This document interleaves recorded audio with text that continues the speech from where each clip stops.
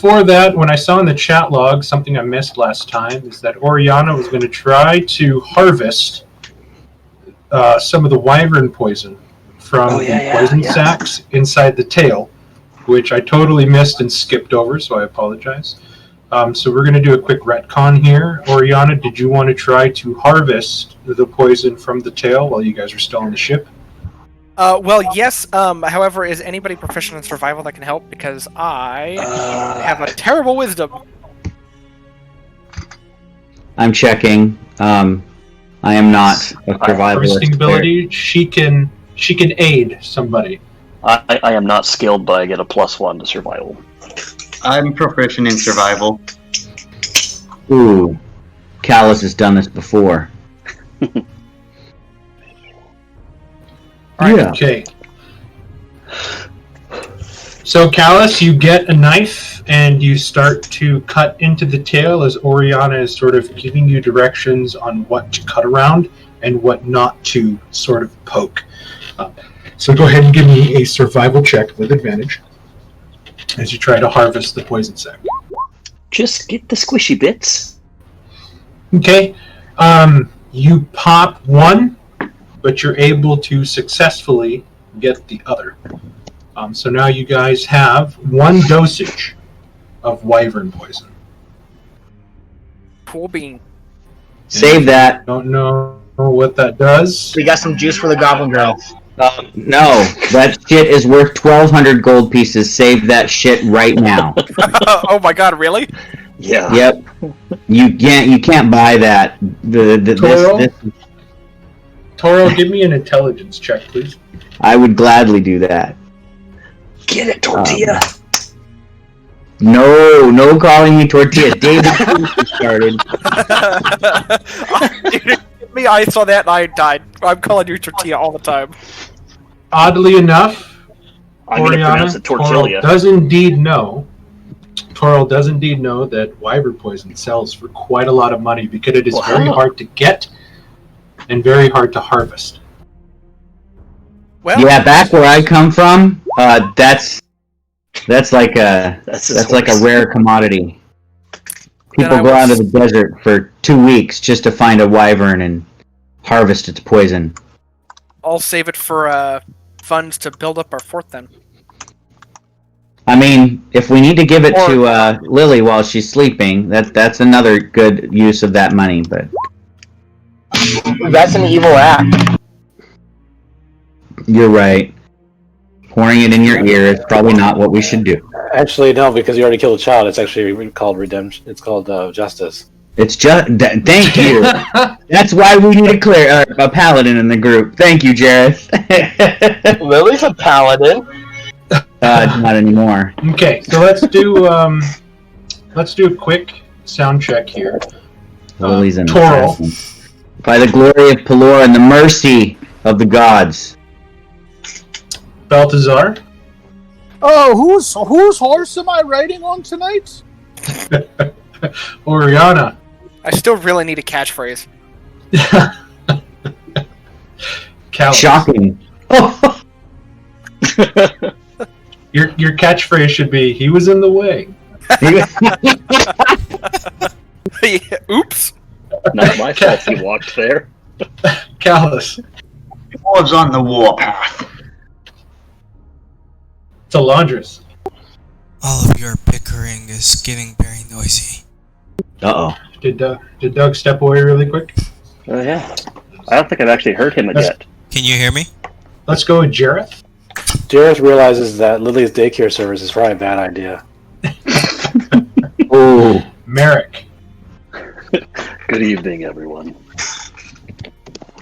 And last but not least, the star of the party, Lily. She is here. Okay, so while Talandris is getting his mic to work here, we'll do a very brief recap of what happened. Oriana's spell damaged the ship enough on your guys' journey that there was a full stop called and a day lost as the crew busily started fitting in new parts to get the engine back going so that the Undestructible 2 could get back on the move. The rest of the adventure was quite uneventful as you guys began to descend into the Howling Valley. Now the Grimgrom base camp sort of in sight. Landing, you were greeted by a party, and choosing to get down to the nitty-gritty very quickly. A bunch of soldiers took your gear to your quarters while you followed the emissaries to the main tent, and there you guys went over the finalized plans. Again, going over the fact that they are accepting orc ears as bounties, and that you guys are tasked with securing the rune anvils in the ancestral forges, securing any dwarven bones that have been disturbed, and sort of wrapping them and keeping them safe for reburial, as well as retrieving any armor or weapons you guys find bearing the Silverhold and Clan Thundermantle marks for the company. And also really trying to soften up the defense and perhaps causing a bit of chaos to make the defenders inside a little bit more unprepared than they would be when the dwarf army reaches you guys as they set off 5 days after you guys begin your journey. With the assurance that you guys on horseback will move a lot faster than a 2,000 strong dwarven throng kind of marching across the valley into the forest. Setting off on your horses, you guys kind of enjoyed the idyllic valley, I guess, countryside through here with the sort of vistas of the mountains. Sort of think of seeing Mount Baker with Mount Rainier directly behind it, and that's your view of Mount Silverhold and the Ever Peak just beyond. It's just absolutely stunning and breathtaking. The weather here is a perfect temperate climate, though a little bit more towards like the fall weather since you're so high up in altitude.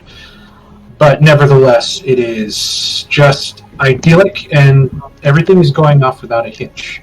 Though Jareth was greeted with a strange scene as he was confronted by a sort of large white-furred elk bearing a crown of plants that seemed to sort of point him towards his homeland, leaving Jareth in a sort of torn state between what he needs to do religiously and what he's devoted to do to the company. Moving on, during the third day, as you guys were moving forward, you guys caught a glimpse through the tree line of a broken down wagon. The closer you got, you smelled the stench of old blood and rotted carcasses. As you looked and you see that the large woolly goats that were pulling this kind of makeshift driftwood-looking wagon have been slaughtered and kind of butchered for their meat. Callus was able to identify what looked to be a orcish war party or raiding party that had seemingly fallen upon this.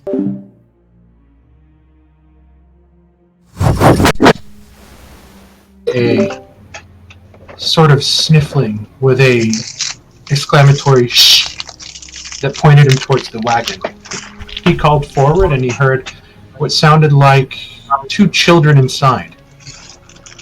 But as he called out, the voices rang back in a language that nobody else understood except Lily. Taking this seriously, as is her duty where she's from, Lily drew her sword and cautiously approached. Lifting up the canvas caused one of the goblin children inside to stab out at her with a makeshift sharpened stick that acted as a spear that was very ineffective against her heavy armor. But seeing that they were indeed goblins inside, Lily wasted no time. She did what she knows is her duty, and she stabbed the young boy, much to the horror of mostly Toril and Jareth, who quickly restrained her. But in those brief moments of restraint, the boy died, leaving only the small sister, as the group was unable to get to the small child in time after Lily's act. This caused quite a rift morally within the group, with some people agreeing with Lily and others siding with Toril and Jareth. But Oriana, seeing this child, knew that she has to protect this child at all costs. And with Talandris' help in calming down the child, Merrick there as well, smiling a very charming smile, the little girl crawled into Oriana's arms, and there Oriana consoled her and let her cry at the loss of her brother and the tragedies that she has already suffered.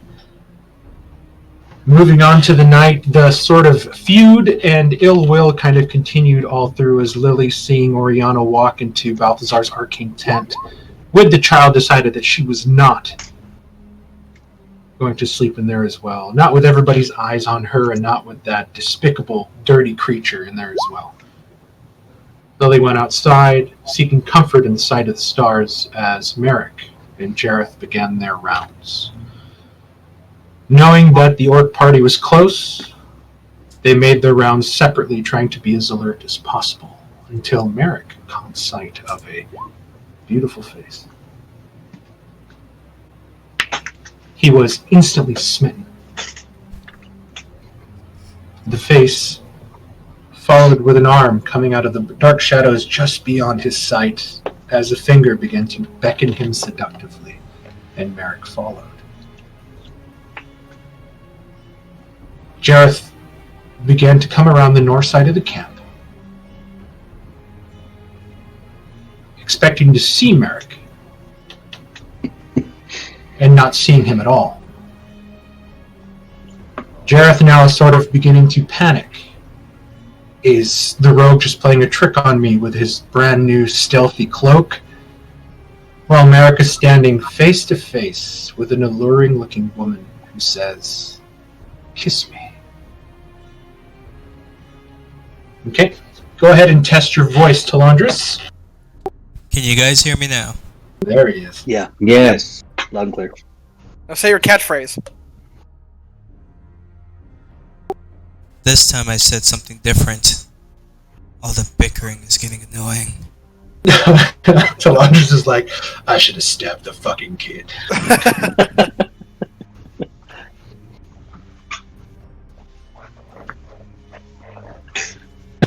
Jareth, what do you do? Merrick, this beautiful woman, let me see if I can enlarge the picture. Ooh.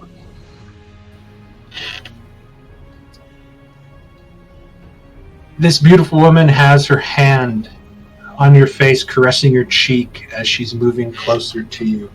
Kiss me, she says. Jareth, what do I'm you gonna got? call out. I'm gonna try because it's still early enough. I think there's probably some people are probably still kind of falling asleep. So I might call out that by the tent that Merrick is missing. And I want to go back to where he was at and try to see if I can search for any sign of him. I need passive perceptions -5. And I think Toril is the only one that will succeed. Mine's 12. Are we supposed to be on the map, Mark? Oh, yeah, just give me, I need passive perceptions. Those of you in the tent, Lily as well. You guys are like just in that early little bit of sleep. So Toril -5. Yeah, Toril passes. Toril, you wake up and you hear Jareth say, Merrick is missing. Wait, Toro has a 21 passive perception? No, Toril has a 16. -5 is 11. Yeah, he is asleep. Okay. So those of you asleep have a -5 to your passive perception. And I think Toril's the only one that stays in the positive inside the tent. Okay, so Toril heard me then. I'll pause for a second to make sure someone heard me, but I'm not gonna tarry to shake everybody. So I will stick my head out So I of can the find some sign of Merrick. little magical opening and say, and I see Lily. That looks like out here. Merrick. Can I see any sign of his tracks or anything? I'm just gonna search around. Lily, Jareth, Merrick. what's going on? I heard you call. Merrick, she kisses you. Merrick has gone missing. You take I turn around and it looks like Oriana's behind me, so I'll nudge Oriana and say, I think there might be trouble. Wake the others. And I will grab my sword. Merrick, you take 24 points in necrotic damage, and we're going to roll initiative. Uh-oh. Ooh. Ooh. That's not Ouch. good. That hurt.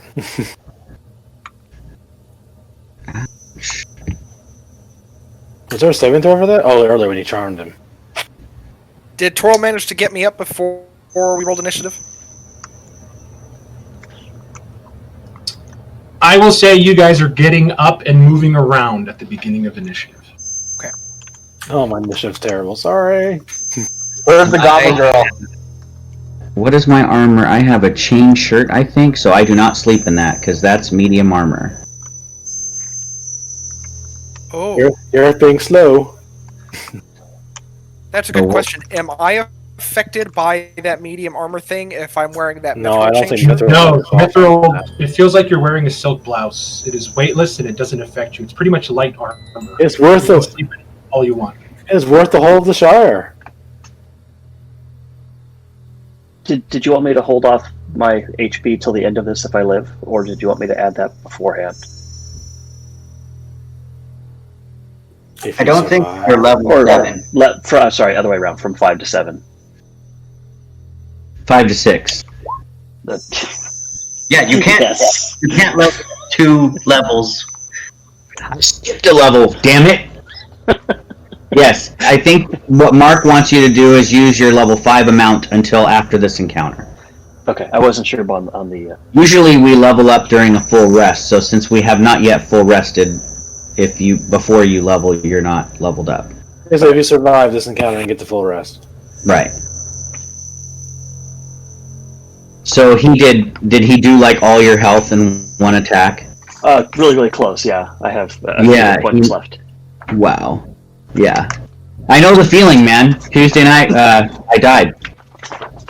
My frickin' barbarian died on Tuesday in 3 of Mark's attacks. He crit on me twice in 3 attacks. What do you want there? The Tuesday? You still play the old group? What? We're playing the Descent to Avernus That sounds like fun. module, so we're in hell, and a Minotaur skeleton, a couple of them, just killed my barbarian outright. Rox also died. I apologize. I had it on Whisper because I was testing some stuff out earlier, but I just sent a picture in group chat of her initiative.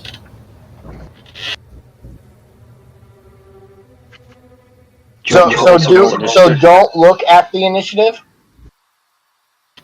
No, just in case you're like, hey, I don't see her roll. Oh, it already popped up. Weird. I'm seeing 2 things Oh, yeah. that are not us in Yeah, initiative. It's only one. It's just Oh, one. okay. Sorry. And ironically, they're both 23. Right, they both beat me. That's cool. Okay. Boom, boom. Jareth. 1, 2, 3, 4, 5, 6, 7, 8. And the monster. All right. We're going to pick up top of round 1. Oh, no. You guys, as you guys are moving around, those of you that are up currently, Jareth. Thank you. Got you something. Jareth, Toril, Lily, Balthazar, Callus, Talandris, and Oriana, you guys are still currently in the process of waking up. So you're not exactly going to hear this. Merrick, you feel your body literally begin to shrink as if she is sucking out all the liquid in your body. As there's that kind of scene from the first Mummy where the mummy's like inhaling their life force and you see them sort of withering. You sort of wither and look now like the character from what's the Halloween movie with the 3 witches that get brought Hocus Pocus. You look like the guy from Hocus Pocus with his lips sewn up. It's really bad, but you guys hear a very tired, exhausted in the woods to the north. Okay, north is Up. It's up in this situation, right? Yes, the map always points north up. Okay. It's not run.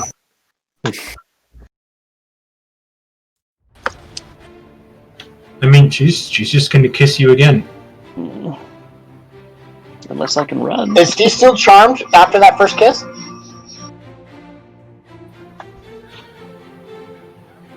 Is there no other saving throw? Can I uncanny dodge that? Yeah, give me another wisdom saving throw. Damage might break the charm, yeah. Can I uncanny dodge a kiss? I'll say yes because it's technically a physical attack. If you want. I'd like to not die. Okay, go ahead and give me a wisdom. Instead of the lip.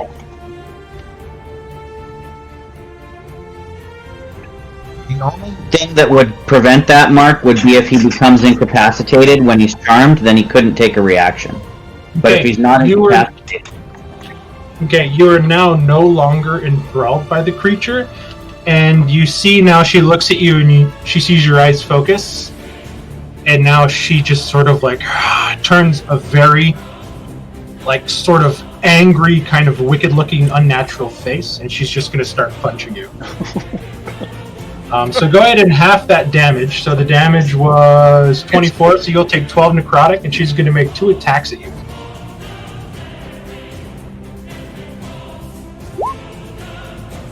The 17 hit. I have 16 AC.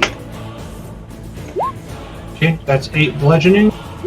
And don't forget, Shane, you could uncanny dodge again, because the first one was on your last turn. This is a new round.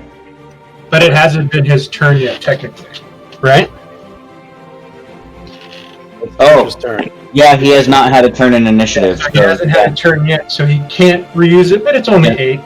You're fine. Yep. Well, 8 Tor- 12 is 20. He's got 7 left. It's just a flesh wound.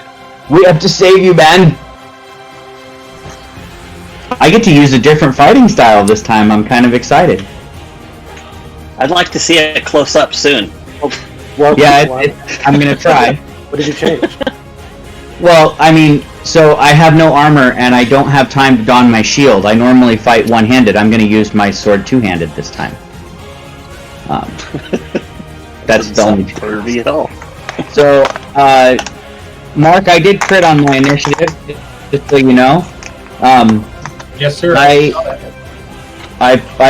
nudged Oriana, I grabbed my sword, that's it. I kind of run out of the tent, I see Lily. Were you even paying attention? Probably not. Asleep. Is she asleep? She was sleeping outside. It's me and Merrick were on Oh, right. I was not sleeping. So let's see, 5, 10, 15. I'm gonna kick Lily as I walk by. 20, 25, 30, 35 feet is my movement. I don't see anybody yet. So I'm gonna have to go looking for Merrick. It is dark beyond our camp, though. Merrick, did you have light cast on you last time? I can't remember. I don't recall. I'm gonna I say typically I'm gonna say you were on watch, so you had light cast, so maybe this will help. I would assume that I would have. I mean, you're probably not gonna walk around without a light source of some kind. I can't see in the dark, so I do kind of need to see. I mean, if it was super I don't know what bright you out, mean I by could see. maybe this will help. Do I not see his light? Everybody should be able to see it. No, I don't see. I don't see it at all. I see Jareth having a light source. I see him. I don't even see Jarrett's light source. Oh, I don't even you see know a what? light source Hold for on. Merrick. You know what I did is I put Merrick inside a tree. I'm gonna move Merrick jeez. out of a tree. There you go. Oh, I was like, why is his light showing? his light is now showing. Okay, so I see light off. I see light off in the trees. I moved 35 feet to get here, so I will move again 35 more feet. 5, 10, 15, 20, 25, 30, 35 feet to here. And as a bonus action, I will say a prayer to Pelor to aid my friend.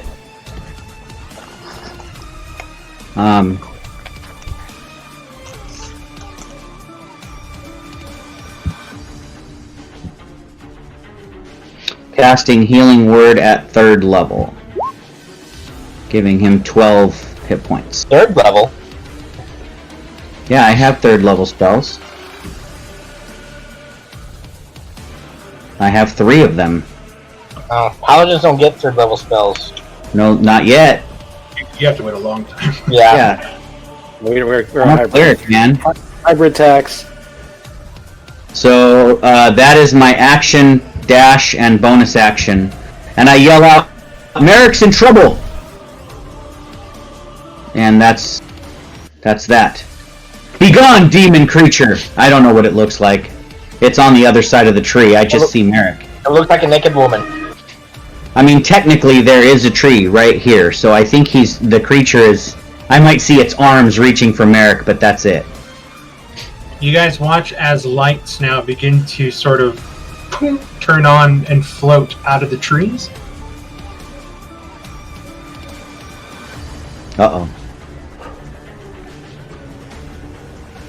Do these things come from a spaceship? 5, 10, 15, 20, 25, 30, which is fucking hilarious that we had to deal with these last night because I had these guys on the map ready to go. It was only one.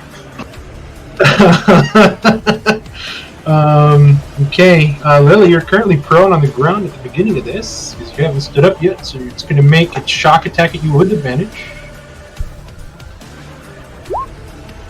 Yikes. Ow. Okay, so that's 16. 16 plus 11. For a total of 27 points of lightning damage against you as you get a pretty rude awakening. And Lily, I need a Constitution saving throw, please. I'm gonna use on my character sheet. It says I have a point of inspiration. I'm going to use that. Okay.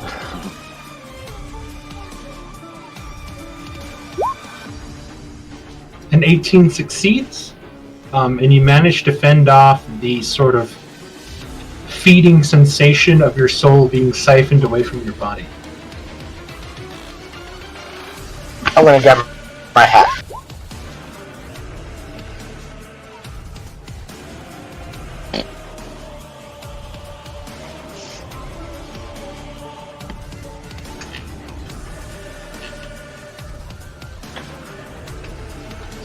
Hey Mark, I have a question about your crit on initiative rules. Since I did not make an attack, do I lose my advantage? Yes, you lose that advantage because it only starts for that one round. It's just a little. It's just a little bonus. Yeah, I just wasn't in range to make an attack, so. This one is going to come up behind you. It's going to make a shock attack. 13. 13 will hit me because I'm not wearing armor and I don't have my shield equipped. Okay.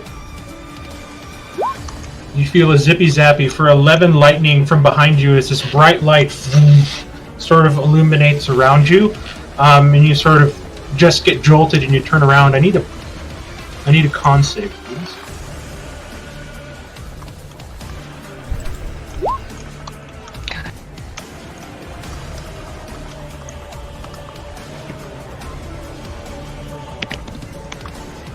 Okay, you're gonna take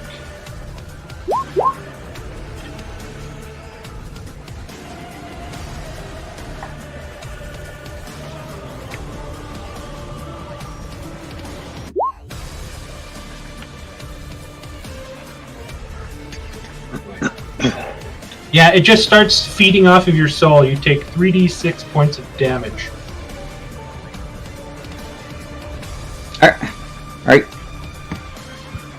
Are you guys playing different Will-O-the-Wisps than the ones that are in Jeremy? Yep, I fucked that. Both you and Jeremy are doing the same thing with them, and I was like, I mean, we're in the space game in Jeremy, so I didn't say anything, but I'm just curious. Yeah, I fucked up. You have to be down. I apologize. Yeah, you have to be a hero for this consume life thing to work. You take just the lightning damage. The con save doesn't happen unless you drop me. Callus, you are laying down inside. Toro's yelling for everybody to wake up. You hear a commotion outside. Is it my turn for the shift? I'm going to step and I am going to see Lily being attacked first. Just to real quick, just since we reverted that, so Lily gets her inspiration back. Oh yeah, do I get it back? I see Lily being attacked, and then I look and I see Toro being attacked. I will nudge Talandris and say, "Get up, you lazy elf! We're being attacked." We're just meditating. I'm awake. I'll open my eyes as I'm sitting there crisscrossed. I will point to Lily and I say, "Deal with that. I gotta go deal with this." I'm gonna grab my battle axe and my and one of my javelins. I will spend half my movement to get up.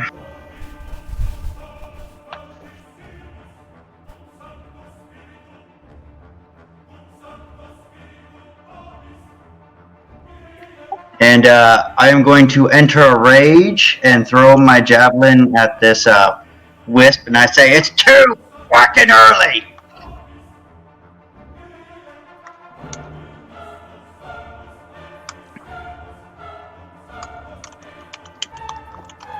"24 hits."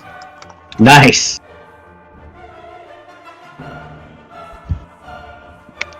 So that'll be 7 points, 5 points of piercing plus 2 for my rage.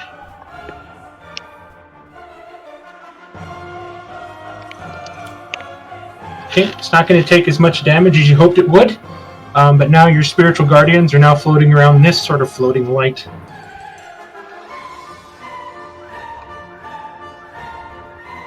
All weapons drawn.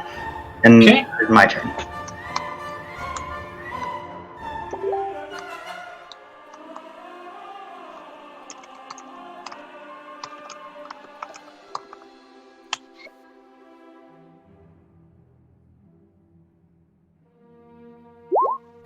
Missing you with a 6. Oh, bugger off, you firefly. Merrick. I'm awake. Correct. You Yeah. are awake, but it looks like you haven't added the healing word Yep, I'm heals adding to your that bar right now. yet, so don't forget that. You should have like 19 health. Yep. Okay. With her being directly in front of me, I want to try to do something to her to get away. Okay. So let's try and make everything funny. Mark, I want to think that since Merrick used Uncanny Dodge against that kiss, that the girl went to kiss him on the lips and he turned and she kissed him on the cheek. Oh no, you get the cheek. No. When she got damaged, she kind of like, ugh, and she kissed the side of his mouth. Yeah. He like turned at the last second. What's your DC? What's your DC? Obviously 0. What's your intelligence modifier? I think 0. Let me check. You say 0. No, I think she's my intelligence is 14, so it's 2. Okay, so this is a DC. You're level 5, so you're still at a +2, right? Or is she at +3? +3. It's 13. It should be 3 plus 2 plus DC 15. Oh, it's DC. Same as mine, I think. It's 13. It's 8. Oh, 8 yeah, plus not 3, 10. My bad. right? Okay, so here comes a wisdom save.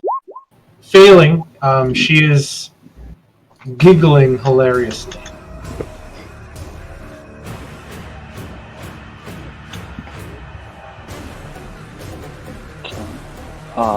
Let's see, I think She is my- prone. I don't know that I can attack her or anything else again. I'm thinking use my cunning action to hide and sneak away.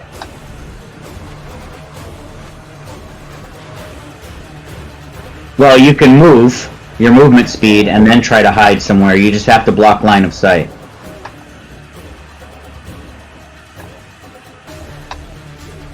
Okay, creature with an intelligence score. Blah, blah, blah. Okay. What's the duration of the spell? Is it 1 minute? I think that one is 1 minute. Yeah. Okay. We'll keep track of that here. Yeah, 1 minute. Merrick begins to move wait. away. Crap. Sorry.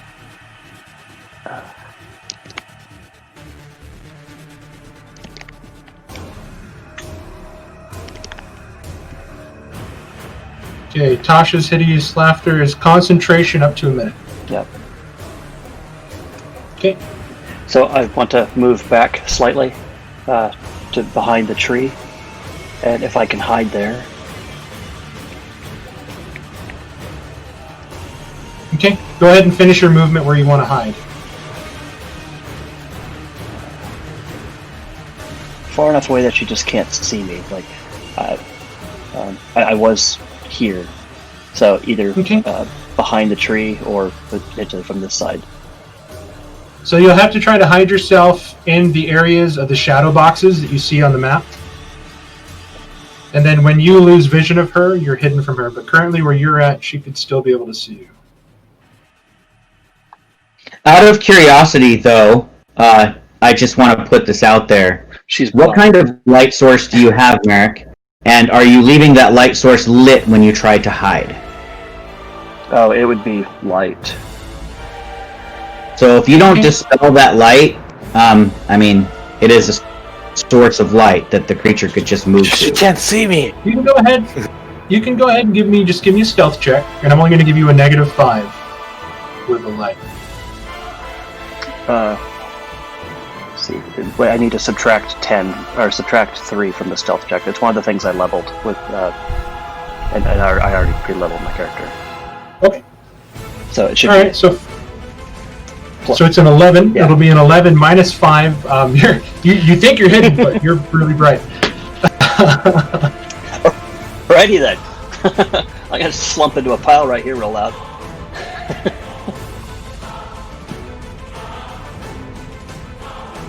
Okay. Oh. I suddenly Close can't enough see the to- wench anymore. Yeah. That's a little not scary. good.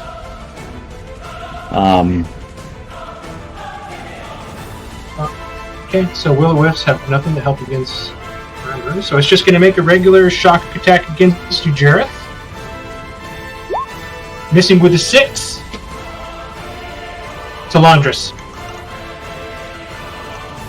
I'm gonna stand up for half my movement, grabbing my blades. Balthazar, Oriana, looks like we have some trouble. Make sure the kid doesn't leave the tent. I'm gonna run to Lily's aid and strike the one down her.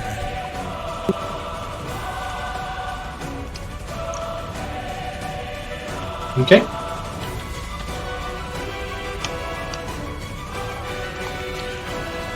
$23 hits.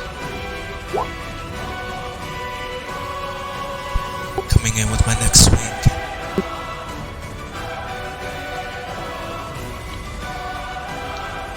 $19 hits.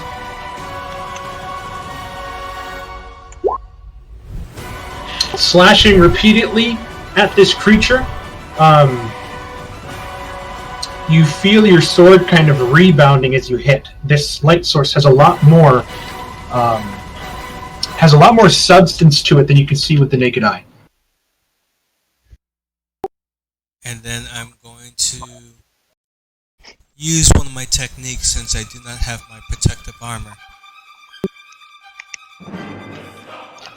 Technically, as a meditating elf, according to his sage advice, I checked. Since you don't sleep, you don't need to take off your armor, which is another thing I hate about the elves. Oh, okay. So you are able to meditate in your armor without taking it off unless you choose to. Okay, then actually I would have left it on and I will bonus action strike for a 3rd hit instead. I should say that since you said you took it off, you took it off. But yeah. Here comes the 3rd swing. 25 hits.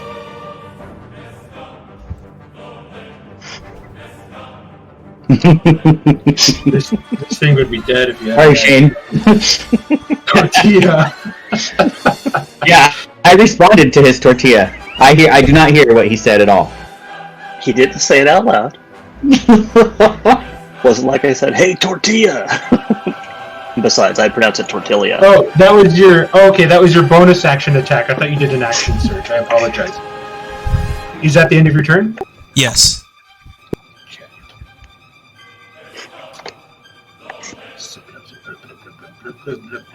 Oriana, you have the small goblin girl sort of cradled up against you. As you begin to sort of tense and get up, you feel her sort of begin to tense as well, feeling the atmosphere and kind of seeing that there's danger about.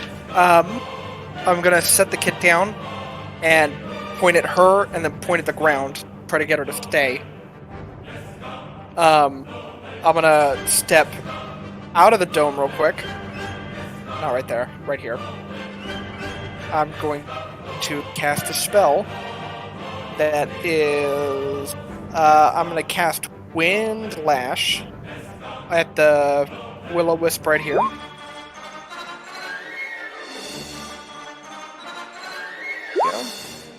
That should not have been an advantage. My apology. It would have been a 12. Okay. Creature magnitude and hit. The 12 will miss. Yeah. And then I will step back into the thing. Okay. Lily, I apologize. Oriana, do you have something else to do? No, that's it. I was just trying to double check. Yeah, that's all I'm gonna do. I don't have a bonus action that I can. Lily. Okay. Lily stands up. She doesn't have her shield on, but since she did sleep outside the bubble, the protective bubble, she will have her armor on. She doesn't care if she gets exhaustion. But you critted on me anyway, so I'm going. Yep, I stand up and I'm going to swing at the this ball of light.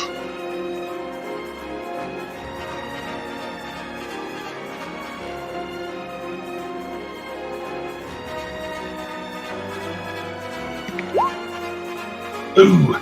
You kind of slip on some of the blood, your own blood on the ground that sort of spurted out of your body as the lightning struck, causing like these, just causing like your inside to kind of explode outwards, like showering the ground in some droplets, and you kind of slip on a little bit, missing. Next attack against you will have advantage. Go ahead and make your second attack. A 19 hits. And for that crit, I am going to use a regular Divine Smite. Okay. Go ahead and roll damage, and then roll 3d8. Okay, so it's going to take 4 slashing, so it'll be a total of 16. No another D8 on that one. There you go. Oh, that wasn't a 3d8? Okay. No, that was just a regular 2d8. Okay, so that's going to be 4, 6, that's 22, and 22 is exactly what it had.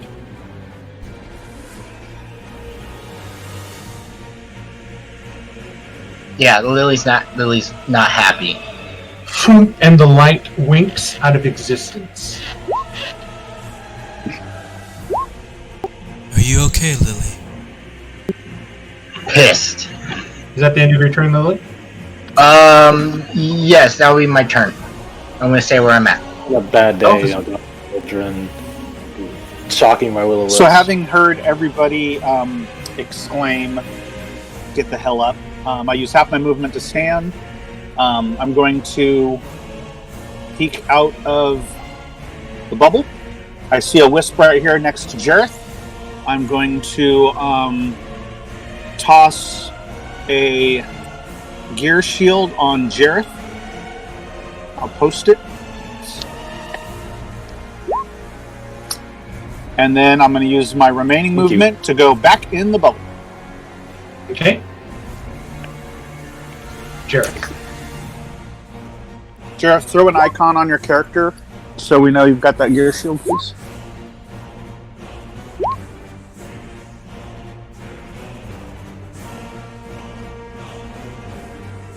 Which icon? Oh, yeah, I got it. Just put which I put for the icon. That'll work. Not the wrench. That means I have advantage against you. What's the regular one then? Just go ahead and give yourself a shield emblem to let you know that you have gear shield on you. Okay, so again.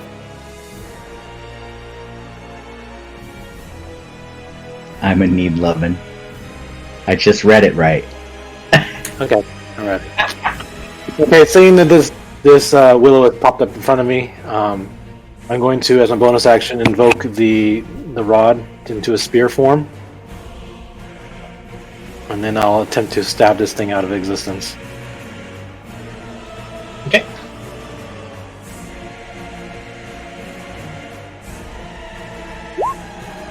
$22 hits.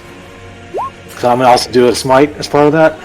Phew, you paladins, Jesus. I mean, I guess we are trying to full rest, so please use the smites if you got them. So Okay, that'll be it's gonna take the full 19.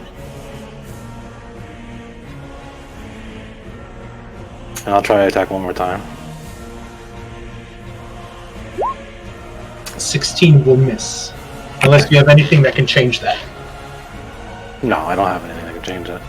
Okay. But I think I've sufficiently got its attention, so I'll stay here.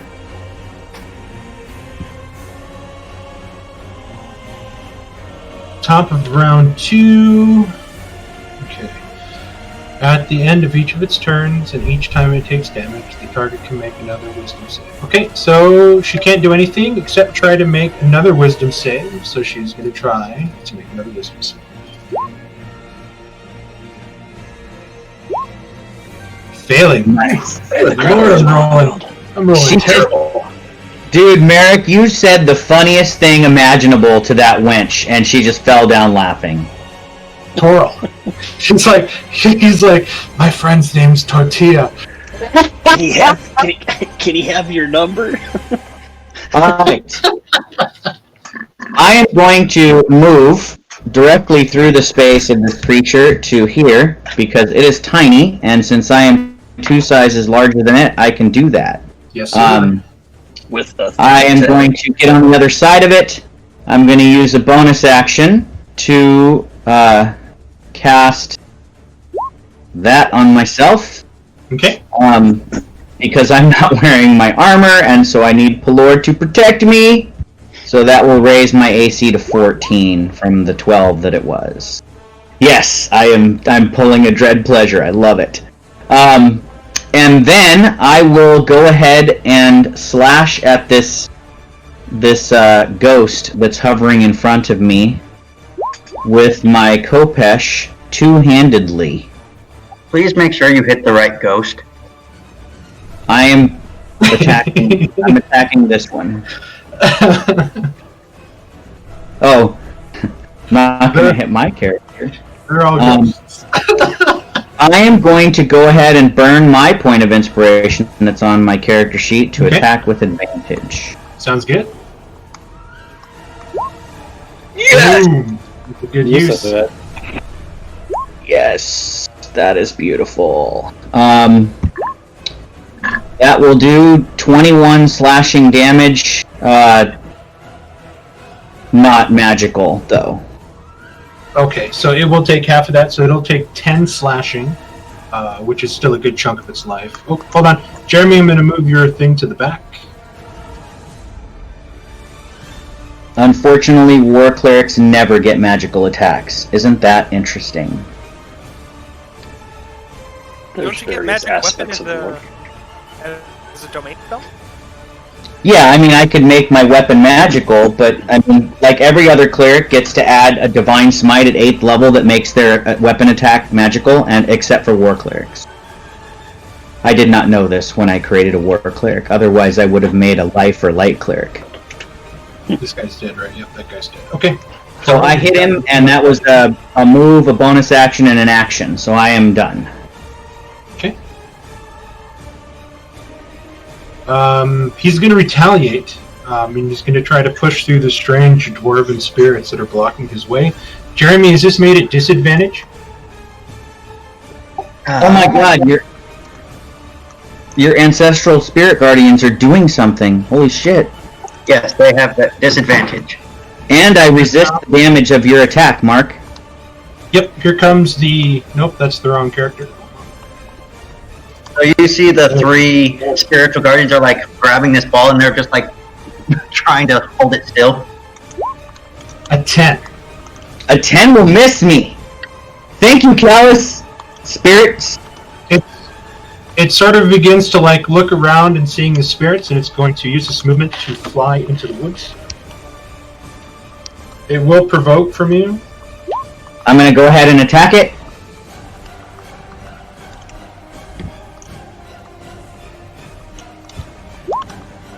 Wait, shoot. I should not have advantage checked still.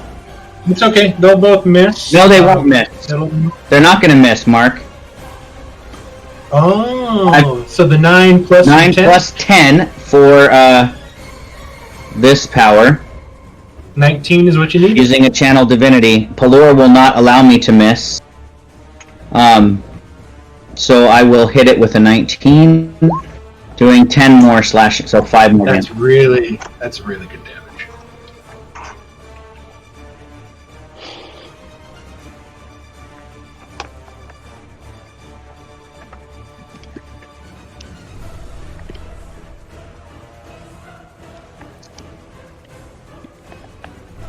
"50 feet there, taking the Ancestral Guardians with him. Callus. I'm just gonna hold on to the Ancestral Guardians because it goes away on my turn. I'm going to I'm irritated by this little bug thing, so I'm going to attack at it recklessly. Okay. Stop flacking out of my way.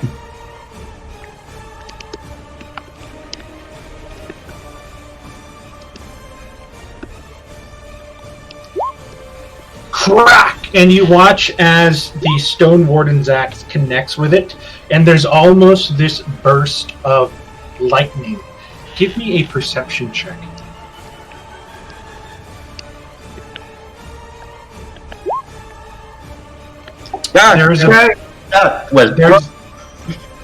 There's a brief flash of an image that you're unable to pick up. But you're doing this two-handed, correct? Yes, I'm doing it two-handed. 22. That's a lot of damage. Once again, man, it's the incapacitation spell that just kills me. So very well done, Merrick. So 22 doesn't kill it? 22 does not kill this one. It was at its full health. Well, I have a second attack.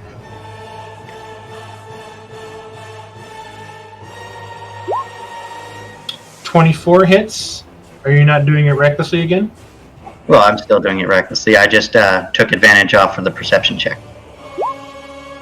Okay, so the 24 will hit. While you roll damage, go ahead and give me another perception check. So that's another 15 points of damage. It only had 12 left. Dude, Callus is a beast. Again, as you bring the axe back, on a sideways thrust, and you hit this like a baseball, and you watch as it flashes. Just about to say that. I smack it into the ground, and on the rebound, I just bat it a homer off into the sky. And you watch as you hit it, as the light bursts into the form of an old, shriveled, bearded dwarf that gets rocketed before it just and dissipates into sparkly dust. Seeing that, as my dwarf spirits are also chasing it down, I will place my hand over my chest and I say, "I see you in Valhalla, brother." Is that the end of your turn? I am going to move up.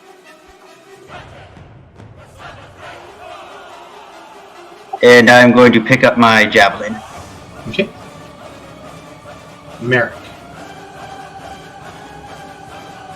Sorry, I'm still on mute. Thinking that she is still over there, I want to try and sneak over and stab her with my rapier. Sneaky attack. You move over, and she is incapacitated. Right? Because that's Tasha's hideous laughter says. Yeah. Is incapacitated. She is prone and incapacitated. So this is going to be an auto crit if you hit. So go ahead and make an attack at advantage since she is prone and incapacitated.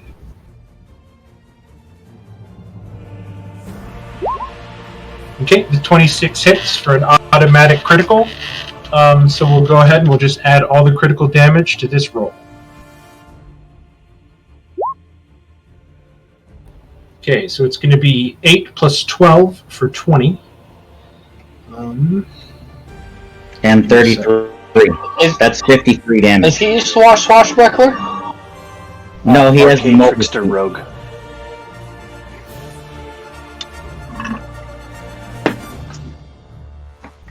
Prone, Chris, it's granting advantage, which if you have advantage, you can sneak attack with a finesse weapon. Oh, okay. And your rapier is not magical, correct? No, it's just a plain rapier. Oh, actually, she might not even resist it. Let me check. She doesn't resist it. She's going to take all of that. That's 53 points of damage. Yeah, that's amazing. But she does get to repeat her it's a wisdom saving throw. Here comes the roll under 10 again. Whammies, big whammies. Oh, that was even a disadvantage. I don't know why I had that. But we'll go with the 19, and she's able to break out of her hideous laughter. over. But she is still prone. I was going to. Essentially, what you did, Shane, was not funny at all. She looks at you and she goes, "Wrong hole." She was not tickled. He tickled her in the wrong spot. So since I have snuck attack here and I have mobility, I'm going to continue my move back this way. Yeah, you can even dash the hell away if you want. Yeah, he can cunning action dash away without provoking. I didn't want to get too far away from everyone else.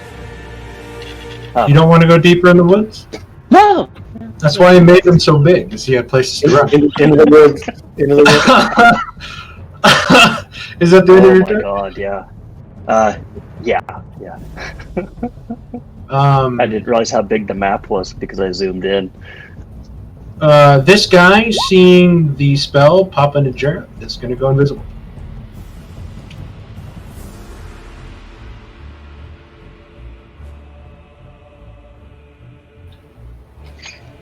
Talandris.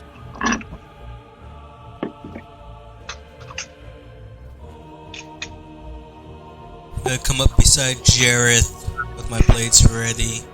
Did you see where I went? Vanished from sight. Around here, I'll gesture. And I'll just ready an attack action if it appears near me to strike.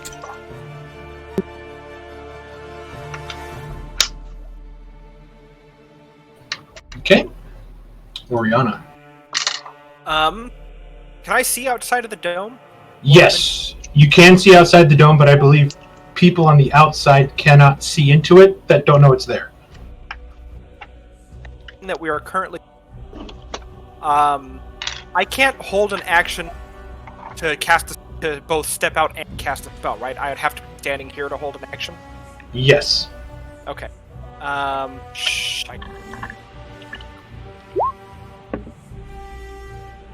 Sucks.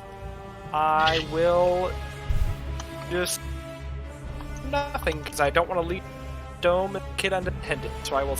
Okay. Lily.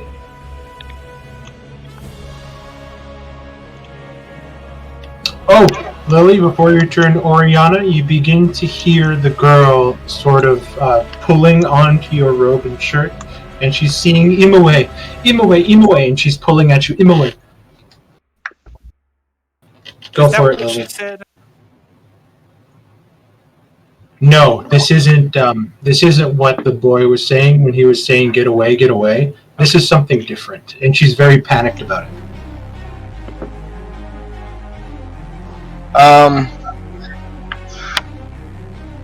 Lily is going to. I'm going to take the take- wrench off of you. Oh, really? Okay.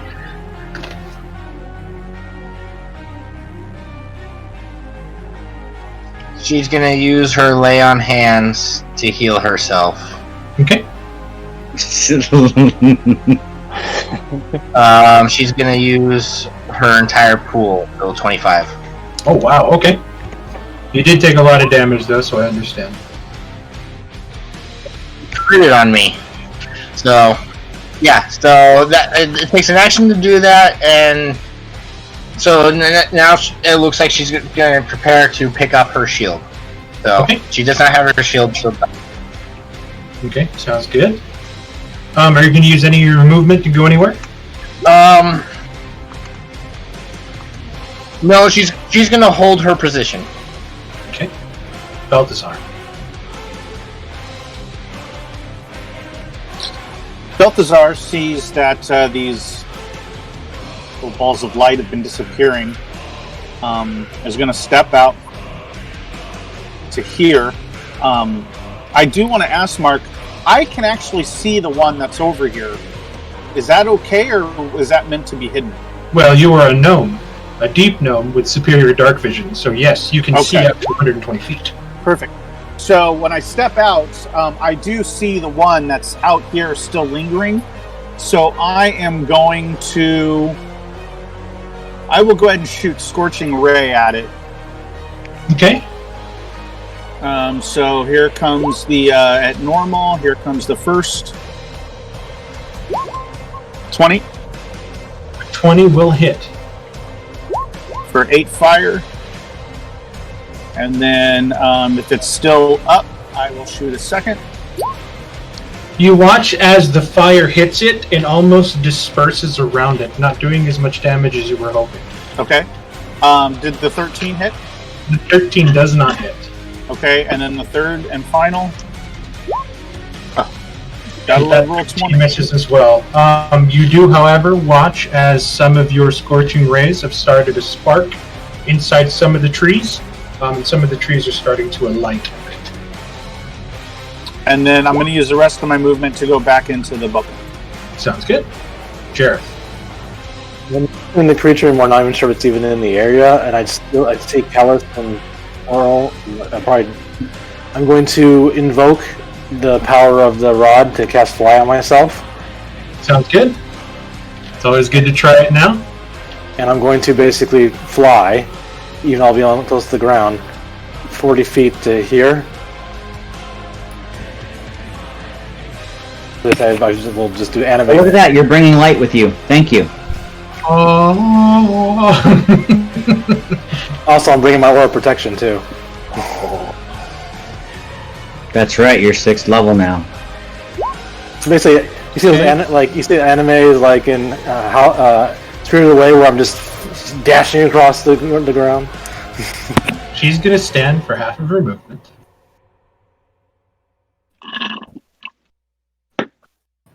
And she's going to saunter 10, 15 feet to here. And she is going to use her captivating dance. I need Merrick, Callus, Jareth, and Toril, or sorry, Iltorin Lorfir, to give me wisdom saving throws at disadvantage. You guys also have plus Is this 3. the same thing that Merrick underneath? No. That was Out of curiosity, Mark, is this a charm type thing? Because because of my Fey ancestry, I should have advantage. She is trying to charm you. So if you have Fey ancestry, you would get advantage, meaning you make this wisdom save. Normal. Okay. Add plus 3. Oh yeah, because of your aura. Alright, so attack plus 3 onto That's terrible on my part. 6. 19. Totally nailed it. Okay, Toril succeeds. Merrick, Callus, and Jareth are stunned. What is fun? Gives her advantage. You're stunned for 3 rounds, and you are charmed by this creature for 1 minute. A creature that saves successfully is immune to this ability, so Toril, you sort of see all your friends go drooly and droopy looking at this woman, you're like, I mean, she's hot, but I've slept with hotter. Pelora has provided me with plenty of women to sate my thirst.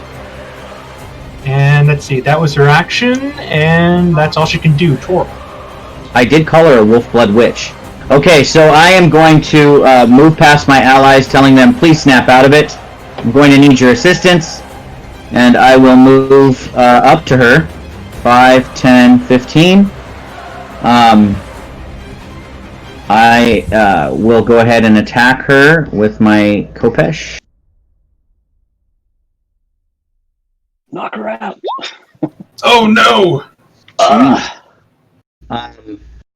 Dude. I'm going to make that a 17. I don't think that works. Yeah, you rolled a natural 1. That's the thing. Yeah, I think that's an automatic fail on an attack according to the rules. So I don't know if guided strike would work. Then I will use a Warbolt of Inspiration to attack her again with a bonus action. Let's do a quick research, because if it's a class ability that lets you overcome it, then I'm all for it. I mean, you know what I think raw would be, Mark? I think a 1 is always a miss, no matter what the modded number would be. Yeah. So like if a Tyrannosaurus attacks you and rolls a natural 1, and it gets like what, a plus 12 or whatever. So yeah.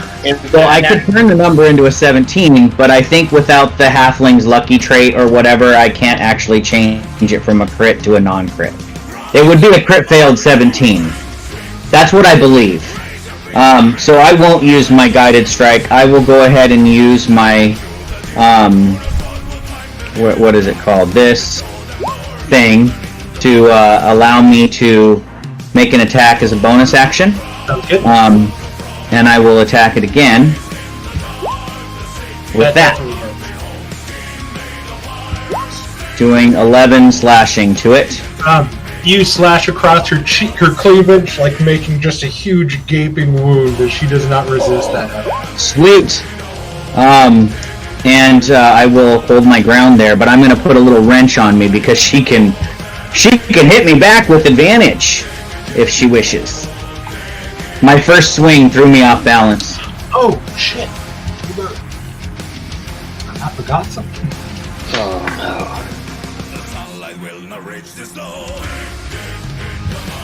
Okay, she kissed. Round 1. Round 2. She actually, once she kissed Americ, she gained an ability somewhat like heroism, and she regains temporary hit points at the top of each of her turns. And it's equal to her spell income. Okay? I'm gonna give her 10 hit points back. Well, yeah, I'll just give her 10 hit points back. Well, at least you didn't erase the 53 damage that Shane did. That's what I was afraid of. There's no possible way to erase that. Okay, Toril standing his ground. This guy sees a feast. So there. It's going to make an attack at advantage at the unarmored person, because will-o-wisps are surprisingly intelligent. That's not even close to what I wanted to press. God damn it. What a night. 16 Callus. Cal, that's a miss. Callus is like,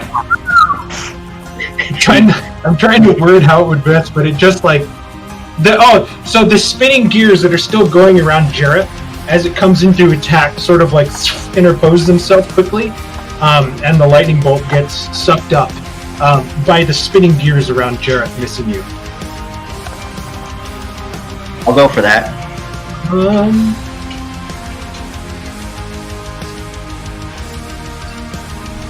20. It's going to try to hit another target that's not armored. Callus, you are stunned. Merrick, you are stunned.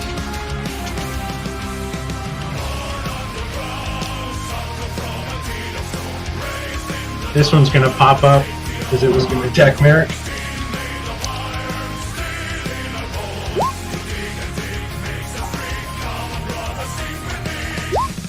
$17, Merrick? So they're stunned for a minute with no save at the end of their turns? They're stunned for 3 rounds. Oh, 3 minutes. And when the stun ends, they are still charmed, but they can make the wisdom save against her charm for the following. Okay. round. Ooh, It seemed like a fun monster that I wanted to kind of play around with. I like it. Taking 3 people out of a fight for 3 rounds is pretty good power. It's going to stay there. But that's all it can do, as Merrick takes 9 lightning. Talandris. There is some funny business in the trees. Like summer camp style. We need some help, friends! Ben. To run there and just unleash a flurry of attacks on this wisp near Merrick.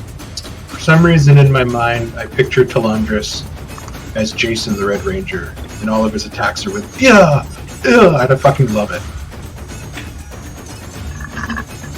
I was thinking more Kirito, but Did this one attack me?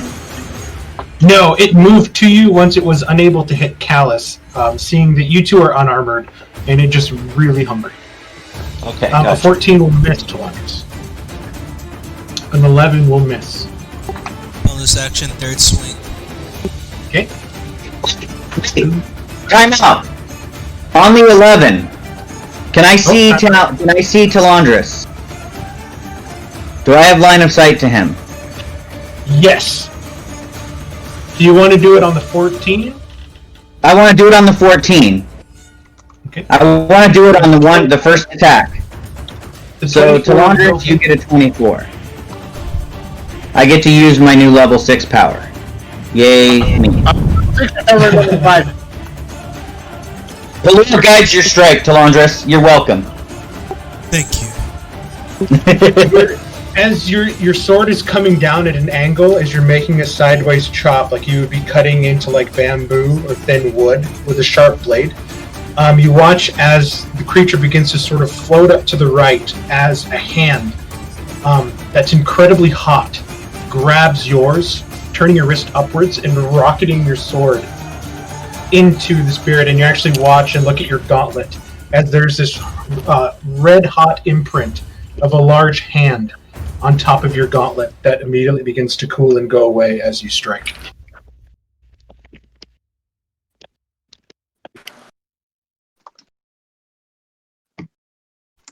And actually, I'm going to action surge and strike this thing 2 more times. Sounds good.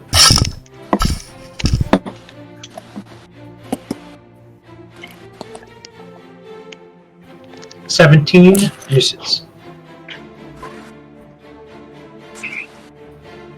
18 just misses. Oh, damn. It's like trying to hold on to a wet fish with rubber gloves on. Really hard to hit. Okay, that used up my turn. Can't believe he survived that. Oriana.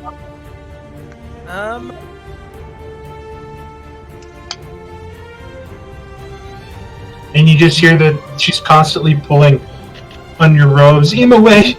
Eam away! I'm gonna look at the girl and I'm gonna once again point at the ground and stay. Kind of like talking to a dog, like, don't move. She's pointing at her mouth and then she's pointing at her ears. Eam away! And she's really scared. She's starting to cry. Feel really bad, but I need to help. So, move 5, 15 out of the bubble. And she's just, you watch as you leave her and she's going to curl up into a blanket and just try to hide. Okay, fair enough.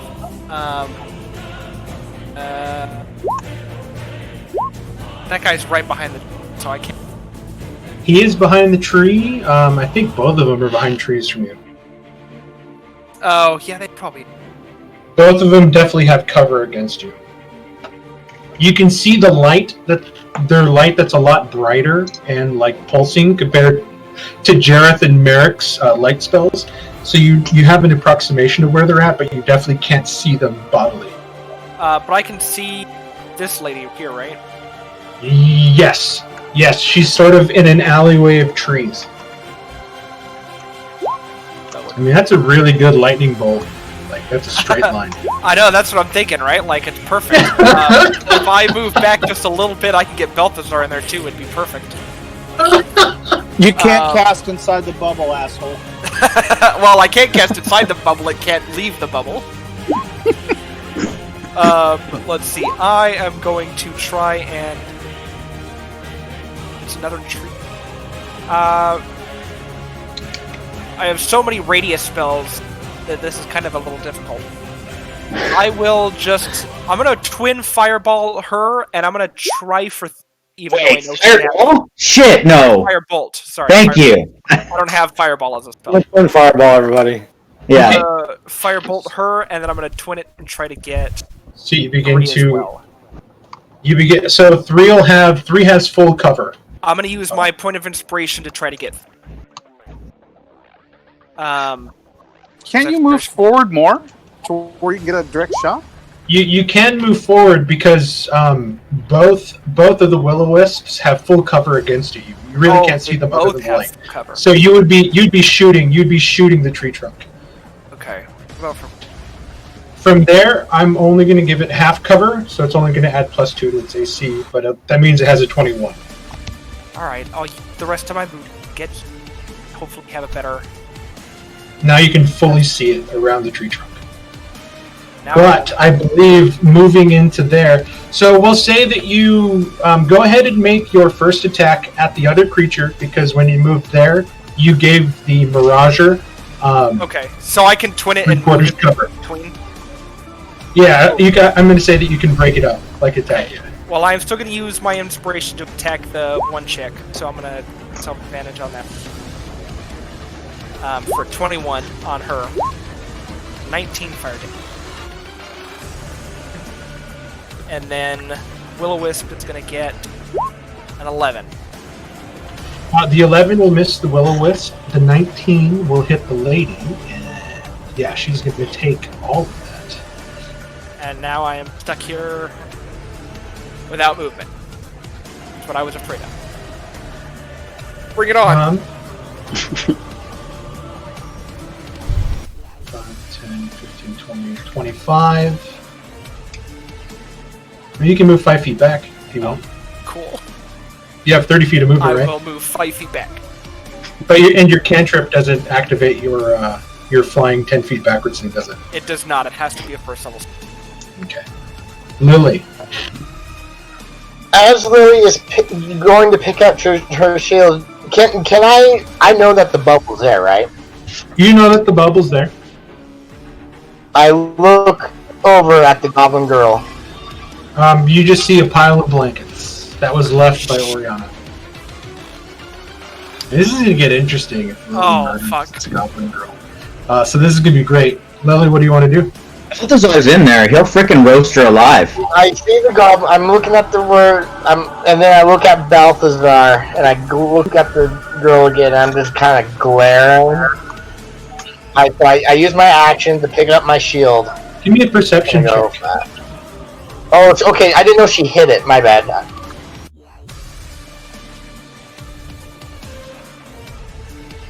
Well, you would use passive perception unless he wants to use his action to search for her. No. Just give me a perception check. Oh. It's going to be pretty high. That's actually what you needed. Before Oriana left the tent, you were hearing the girls say, "Imaway, Imaway." And you know that means too loud.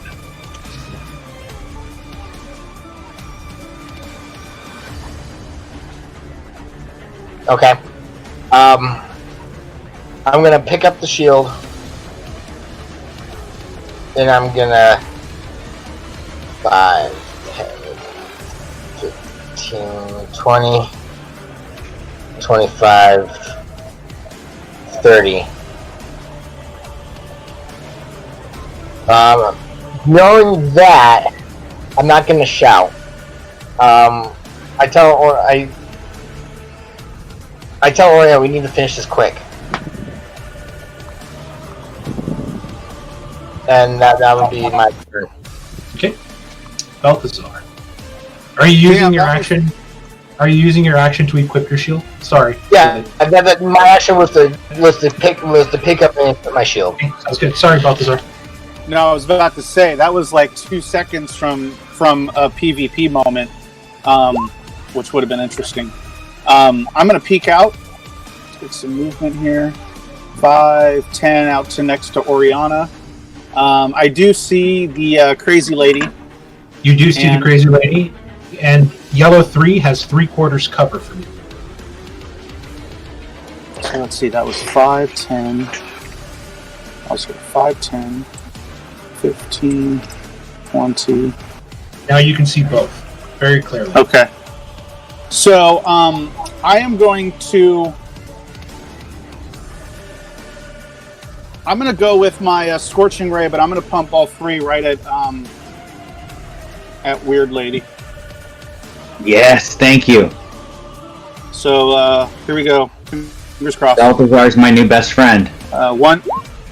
14's got to be a miss.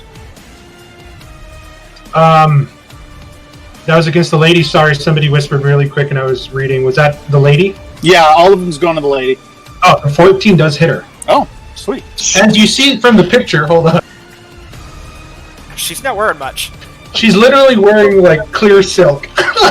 There's nothing left to the imagination. You're seeing all the kids. Well, after I ignite this with a Scorching Ray, she'll be wearing nothing. Yeah. Balthazar likes him naked. 6 fire. She takes 6 points of fire, and the silk dress burns away. And then I'm going to go with the Scorching Ray for a second. 18. 18 does hit. The magic number on her was 13. God. These are 2d6 rolls, people. What? She is still alive. And my third one. God, one away from a crit.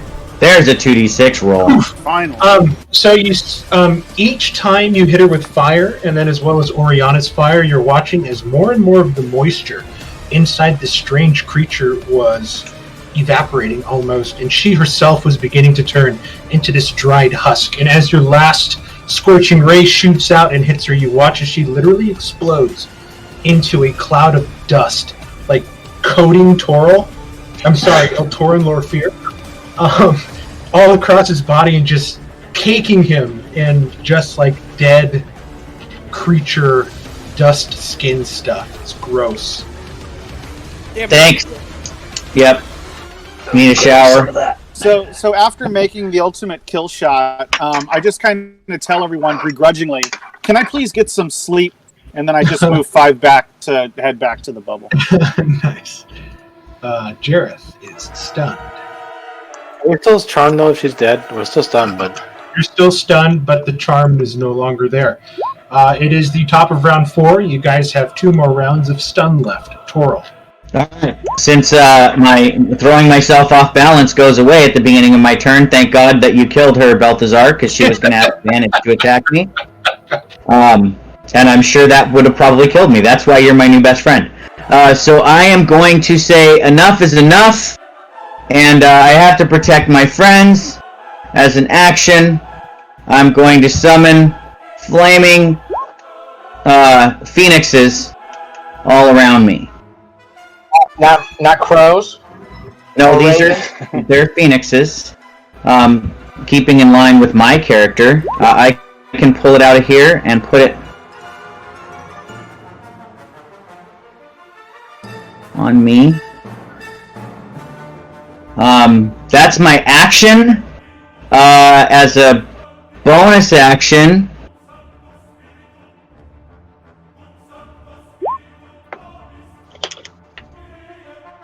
you know what? I can do it at 2nd level. I'm going to give him a 2nd level healing word.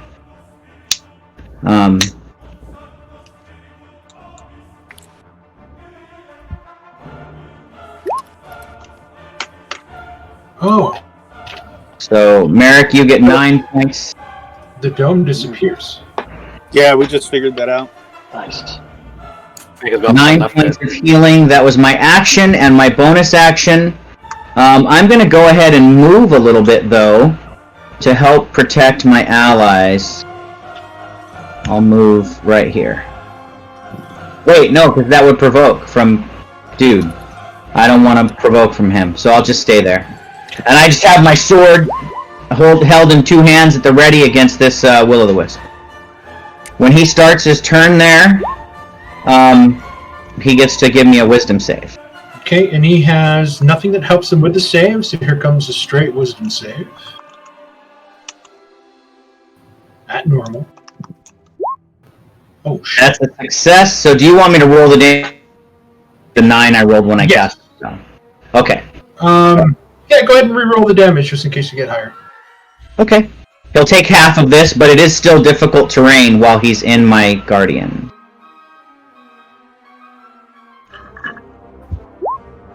Oh, wow. There you go. Thank you. It's going to take 6 points. No, 8 points, because I can't do math. Yeah, 8 radiant he would take. I'm going to move this to the back really quick. There we go.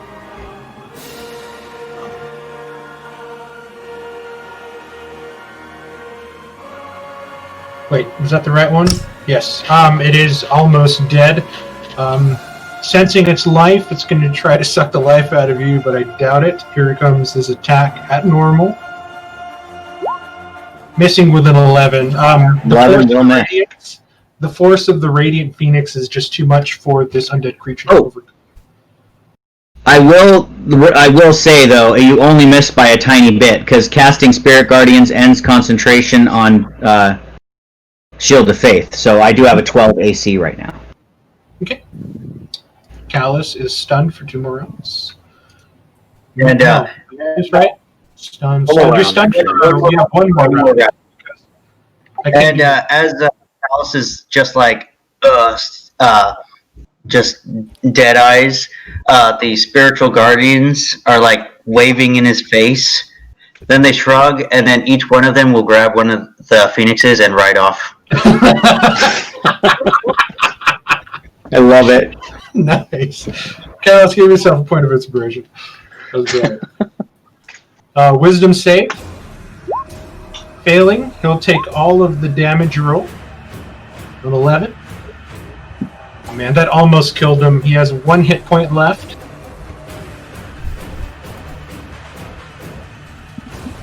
He is going to attack Merrick with advantage, trying to drain his life.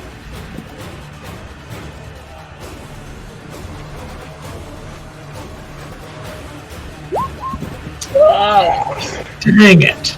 Hoping for a crit. You only take 5 lightning. This guy's dead. They're both dead. They're not going to survive the next round. Well, actually, if they do, they provoke anyway. Even minute damage from your guys' non-magical weapons would kill them. So they're just going to hang out. They're going to ride the wave. Talandris. Let's see if I can finish them off.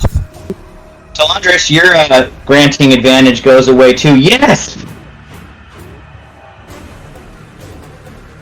As long as you don't roll a 1, I guess. I don't know. It's dead. And I'm gonna rush towards Toril and help him out. Thank you, friend. As you enter the fiery phoenixes, I need you to make a wisdom saving throw. I'm dead with all my allies. That's the point of casting, is being unaffected. Yeah, go ahead and roll that damage. I think you might have killed it. Damn. Definitely killed it. Way to go, Talandris. I softened him up for you, buddy. I spin my blades a little bit before throwing them into the sheath. Is everyone alright? When I eventually wake up, I ask, did we win? Well, you guys all 3 kind of shake your head awake in 6 seconds, so... Well, I don't know if we're done yet or not. We're still on I don't know if we're done yet. I think Mark is clearing it. Yeah, so... The first thing I'll say as I wake up is the child. Lily goes over and kicks the fire and puts it out. You guys watch as Lily begins to put out the fire as Oriana rushes back towards the girl, and she's crying now, Oriana, without the protection of the strange magical dome that she was in earlier, and she's just crying, saying, "Him away, him away." Shut that girl up, or I'll shut it up for you. Turn off your light spells. Mark, by the next to the fire that was lit, I begin to ritually cast Tiny Hut again. Do you know something, Lily? Turn off the light spells and be quiet. What do you know? Why? Why would we do that? We are in orc territory. Mark, I'll close my lamp for now while he's putting the hut up. What signs do you see that leads you to that belief? I point to the girl with my sword. What is she She saying? said we're in orc territory, and I'll approach the little girl and I'll say, "Is that true?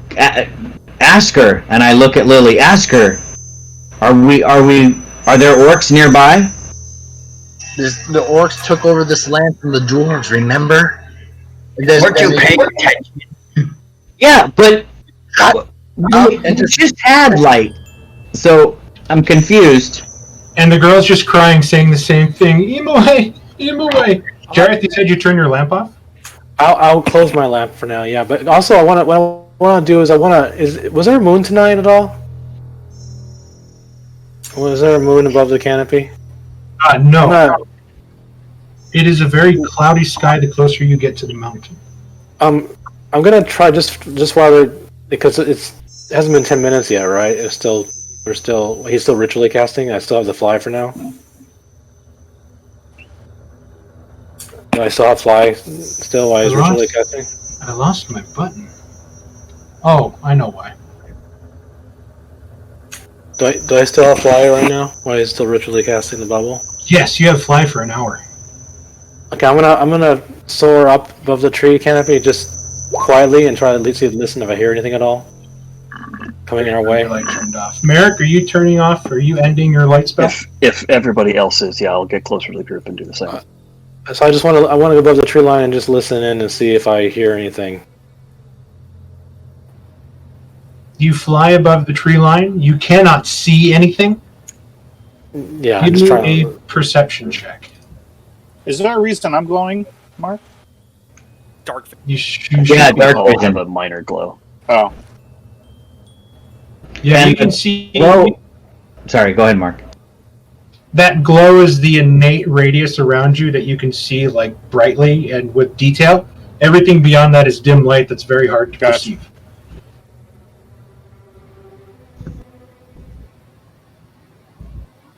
I can see all the horses, though. Like they have their own light source. Jareth, you hear a branch break. But you don't know if that's something or maybe just a falling branch. Okay, I'll descend down slowly, quietly again, and just whisper like I heard branches breaking. I'm not sure if it's nature or something's coming. Begins to split the night, and the little girl begins to sob frantically as barks and yips begin exploding from the forest as breaking into the lopes. I'll redraw Crashing my through the blades. trees. Has been blown. They know we're here. Initiative. Crashing through the trees. You guys, whoops, not the map layer. Oh, there's gonna be wargs and orcs. I love it. You guys see this. Let's roll some initiative. Check the horses, man. As long Actually- as it's not werewolves, because I don't need another curse on me. Right? I'm hoping it's not werewolves. I should have saved my fucking inspiration for initiative rolls. How long is gear? Again. Gear shield's done. Yeah, Gear Shield's over. Balthazar was not able to get Tiny Hut back up, but unless Toril dropped Spirit Guardians, which lasts for 10 minutes, he would have had that up still. Nope, I did decide in my head. I didn't say it aloud, but I was going to drop it as I approached the girl. I didn't want flaming phoenixes swarming around the girl. That might freak her out. So that's okay. I'm a cleric. I got lots of spell slots. Actually, since they're riding them, I'm just going to roll the goblins. So here we go.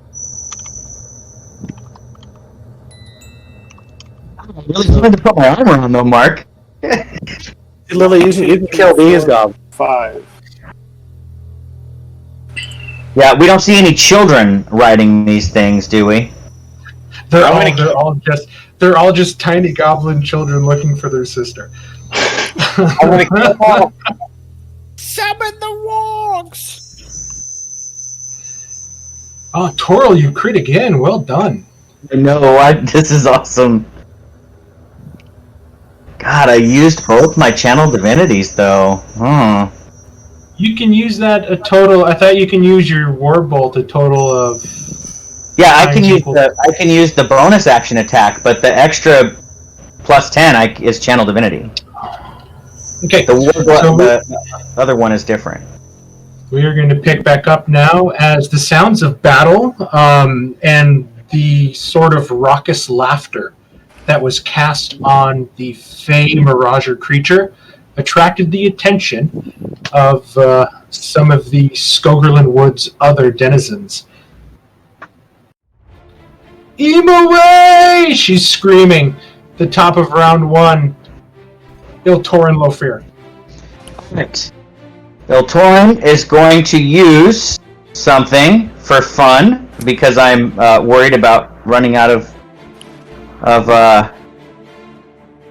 spell slots. I am going to burn a charge on my Blessing of the Phoenix Soul and sprout massive wings made of fiery feathers to burst forth from my back. These wings will last an hour, and I can fold them into my back while not using them.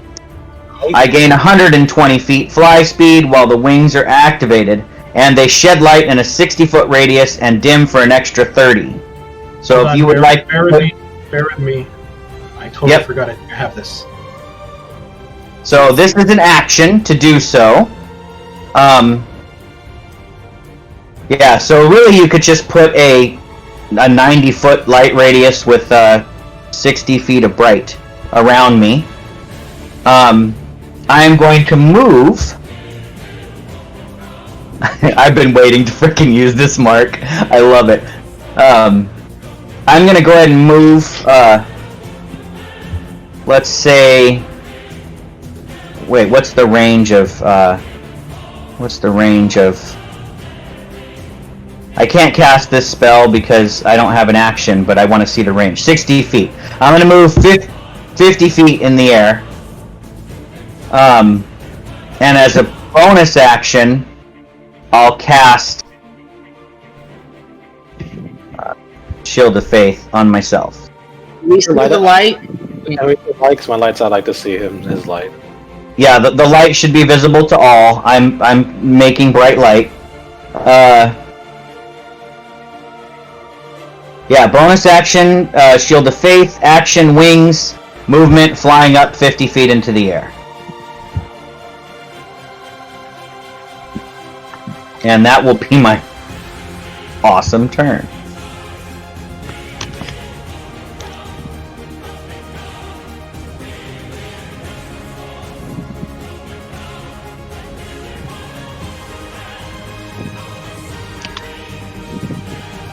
Are you giving me wings? I love it.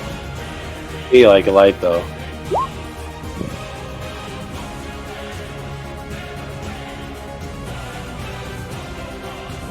Read the light again to me, Chris. It's 60 feet of bright and another 30 feet of dim outside of that. Is what you gave me. So it would be pretty big aura around me. It's daytime now. Yeah. I have the daylight spell, but this will work. Okay. And yeah, that's my whole turn. I'm going to put a little shield on me to denote the 14 AC, and that's that. Balthazar. So Balthazar turns his attention to these massive creatures that are coming at them, and begins to cast. Oh, nice. Now the problem is, and Mark probably did this on purpose, You're only going to get 2 of these. I'm only going to get 2. So let's go with these 2 that are up front right here. Okay. And Also let go with the me goblins. put the spell up. Okay, DC 16, and it's a wisdom save. They have shite for wisdom, so here comes the left goblin first.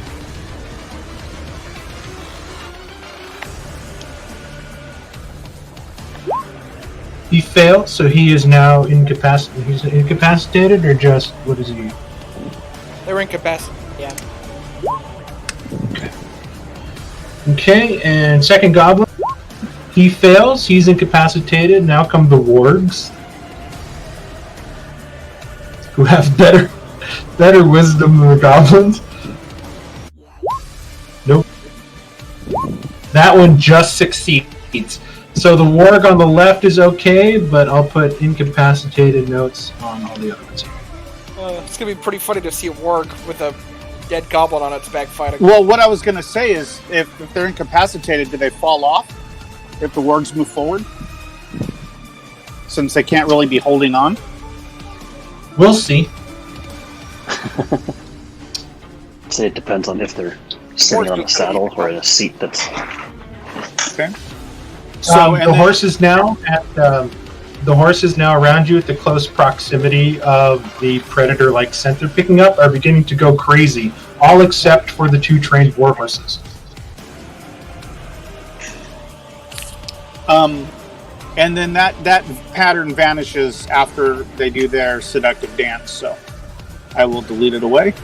Oh, somebody else's thing. That's me. I'm just trying to plan out my. Sorry. No. And then I haven't moved yet, so I'm going to take all my 25 to get behind the crew. Can Lily, as a free action, shout, "Don't let them swarm us"? Talking is a free action, just don't do more than 6 seconds of it. Don't let them swarm us. They attack like a pack. All right, and then I'll just I will move to there. And that's all I can do for right now. Sounds good. Talandris. Noticing the horses are stamping around, I'm gonna charge over there and kind of block them from being attacked by the wargs. Okay. So I'll move over here and ready my attack action if something moves up on them.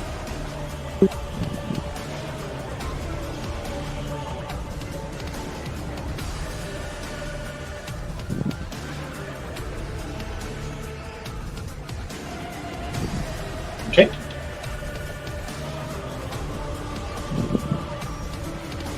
Callus. So Callus is going to have his battle axe in one hand and his pickaxe in the other. He's going to growl and he goes, "Bring it!"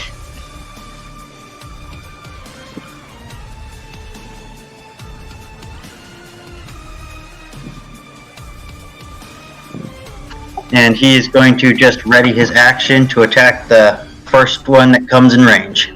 Sounds good. Merrick. Do you want me to go now, or do you want me to take the other initiative? I rolled 12, but I didn't have my character selected, so 15 was the second roll. Where Well, are you we can now? change that 15, Shane, yourself, if you just click it on the initiative turn Okay, order. I'm gonna move you down. Okay, so it'll be Goblin.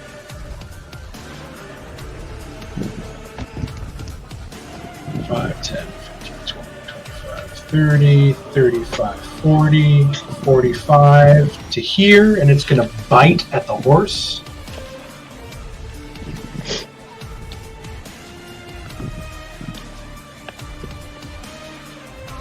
Oh, I didn't see that. Yeah, I Okay, didn't either. that warg bites into the horse for 10 points of damage, and you guys hear as some of the horses now are beginning to panic. The bright light should be another 30 feet. You said it's 60 feet. 60 feet of bright with another 30 dim. Yeah. So that's 90 feet. I think I put dimming at 30, didn't I? Hold on. Yeah, You did. Yeah. it should be 90 feet, dimming at 60. I mean, I'm not. Yeah. I want to see like freaking daylight out here. That's what the wings do. I love it. God damn. On my girlfriend. You're What's there? literally giving off heat mirages as your wings are flaring out around you. So Feel the heat of the desert, goblins. That's beautiful. Thank you, Mark. okay, the wargs cannot take. So the horse, the draft horse. Hold on. Well, step pony. The step pony needs to make a strength save. Luckily, they are quite stout breed.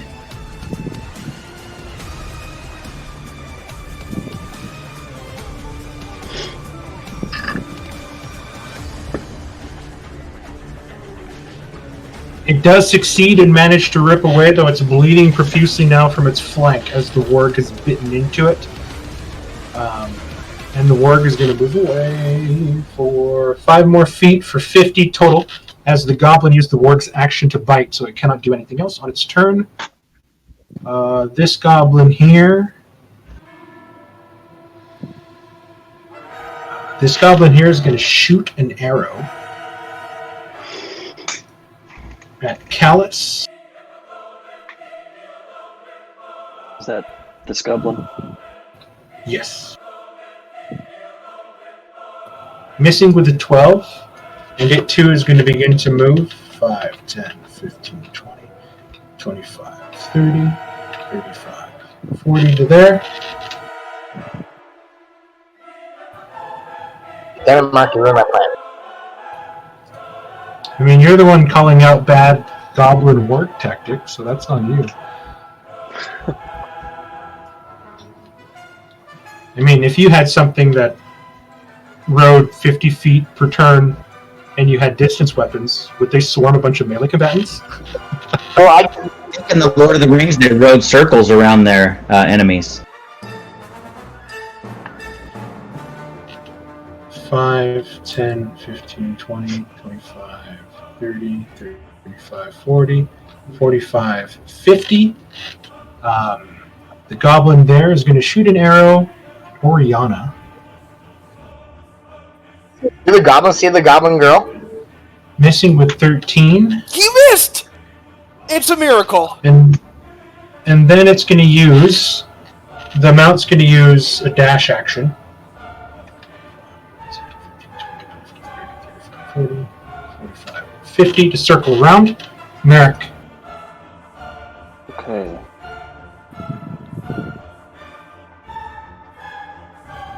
I should have kept moving to the other guy, but... I'm going to try and sleep the ones behind horses. Okay, you can currently see one, while the other one is kind of behind a tree. Yeah, you just need to see a point. You don't need to see the creature. Is that where you're going to put it? Well, that might get the horse. I don't know. The horse is 50%. I can't move it off the screen. Well, 'cause it yeah, I won't mean, let he me. could move it off the screen and just get the 2 wargs. There's just no screen to do it. That Yeah. works. That works. What are you doing to them? Here, hold on, let me- He's casting sleep at a point like way over here. Like you did before. You got both the wargs, not the horse. Move it down. Move it down a little bit. You had it good a second ago. I didn't move it. Somebody else moved it. I think, yeah, Mark put it there, which doesn't get the horse. I was trying to see if I can move it anymore, because usually I can, but it wouldn't let me. There, that still gets. So yeah, as long as you can see, as long as Merrick could see this point, he could cast it there. Standing two here, goblins? so I saw The they two ran behind the goblins? horses. The 2 goblins have fallen asleep. Now they're gonna fall off the wargs. Okay, Merrick, is that the end of your turn? Let's see. No. I suppose I could move into a hidden area and try to hide. Okay, go ahead and give me a stealth check. Is your hood up? I did not say that it was, but No, it's an I action. would be Put up. putting it up. Okay. So go ahead and give me a stealth check. And we're going to -3 from it. Yep. Oh, sorry, 22. man. I have disadvantage toggled. Still amazing. It's still a 20, and you're completely hidden. Even with their passive perception, their passive perception's a 19, the wargs at least, so you are completely hidden from everybody. Okay. You're hidden in the daylight of my wings. Good job, Merrick. Both of these goblins, it helps that everybody is looking up at Toril burning, so he's sort of giving you the sleight of hand. Both of these are unmoving. Lily. I was looking. Is Channel Divinities are active, right?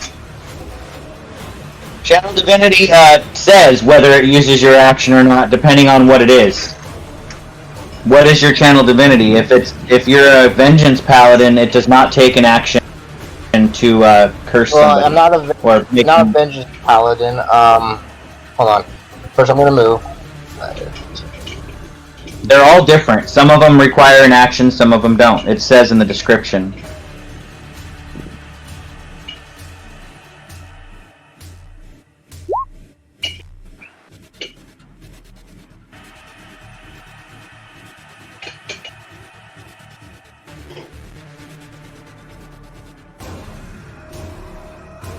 So I'm raising up my sword and I'm challenging all 6 of those creatures to come at me. Okay, so 3 of them will comply. Well, I mean, they're all gonna make the save, but 3 of them are incapacitated. I'm gonna call that an action to do that. Okay, so we'll start with the wargs.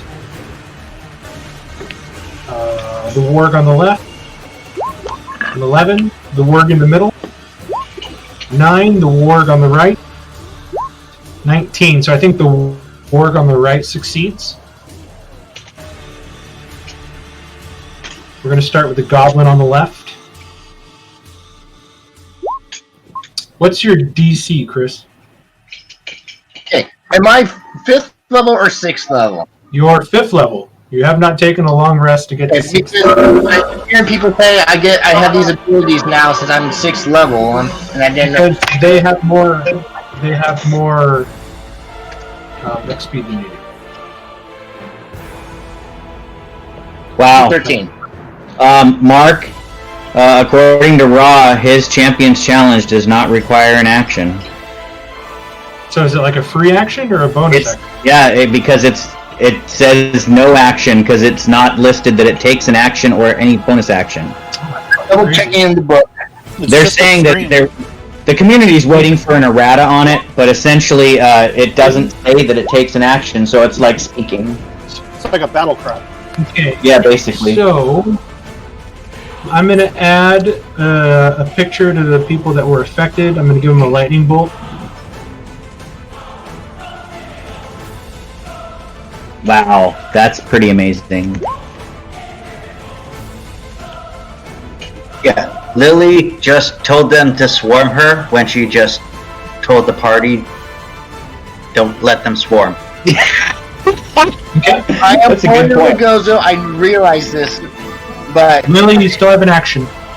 I had to. That was my full movement to get there. I am going to hold my action to attack a warg, specifically a warg, once he gets within range. Okay.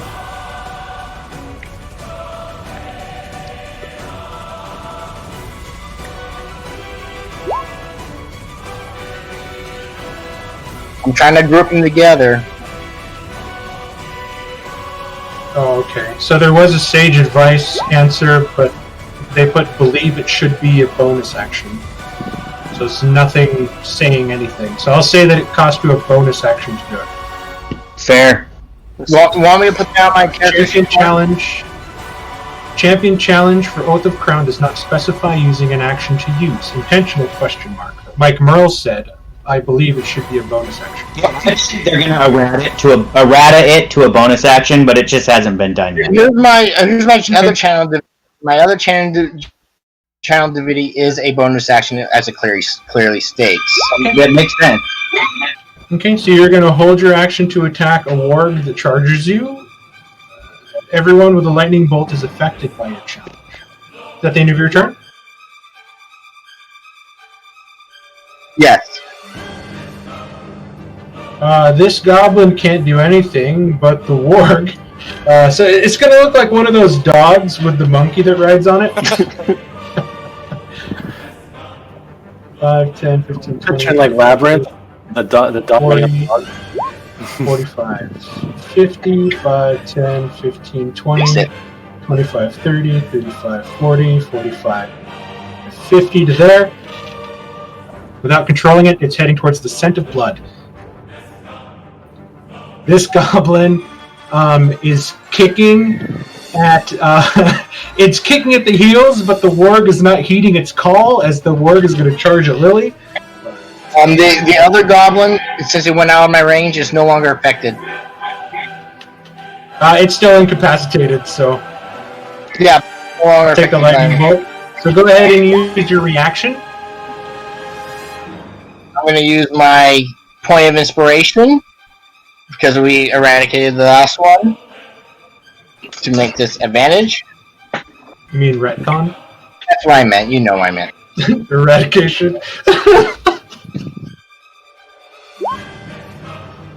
24 definitely hit. The 19 would hit too. I'm gonna use a reaction to add a smite to that.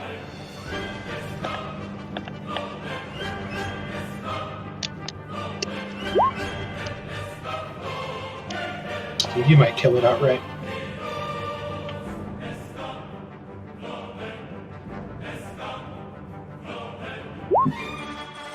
I want a one. Oh, come on. Searing Smite.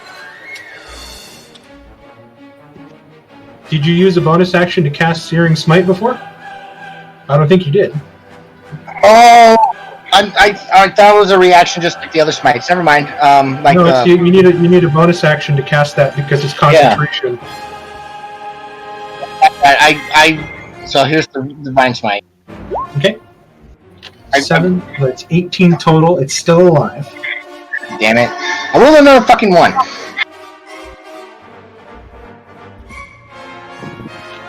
Okay. The goblin is just trying to regain control. So the warg's the one that's going to do the attack. On a failed save, a creature can't willingly move more than 30 feet away from it. This effect ends if the creature, if you are incapacitated, die, or the creature... Okay, so no matter what, the warg is still sort of ferociously trying to attack you. So the warg is going to try to bite you.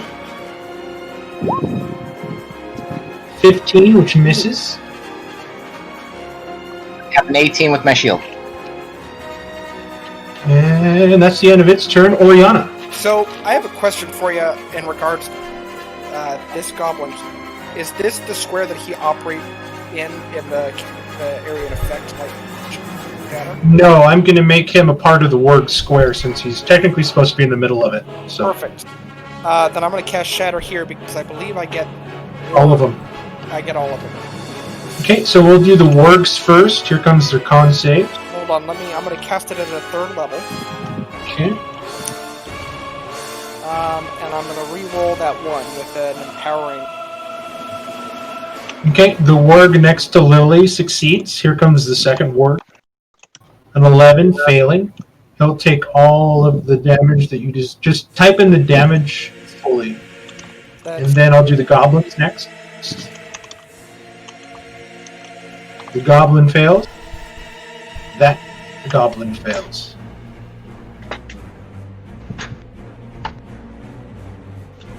math in my head real quick. By which I mean I'm gonna grab my... Okay, so that's 26, I believe. Because it's 8 plus 5 plus 6 plus the rolled 7. So that's 26. Okay, so this ward will take 13. Actually, I think they all die almost. I'm going to move this. I'm just going to delete it. Okay, yeah, that's fine. Oh, one of them defeated? The one with 8 hit points succeeded. Alright, cool.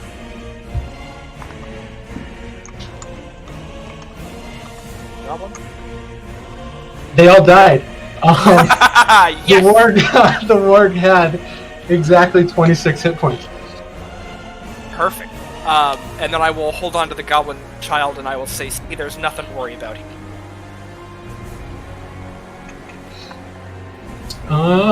Fucking well done.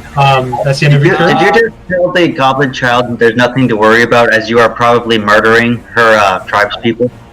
Yeah, absolutely. Well, they might have I a will different say- color skin. We haven't looked yet. I will say that the light that you can see kind of shining from Toril on the closest one next to Lily, they do have a deep green hue to their skin. Okay. They're not the same race as the child. And you can get the idea that the child, well, at least Lily, gets the idea that she was saying too loud, too loud. You guys can also, with just your passive insights, know that this child is fucking scared out of her mind. You can tell instantly that she's fans that are attacking you. If I'm holding on to her, would I be able to, like, move her with me? Like, if I wanted to do my bonus action and fly? Oh, you're gonna fly with her? Yeah, I'll let you do it. She's small. I don't want to go far, I just want to move, I want to back toward Jared. Which I...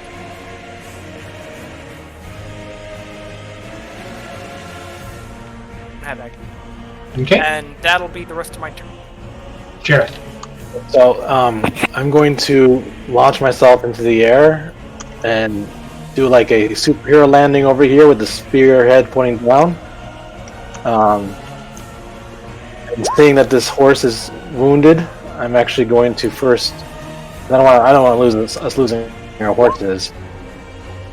Actually, going to cast this on the horse. Okay. It's awesome. The step horse now is under the effects of Sanctuary. And then I'm going to attack this ward. Okay.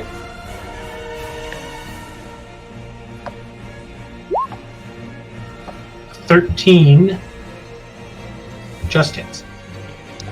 Yeah, I'm going to pump it one slide into it. Okay.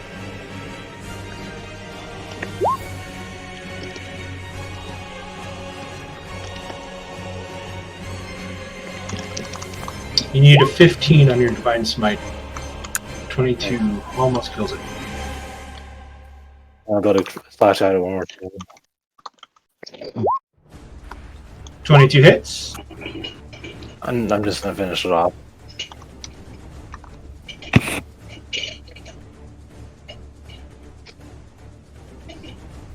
Okay, and then I'll stand my ground and just scream to see all them to come at me. The the goblin that was incapacitated has fallen to the ground prone and is just staring up at the sky. Oh fuck! Round 2, Toro. Okay, so I'm seeing things dying all around as I took to the air. The glory of Pelor is being well represented on the field of battle. But I do see this guy kind of sneaking up from behind Balthazar from my vantage point. So I'm going to move 5, 10, 15, 20 feet to here, still being 50 feet in the air. And I am going to cast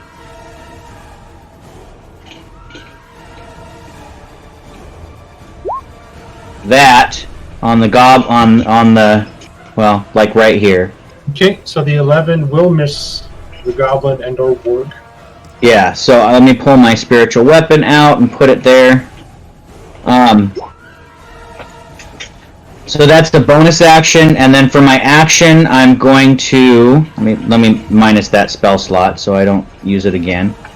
I will go ahead and Sacred Flame the goblin on the warg.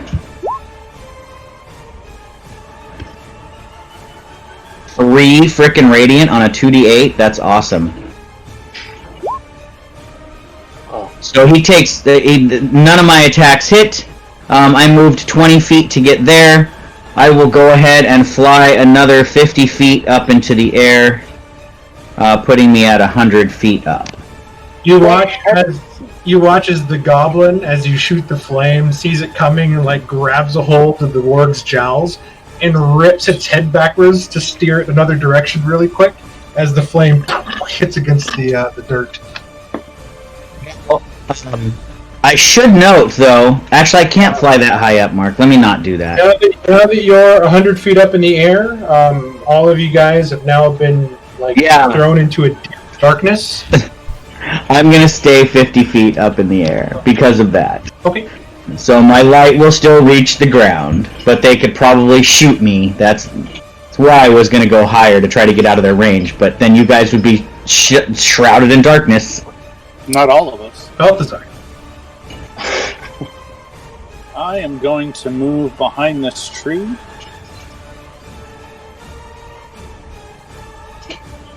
Try to get a little better view here. Oh, what just happened?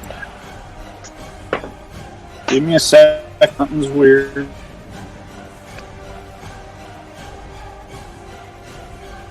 Balthazar runs over to the tree and he's like, "Guys, time out!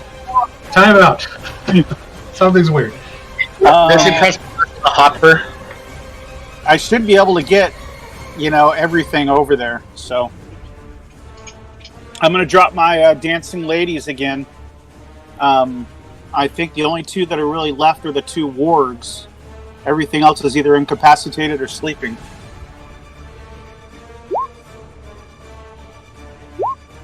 Both the wargs are incapacitated.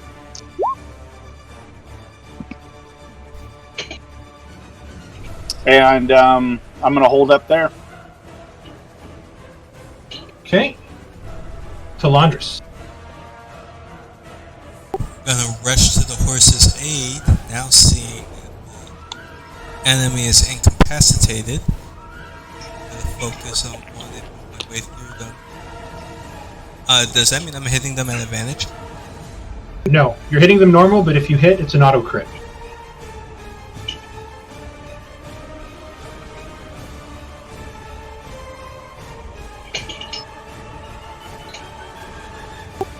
Okay, I am striking this one.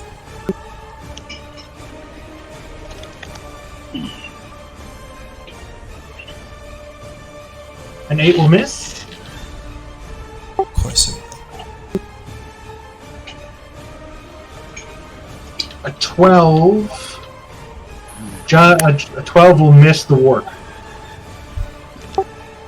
Okay, section strike again. Okay. 11 will miss. Wow. Did so well in the last fight.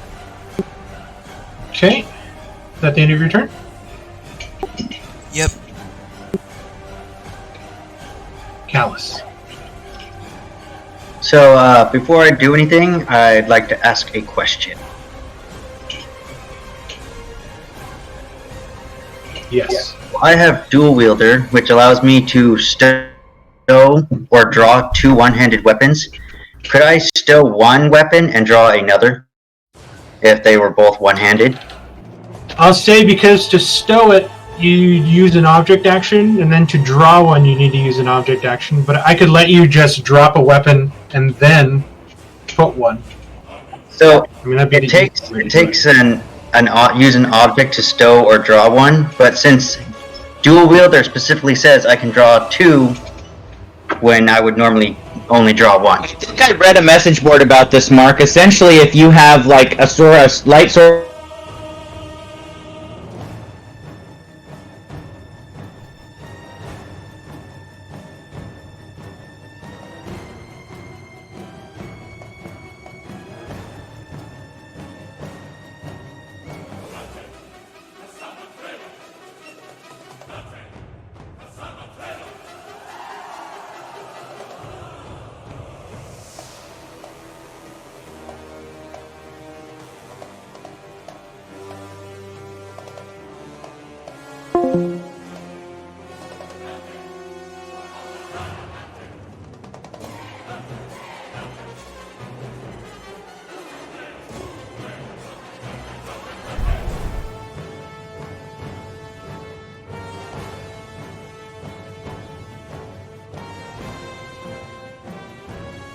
At this ward.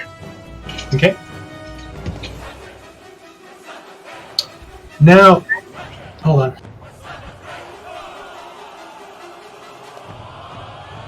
Unless there's a tree in my way.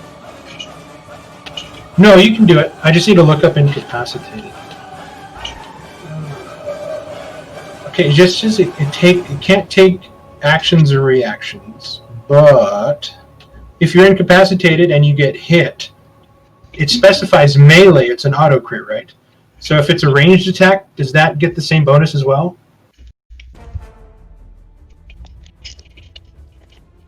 Oh! It's not an auto crit. It's an auto crit on unconscious, not incapacitated. So I messed that up. Okay. So go ahead and make your attack. It's fine. We'll just do it this time.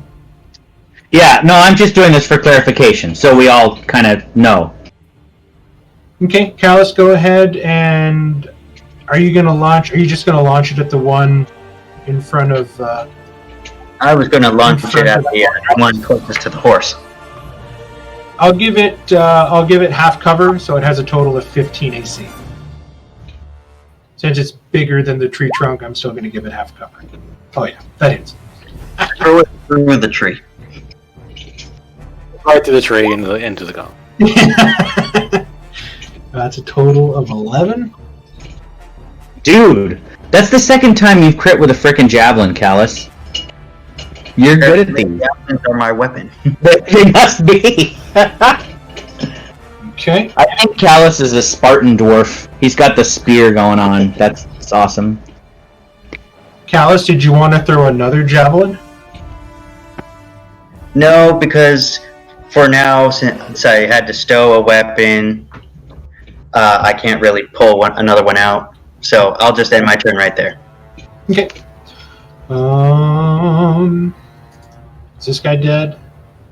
He's asleep. This guy is asleep. This guy is going to use 100 feet of his movement.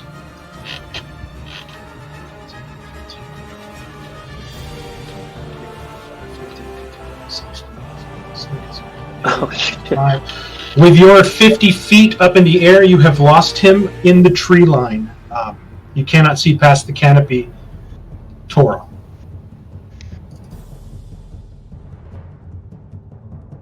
Oh. Okay. Wait, That's the end of your turn. Merrick. I can't see him. Yeah, I gotta see what's left alive. Him running away shot my plan all to hell. He's afraid. I mean, Oh yeah. yeah, all of his buddies are asleep and like freely getting hit with javelins, and are dead by a shatter spell. So he's getting the fuck out of there. Goblins are cowards. Okay, how far is this over? You know what I would do, Merrick? I would just go ahead and think about double moving over to here and hiding. I would double move and attack something that's adjacent to an ally. Like you could still shoot this guy down here by Talandris. Then you'd still get your sneak attack. Could I do it from this square? Well, you don't want to be adjacent to an enemy that you're shooting. I would move like here. Okay. Well, get within 30 feet of him. Get, like, here, shoot him, and then move into this tree. Okay. Yeah, I just was thinking for some reason I couldn't move through the horses, but you can move through. You can move through the horses, you just can't end your turn in their square. Okay. So I will move to here and use the. Or is that 30 feet? I'm sure not close enough. Hold on, I messed something up here. That's actually 40 feet to here from where you were. But I think you have 40 feet of movement with mobility because you get plus 10 feet of movement. Yeah, my speed is 40. Yeah, you're good. Hold on. I'm going to retcon something really quick. Because the Orc's not running away. The javelin hit the warg. The warg is no longer incapacitated from hypnotic pattern because it took damage. That's true. So I'm going to make this guy 5, 10, 15, 20, 25, 30, 35, 40, 45, 50, 10, 15, 20, 25, 30, 35, 40, 45, 50, 100 feet into the forest. Okay. Since that's who I was going to shoot at, maybe it would make more sense to move. Was the damage taken off the wrong one then? Yeah, you can shoot this guy here. Would it have made more sense for me to have run over here? Or which Sure. one? I'll say yes. The only one, I mean, there's a goblin here on the ground, but he's prone. And then there's an incapacitated warg and goblin there that I'll say that they don't know you're there, so I mean you're hidden from them. So My range is 30, 120, so that I wouldn't have the. Normally, Yeah, you I'm would- attacking with advantage because Talandris is adjacent. No. Adjacent doesn't give you advantage. Adjacent would give you sneak attack. Yeah. If you end up with disadvantage, you wouldn't get to add sneak attack. now you have the mobile feat, correct? Yeah.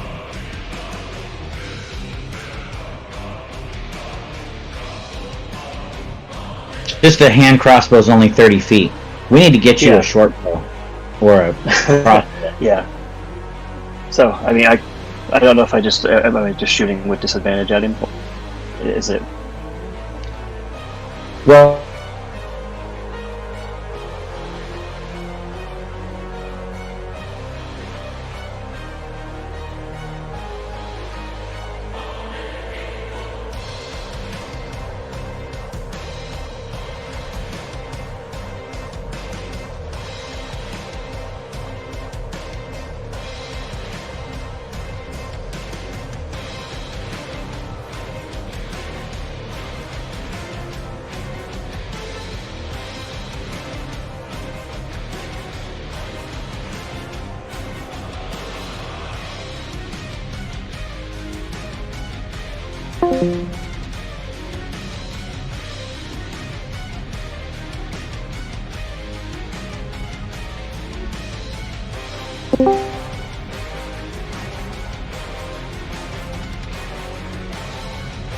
Everything got super quiet on Discord for a second. I love the idea of shooting a hand crossbow at disadvantage because you arc that little bolt up in the air. Goblin lands on the ground asleep like a tantalizing taquito for Talandris to devour. Okay, I don't think that leaves any movement for me to hide. I don't think I can hide where I'm at. There's not much left to really hide from. Just go ahead and Yeah. give me a hide.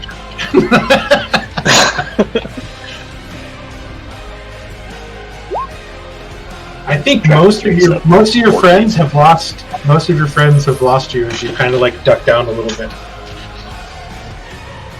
Okay. This guy's dead. Lily. I'm gonna double move to there. That's 60 feet. Okay. This goblin is asleep. This goblin is dead, right? Yep, he's dead. Oriana.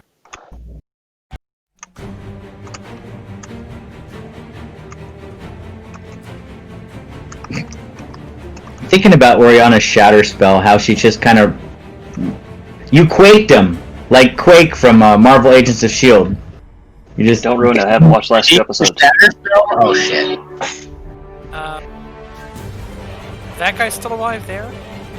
Is that a tick that's alive?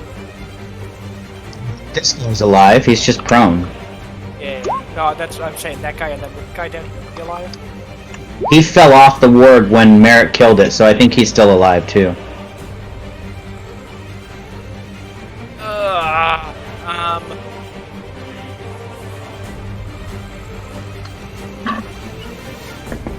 Yeah, I'll firebolt because I can.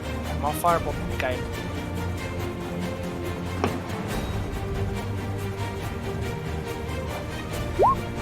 That's a 9. It's German for no. A 9 will miss. All right. Yeah, that'll be my turn. I'm gonna just stand here.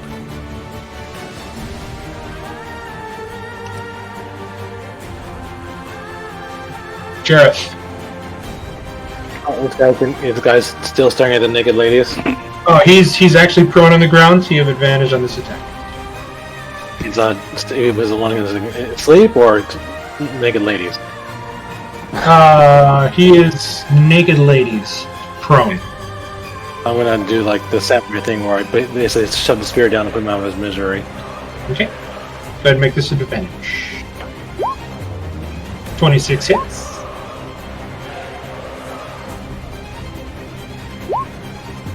The 7 wakes him up, but he is still prone.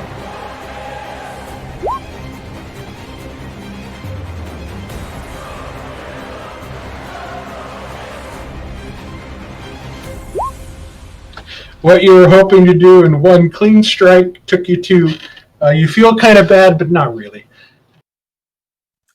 Yeah, it's fine. I'll stay here to guard the horse. I'll sing around it.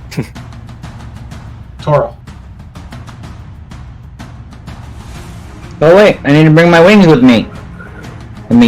There we go. I can select them here. 5, 10, I don't know why they're not moving with me. 15, 20, 25, 30, 35, 40, 45, 50, 55, 60. To get there, I'm gonna go ahead and put those back on me. And I will, bonus action, move my knife 20 feet towards me. I'll go get that in a second. And I will Sacred Flame that goblin that's right here. Okay, I moved it for you. He is incapacitated, but he can't... Oh, God. He can't take actions, so I assume a dex save is an action? No, saves are made without actions, but incapacitated might say... Yeah, he can make the save. He can make a dex save while he's asleep? It just says you can't take actions or reactions. Yeah, so is he sleeping or incapacitated? Unconscious sleeping. This one's sleeping. I put this one is sleeping. sleeping. Okay, so unconscious means the creature automatically fails strength and dex saves. When you're sleeping, you're unconscious, not incapacitated. I can go over in my sleep. Incapacitated, you're still awake, you just can't move. Conscious includes the condition incapacitated, but if you're sleeping, you're unconscious. Go ahead. He'll take 9 damage. He'll take the 9 because it's not a melee attack. Yes, it's not a melee attack. And I will end my turn there, 50 feet, hovering in the air, calling down the glory of Pelor on our enemies. That does wake him up, though. No, I slept him real good. Balthazar moves back to the fire, sees that this seems to be under control, and I'm going to begin to ritually cast Tiny Hut. Okay. Balthazar's like, yeah, there's a goblin over there, but... Talandris, the goblin, is trying to crawl away now. There'll be none of that. I will give you a quick death, You diggy hole. which we missed. No, he can dig his own hole. What a song to end it. Oh wait, he's prone, huh? Go ahead and roll with advantage. See if you get a crit. Hey, Cal is saying, I am a dwarf and I'm 22 hits. cave. It had 5 hit points left. You take both swords, interchanging hands, and you drive it into the spine, and then you sort of scissor the action, cutting the spinal cord as the last bits of life leak away from the goblin. I call down from 50 feet up. Should I chase the one that got away? Yes. Okay. I don't want him to go get others, so I have 120 feet movement speed and a really big bright light. So if I hover, or fly just above the trees for the next hour, would I be able to catch this guy running away and shoot him with Sacred Flame? You're gonna have to land, find their tracks, or you're just gonna have to choose a random direction to see if you can find them. Yeah, it a lot of works in goblins. But, Oh, I don't know. I was thinking about Just remember that it is nighttime. That it is nighttime and dark territory, and there's an unusually bright sunlight flying around the sky that these things have. If he's high enough, there's a freaking sun. There's a sun in the air right now, like soaring across the sky. You know what? That's a good point. I would be pinpointing our location. Yeah. Why are you moving? You stated your intention to chase. So Callus, what are you doing? I'm going to go. Okay, we're still in initiative. I'm going to go grab my. I'm just going to go grab my spear. Okay. That goblin's dead. That goblin in the woods is gonna move 100 more feet. The other goblin's gonna move 100 more feet. Merrick.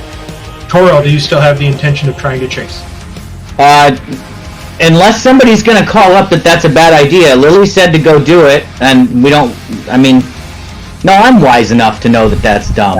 I'm a wise cleric, so I would change my mind at this point and descend down, tucking my wings away into my back for now, and say, "Are you sure that that's the best plan, Lily? If I fly above the tree line with my wings out, wouldn't I be drawing more of them towards us?"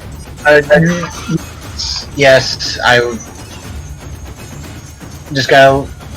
But this campsite is no longer safe. We need to move. Yes, Balthazar's ritually casting tiny hut. Poor guy. I don't think that that's the. I think that the campsite is probably the safest. My thought is, I'll stay in character. I'm sorry. Let me. But certainly, Lily, the ones that got away would run and tell their allies, if they're out there, if there's more, not to come here because only death awaits them here.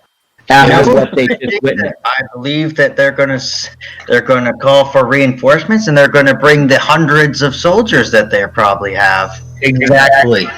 We need to move now. This place is no longer. Alerted everything within 100 miles of where we are. What if? What's going on? Really quickly, Jareth, you're looking at the horse. You see now that its back leg has been completely bit into, and there's a huge chunk that's taken out of the hamstring. The horse right now is considered lame. I'm gonna pump 10 hit points of my lay on hands into it. What if we cast the hut and throw Lee, or make it look like a bush, and hide in the hut, and Yes, how do you expect to hide the horses?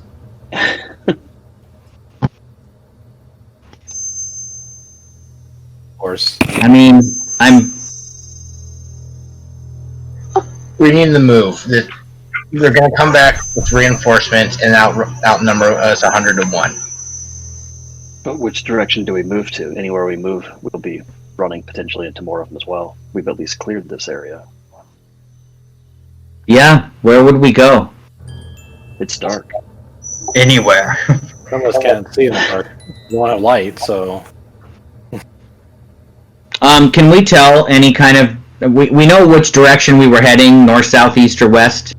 Can we get a bearing of which direction might be... I think we were going east. So moving, you guys were heading east, but sort of you fly up a little bit over the tree line and look, and you can see the outline of both of the mountains, and you know that the smaller of the mountains, or the smaller of the giant mountains sticking above the regular mountain peaks, is your target. So you have a general idea of where you're going, but you do know that there is a giant lake along the outside of it as well. And the rest of this voyage is through the thick Skogerland wood. Then if we're going to push on, then we make our way for the lake and don't stop until we hit the lake, I guess. You guys are going to push on through the night? Well, nobody else is pitching any argument against Lily and Callus. Let me I wouldn't advise it.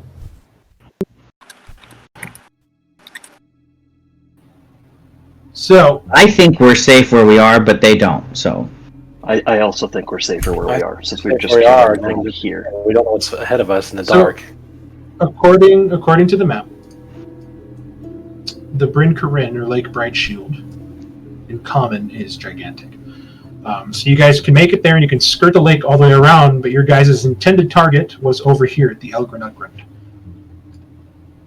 I think we should stay because some of us can't see at night. We're walking through not only orc and goblin infested forest, but also undead. And I don't think we can get into another fight with more undead tonight. If you want, I would be concerned that if we push on through the night without resting, that we wouldn't have the resources to defend ourselves anyway. And we would also then need tomorrow, we would lose tomorrow, having to rest. We need to. If we push on through the night, we lose a day and a half. If we rest here and set a good watch, and perhaps not make a lot of noise, like the little girl says, maybe we won't draw their attention. Which also we've means already maybe gone all of there us should be in the hut. Horses can't be. I mean, Or we can put our horses away, but maybe we march on for an hour. Just leave this specific spot. We'll move east for an hour and make camp there. that is what I'm trying to say. This area is compromised, and I will not be put in some hut just for it to go down and be surrounded by foes. We need to vacate this area. We just need to move far enough away that if they do come to investigate, we won't be right smack dab in the middle.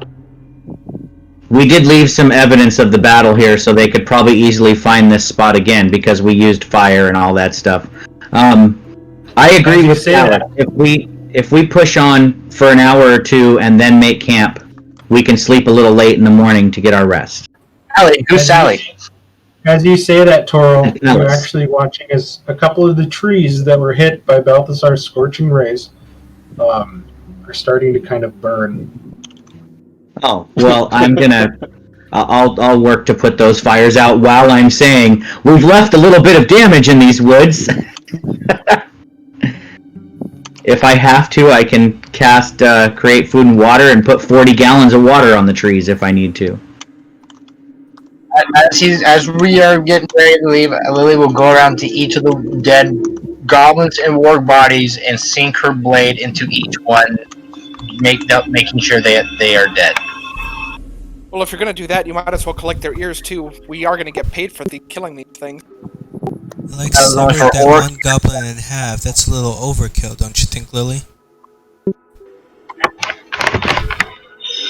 Always a precaution. You think with its torso separated, it's still gonna crawl and attack you? Maybe let's Oriana, would you please cover the child's eyes while she does this gruesome work? I'll do that. And I'll go get the horses ready. I don't even want to watch what she's doing. And I'll call Balthazar over and say, we'll need your energies for the ritual down the path a bit. Oriana and the child get on my horse. I'm wanting to make false tracks in different directions to obscure where we're going. Ooh, smart. Okay. I like that plan. Good thinking, Merrick. How long are you going to make false tracks? It's going to take a lot longer to try to disguise it. So I need to know how long you want to Give him some help because apparently I'm the only one who's skilled in survival checks. I would say give it at least a half hour to 5 or 10 send minutes them of in it. yeah. Send them in the wrong direction for at least a half hour. And then we'll while we're getting the horses ready and packing up our gear, they can be doing that. Okay, those of you making false tracks, go ahead, give me survival checks. Describe to me how you're making false tracks.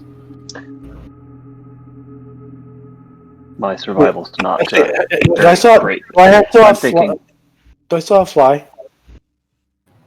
I'll say that you have 20 more minutes of play left. Okay. I mean, you're making some pretty good scuff marks, Merrick. You think you're doing a pretty good job. Callus, you're really tired. You really wish people wouldn't have woke you up just for that. how does the horse thing work? Like, I can summon it and bring it back like a familiar?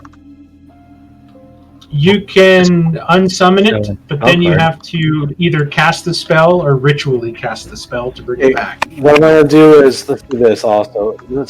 While he's making those tracks in that direction, I'm also going to have Letharis run hard in that direction. Not with me on it, just I'm telling it to run as far as it can, and then I'll unsummon it. Like, just being very blatant about the tracks. Like break through branches, plow through bushes, just basically just kick up dirt and crap and everything, just ride hard. And then when I feel like he's gone far enough, I'll have him unsummon him. Okay, so Yep. you're gonna let it go for a mile because you lose contact with Letharis after a mile. Yeah, I'll let him go for a mile, and then I'll unsummon it, and then I still have a second level spell I can bring him back. Okay, so you unsummon him after one set of horse tracks lead off for a mile. We should send that lame horse in the same direction. Horse is not lame anymore. The horse is healed. Jareth healed him. Mark, while that's going on, I'm going to cast Mage Armor on myself just to be safe. I have my second level spell still left, so I bring Letharis back once he's done that hard ride. Okay.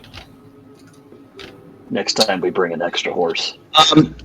While I'm packing up the gear, if anybody needs some healing, I have the healer feat I can use during I would love some healing.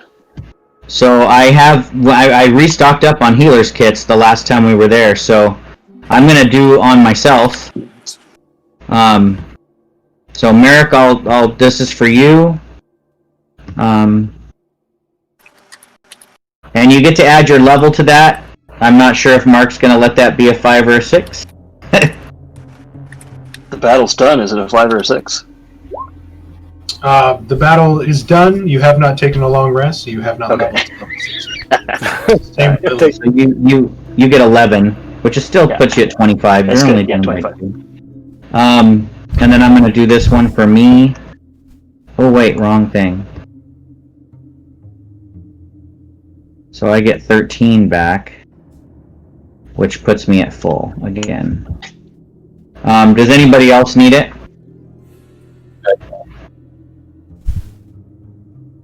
No, I went untouched. Good job, barbarian.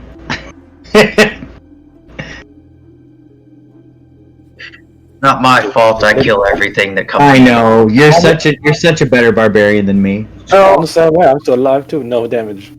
So, Mark, as I'm going through and double checking all the wargs are dead and the goblins, so the dwarves set a bounty on the green skins, right? Not just strictly orcs. They said greenskins. That includes any form of what you know to be considered a part of the greenskin hordes. Goblins, orcs, hobgoblins, anything you may encounter. I start cutting off their ears. Okay, so you take their left ears. In half, she stabs into the heart, she cuts the ears. I'm gonna come up as Lily is doing this. I've noticed your ferocity towards these creatures. I understand it as I've had similar reactions to the drow, but yours seems so much more intense. What did they do to you? What I was trained to do. I think you misheard me. What did they do to you?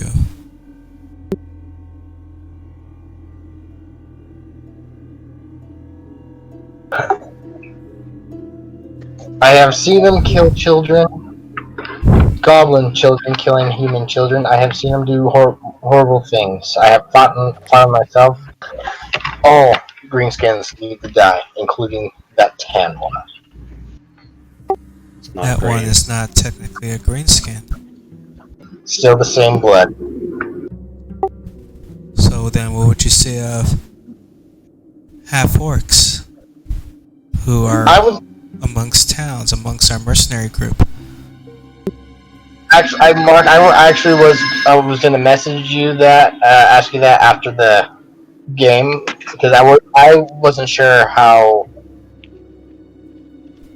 that works with I mean, with Lily. you are playing Lily as you hate all things orc and goblin, so you would probably despise. Yeah, I You are despise. a very bigoted person when it comes. You to might that. not murder those ones, but you would not like those ones. I think there'd be probably disdain, dislike. Yeah. You know, it's kind of like Delandris and me. Tolerate him. Get Yankee, that's right. I tolerate them.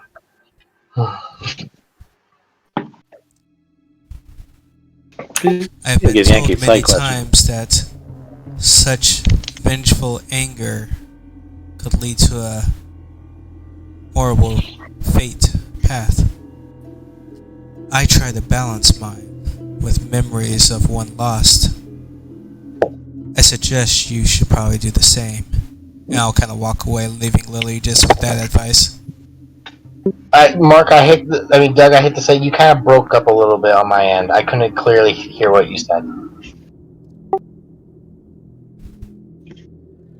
In the past, well, I've been told that such vengeful hatred might lead me to a dark fate. I try to balance mine with memories of one lost. I suggest that maybe you should try doing the same. And I walk away before you respond, kind of just leaving you with that advice.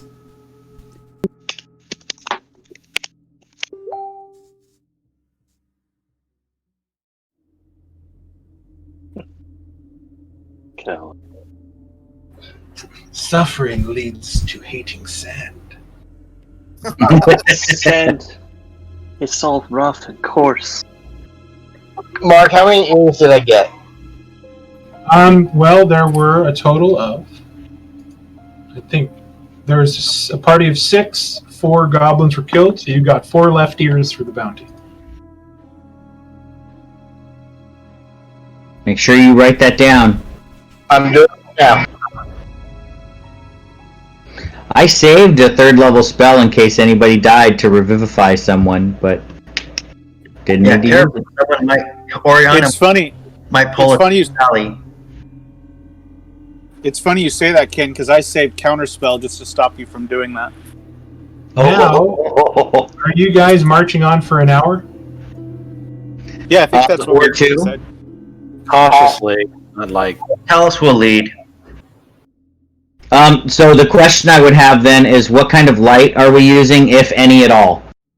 I know we're using light. I think people who can see in dark can guide the horses. I'm gonna have Oriana guide Latharis since I can't see. Yeah, in I'll dark. sit in. I'll help you, Toril. I'm on your horse. I can see. I'm a half elf. I think last time Alice was riding with me, so I'll So take are you that. guys riding? Are you guys riding, or are No. you leading your horses through the woods? We're at the very fastest trotting. Because I don't want the horses to break their ankles in the dark either. I think it's just walking And- the horses. And I'm trying to find like the most difficult path, but still one that we can manage. It's actually not that hard to find the most difficult path, because now as you guys begin to move through the forest itself, about a half hour in, the brambles, weeds, and sort of brush have grown almost too thick to pass quickly. There seems to be a fog now that is emanating between the fog that you guys saw in the distance. Now you seem to have caught up with it. It is a very slow go through the forest. Callus, I need a survival check. I say a prayer, asking guidance for his survival skills. And I'm going to be using my inspiration for this one.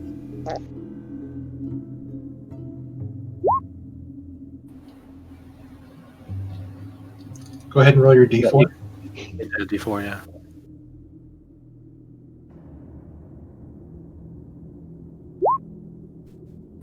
Okay. For a second, you thought that you got turned around and lost your bearings. But you sort of focus, think back on the map, and you begin to move, though at a very slow pace. The travel now has gone down to about half speed through the forest, just due to the thick thorn brambles that you guys kind of have to stop and cut out of the way to allow the horses to pass without getting scratched up too much. And probably about 10 minutes after we've had to slow the progression, I'll call a stop and I'll say this will do. You were hoping to get a lot farther than you did, but you didn't make it as far as you were hoping. I figure if we had that much trouble,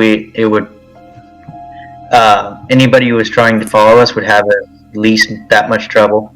As you call down, sort of the line, like this is where we'll stop, you kind of find a clearing that you can make passable. As you get off the step horse and all of you begin to dismount, you guys hit the ground and there's an audible squish as the ground is sort of soupy.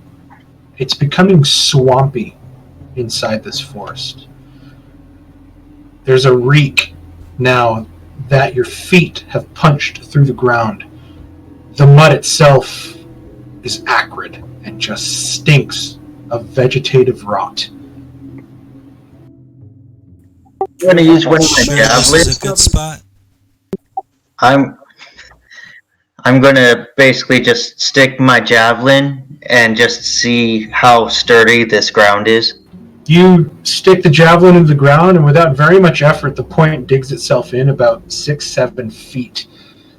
It's like, have you ever seen those videos of like the Russian guys out on the peat bogs? They're like moving it, and you can see the sort of like ground ribbon and wave, like a carpet of grass, like moving as if there's liquid underneath. It's kind of what you're doing, and you sort of pull it out of the ground and you watch as water kind of bubbles a little bit out of the hole and kind of spreads out a little bit and then sort of like equalizes itself. Well, I think we need to maybe look around for a more sturdy surface. Soup. Agreed. I'm going to see if I can maybe try and get my bearings to the lake, and if I can, I'm going to try and get everybody to start heading away from it. Describe to me how you're going to try to get your bearings. I'm going to throw a stick, go in the direction. You're in the thick forest. The canopy above you doesn't allow you to see the stars. There is fog around you, obscuring your vision out to a distance. I'm gonna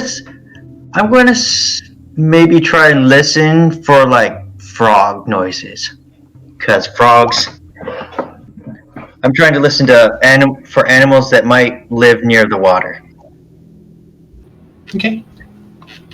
Give me a perception check. Wait! I touch you on the shoulder and give you a blessing of Pelor before you listen for frogs. What's a frog? I've never seen a frog before because they don't have them in the desert.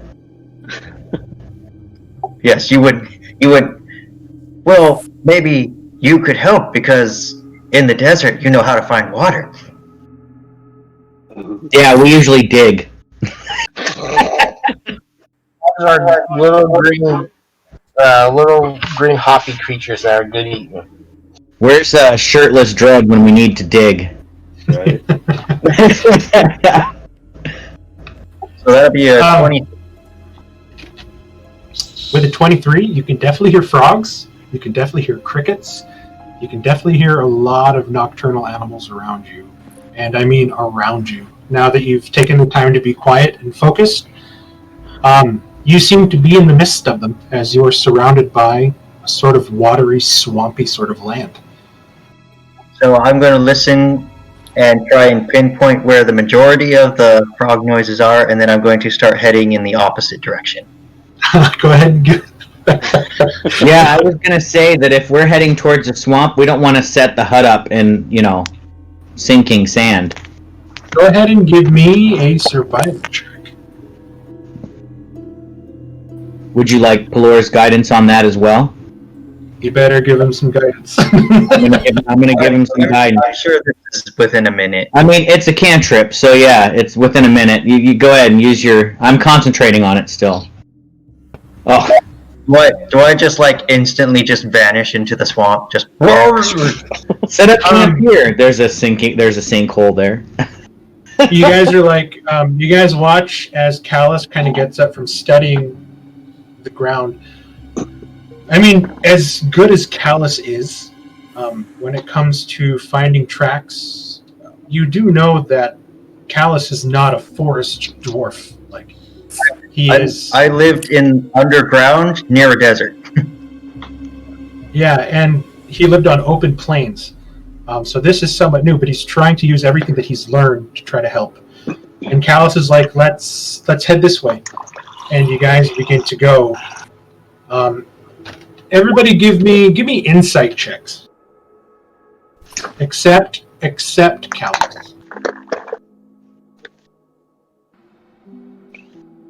Pelor, grant me the insight that I might otherwise not have. Oh, I'm sorry, I didn't. Oh, wow. So, 24 total. Jareth still beat me. Callus, well, Jareth rolled a 6. Oh. Toril and Lily, as you guys begin riding, you guys say, wait a minute. It feels like we're backtracking. And then, Callus, you stop, and you guys sort of put your heads together, and you realize that you have been going in the opposite direction, as the fog now is making it hard to move around, and you're kind of getting turned around inside. Fog natural? It seems like fog in a swamp. I mean, we're by a body of water, so fog is, as I understand, pretty common where there's bodies of water. I like how Merrick's token is the party token.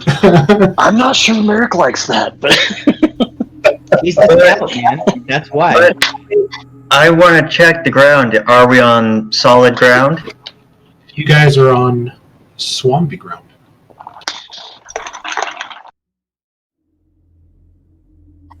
Well, then tell us. Then we'll go this way, and he will just point in a random direction. Or just make it. Which direction do you point? Roll a d6 for me. Actually, roll a d8. A D8. We go Roll up. a d8. There are 8 directions on a compass. Okay. that would right towards the. How long do you guys move, Callus? How long do you take them? I'm going to be like every minute I'm going to stick my javelin into the ground, and I'm going to basically call a stop when it's solid enough. Oh wow. Okay. Going off of that cue, you guys march at a northwesterly direction, and Callus keeps sticking his spear in the ground, finding wet, swampy area, and you guys find yourselves here at the edge of one of the outer ponds of the lake. Mountain in sight, fog really thick. You watch as some of the horses now kind of move towards the water and take a drink and immediately begin to shake their head and sort of back away. Again, just the stink of reeking, rotting mud, like the worst kind of swamp and stale, like stale mud with just shit all over it. It's very strong, and the worst part about it is the fog itself is kind of amplifying the smell, making it incredibly thick and soupy. We better just rest here. If we keep going, we're not gonna get our rest. So we'll just stick it out here until light. And you guys are feeling it right now. It's probably about 2 o'clock in the morning. We have been wandering half the night. We're gonna have to sleep till like noon tomorrow. Maybe we can do something about the smell once we're in the tiny hut. I think it's just about smell and sound. The smell will help mask our scent, and the fog will help mask our tracks. This is gonna be as good as any. Yes, screw it. We'll make camp here. Cal says he's like holding himself up with his javelin. Well, if anything, it'll be difficult for the orcs to get to us.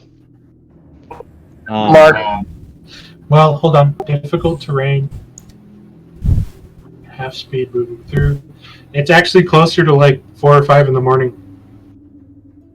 So it's probably getting ready to dawn soon. We need to go to bed. Very well. Go ahead. You were going to say something?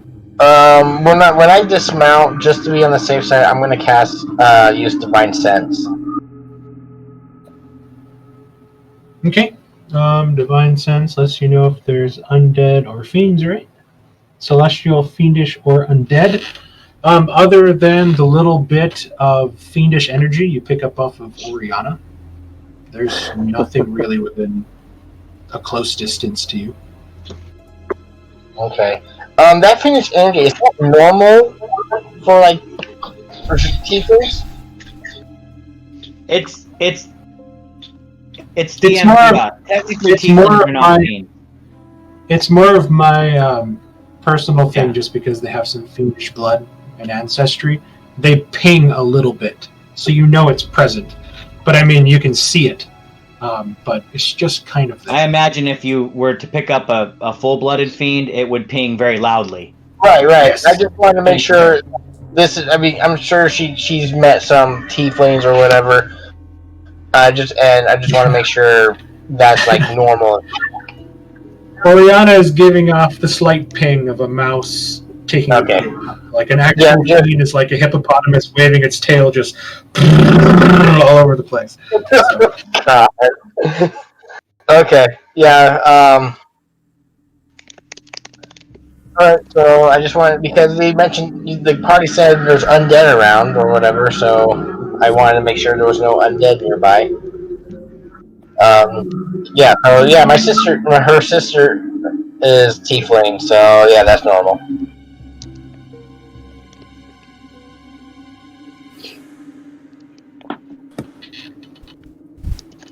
Okay. Balthazar takes an extra 10 minutes now. You guys are really starting to feel it.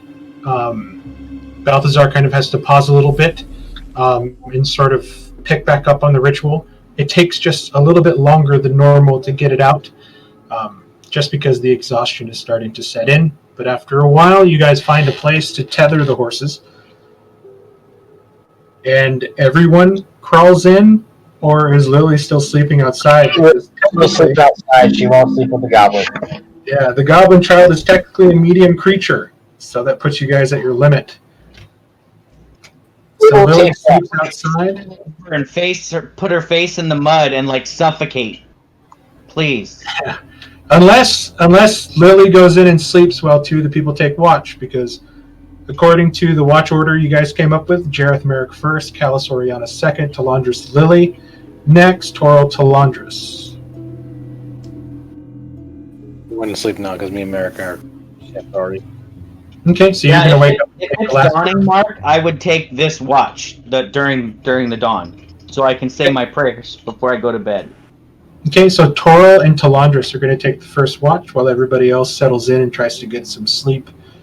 It is very hard, Lily. Incredibly hard to sleep out in this swampy area. No matter what you do, you are just covered with flies and mosquitoes. As the sun comes up and everything begins to warm up, the insects are now sort of starting to come out. You would have had exhaustion if you took off your armor anyways because of it, but with your armor on, I'll say you sleep through until your watch, but you will wake up with a point of exhaustion. That's fine. And you guys are able to get a full 8 hours rest. Talandris sort of meditating again afterwards to kind of recenter himself. You guys wake up now, so 8 hours after. It's about 1 o'clock. PM. I love it. And the other strange thing is, within this fog and within this swampy area, you have lost the temperate climate. It is muggy, and for some reason it is very hot. Merrick and Lily go ahead and level up to 6.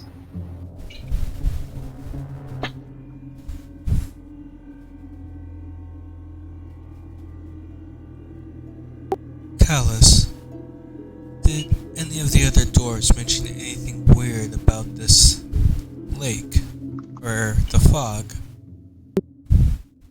Did they mention anything about the lake? I thought it was just a lake.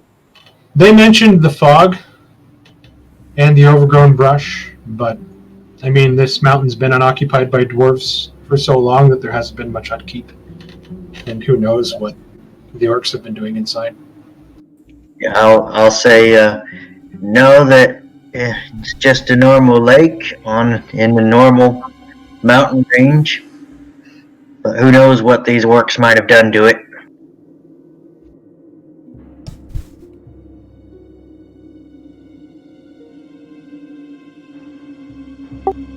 Mark, I changed a couple spells around after the full rest, just so you know.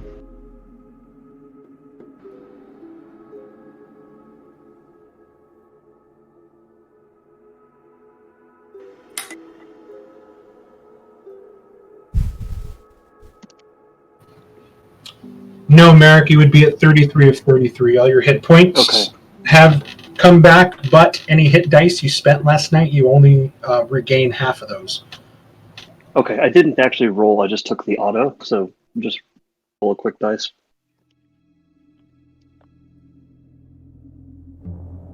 No, did you roll any hit dice last night to heal during the short rest, or was that all magical healing?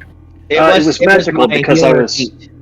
Yeah, because I was at 25 of 27, I didn't feel a need to use a heal to get the 2 points. Okay, sounds good. But yeah. So now you guys are on the southern coast of Lake Brightshield. Again, here the water looks a little turgid. It's soupy, kind of like full of sediment. The fog clings close to it. Again, here now it's the smell of like low tide. The closer you get to the water, mixing with the scent of like the reeking vegetative mud of the swampy land behind you. And their powers are combining to make the worst Captain Planet. So Callus will take his bearings, and then he will realize his mistake. And it's like, oh, it was that way. Okay, so who's leading the party now, and how are you leading? I think I will continue leading the party, and I will, since the fog is cleared, yes? No, the fog is still there. So now that we're fully rested, I will go ahead and I will be right behind Callus, basically praying and touching his shoulder every once in a while to help him with finding the correct path. Okay. So I'll just let him know that I'm kind of mumbling behind him the whole time. Are you going to follow the lake coastline around until you hit into the lower hills again, or are you just going to not stay out in the open and go back into the tree line? I mean, if we're already by the lake, no sense in getting lost in the forest, right? You just follow this. You follow the lake to fog. around the lake till we get back to the forest again. Have the less chance of getting lost, so we'll go along the lakeside. I'll trust that the fog will keep us obscured. Slowly marching along the coastline, keeping yourselves near the tree line. Yeah, good one, Moving- Jane. Moving excruciatingly slow. Not Because to get sad. even here next to the lakeside, just the brambles, weeds, and like ivy have grown up to a point where it's almost entangling themselves into the horse's legs, and they have to carefully pick their way through.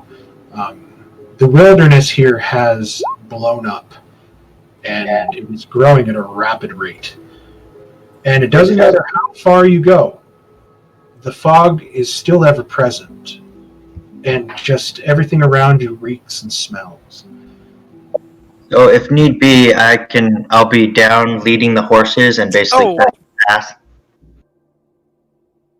I say to Callus, why would the dwarves want to live anywhere near this place? It seems foul.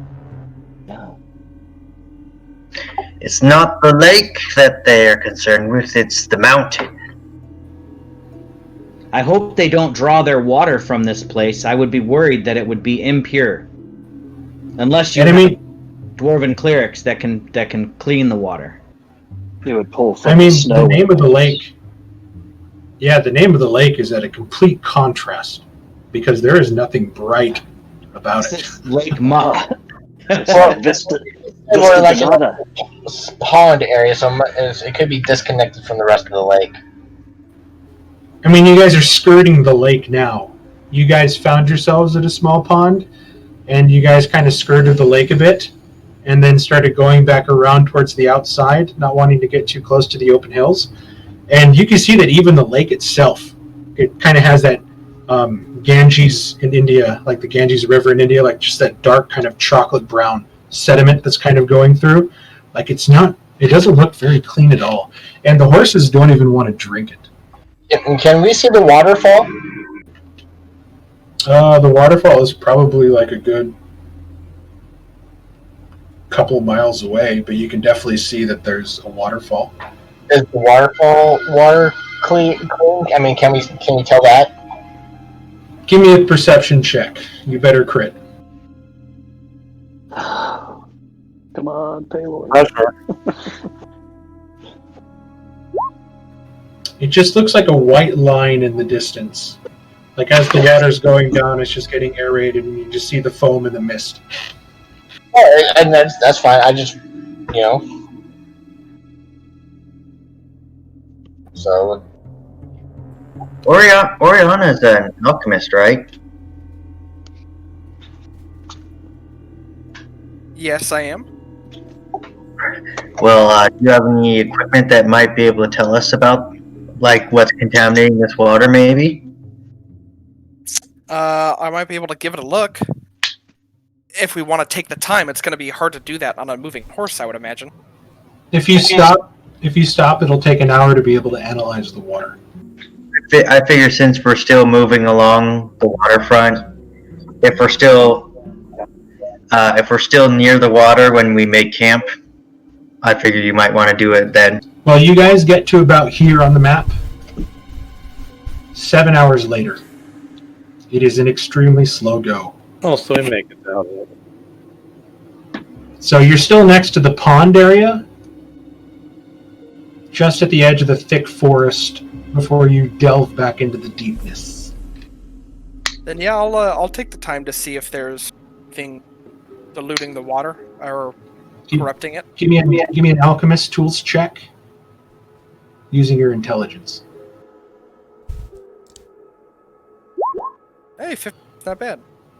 You begin running some of the rudimentary tests that's in the book, and you find immediately that the pH level of the water is completely off. The water itself seems to be very acidic, unnaturally acidic.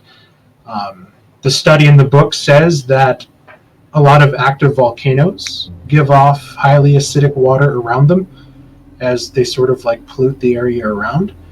But it doesn't really explain the kind of foulness of the water.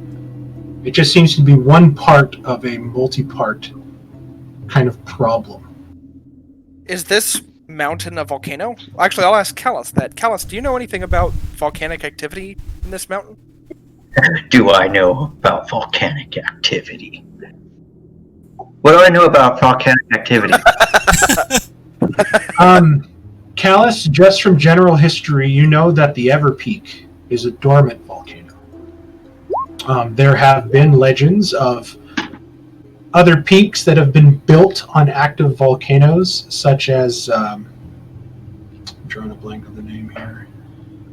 Where's the handouts, maps, mountain ranges? There is Mount Silver Spear and Kraka Ungor in the arid vale to the northeast. Those were highly renowned for their smithing capabilities because they used the actual heat of the lava and magma inside the mountains to be able to forge incredible weapons. And the fallen dwarf mountains, or the fallen gnome freeholds in the Brass Crescent in New Saris, Cinderworth was built in the largest of the volcanic mountains in that region. So it's not unheard of, but you're looking at this mountain and you're not seeing any signs openly that it is active. There's no thick smoke coming out of the top or anything, just regular clouds. Dante's Peak. Then I wonder. So I will say, these mountains should be dormant, but there might be a chance that they have become active once again. I mean, from what I'm seeing here and what my books are telling me, it seems like there's some, at least similar activity to what an active volcano would do to nearby water sources. I would just be careful not to drink this unless you want a hole in your stomach. Maybe for the best. The horse is away from. Something tells me we should be careful on what they might be forging. It might be what's helping make this water as acidic. Your people do use the flames of the mountains to help produce their items, yes? Yes, if we're able to procure an area, then yes, we do use the very flames of the mountain itself. I mean, if the dwarves still name this place Bright Shield, then the orcs must be doing something, burning something that is unnatural to this area.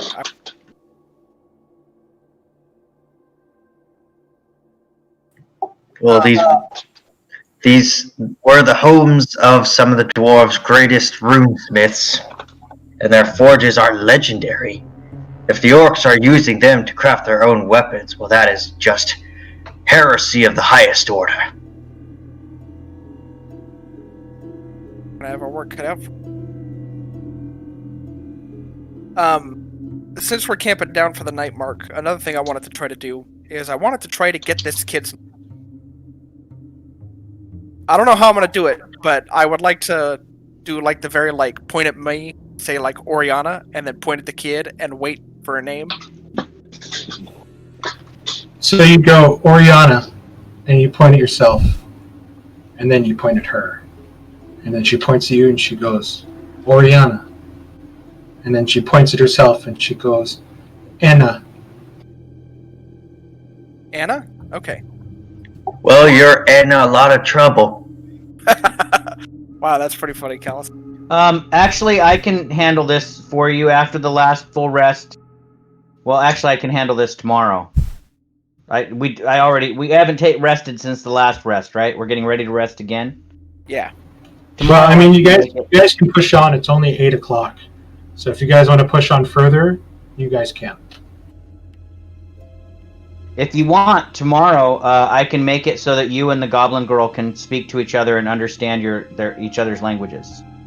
That would be great. So I will ask Pelor for that blessing tomorrow morning. And what I would like to find out, there is a reason I want you to be able to speak with her. Now that she trusts you, maybe she can tell you about where she's from, and maybe she can tell you how she's not associated with the Greenskins or anything about her tribe. I want you to have a conversation with her and not Lily. Might make it easier also to find out what we're going to do when we reach that mountain, since it would not be wise to bring her in with us. Right. So I'm going to give you... my spell will last for... Well, here, I'll just put it up here so you'll know. I'll prepare that for tomorrow. Okay, cool. So you will be able to understand any spoken language you hear. And when you speak, the creature that you speak to can understand what you're saying for 1 hour. I was really hoping you guys would be like, Lily, please, speak to the goblin. Lily's like, she said she's going to eat us. Yeah, I would. Yeah. She said she's going to eat us. Oriana has already gained the girl's trust, so I feel like casting it on Oriana the girl will open up to her, especially if she's excited that they can understand each other. I think it would be great. So you guys are you guys gonna choose to camp here, sort of in that water/forested area? Are you guys gonna push in a little bit more? I think we should push in to find solid ground this time. What's the weather like right now? The weather is very hot. There's a humidity. The fog is still present. And the ground you guys are walking on, still fucking swampy. Dark now. And then how many days has it been since we... It was a 5-day ride to the mountain if you went towards the Grim Gate. And now you're thinking that the land surrounding the mountain itself has become this sort of overgrown mire of swamp and vegetation, which is why it must have taken them 5 days to get where they're needing to go. And now you guys have taken the long way around, and it seems like with the hard travel through the swamp, it might take a little longer than the 5 days initially planned. But you're also putting into effect that they're still going to have to try to march through this, which could extend their march as well. Is it so it's dark? We want to find solid ground. Is it back to the same situation again, where it's kind of hard for us to see now? If you guys go back into the forest, it's going to be hard to see. You guys are getting the idea now that around this mountain is a lot of swampland. I think it would be best for us to camp out now, wait until morning, and get up a little earlier. Try to find some solid land first. I don't know if that's possible, is it? At least with the time that we have left of the day. It's already getting dark. I have a question. Yeah, I think we end up camping in the mud for one more night, and then by tomorrow we should be out of it. I have a question, only because I don't know. Because I'm reading this spell, it sounds like if I can use it to find an object I'm familiar with, would that object be like solid ground or rock? No.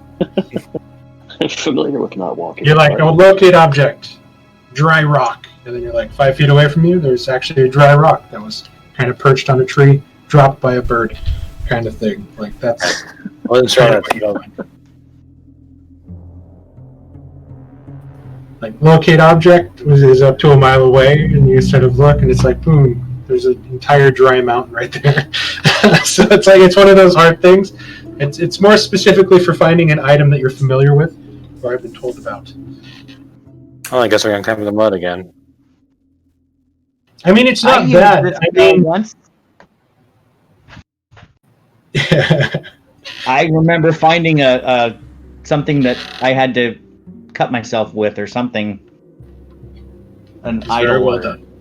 temple. You had to sacrifice some of your blood Yep. to activate an idol. Okay, so I mean, it does provide a floor.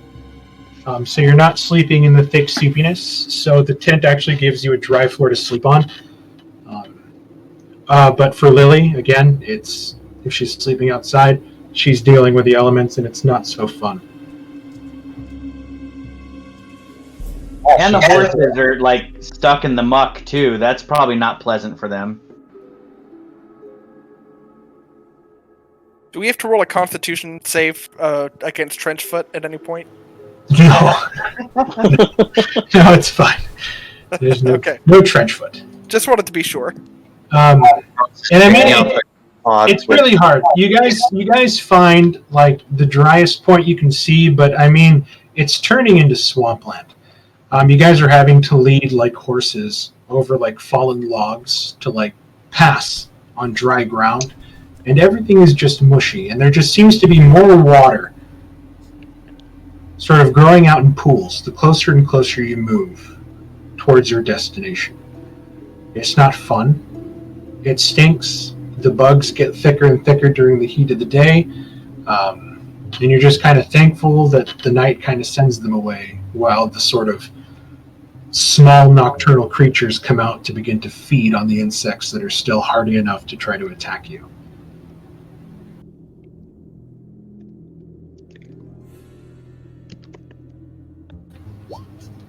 Taking the first watch again, Merrick and Jareth.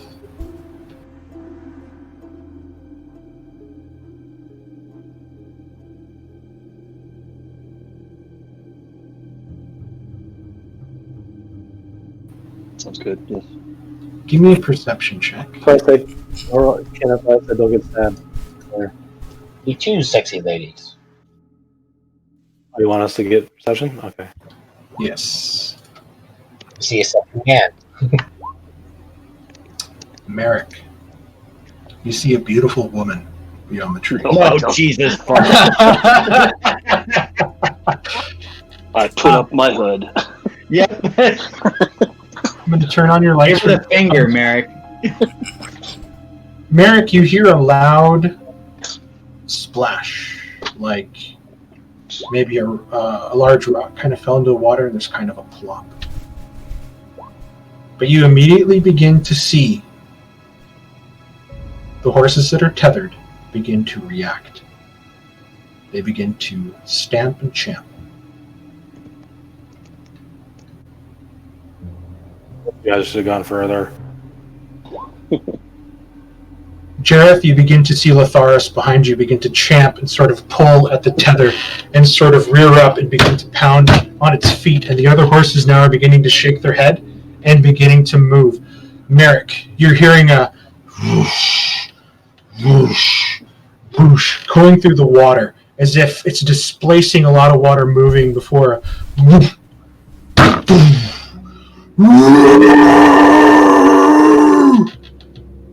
We're going to roll initiative. Oh my god. I was on 1 this time. I can't set my character yet, though. Let me move you to the map. Is this? Oh my god. You have a good you have good experience with Frost Crocs.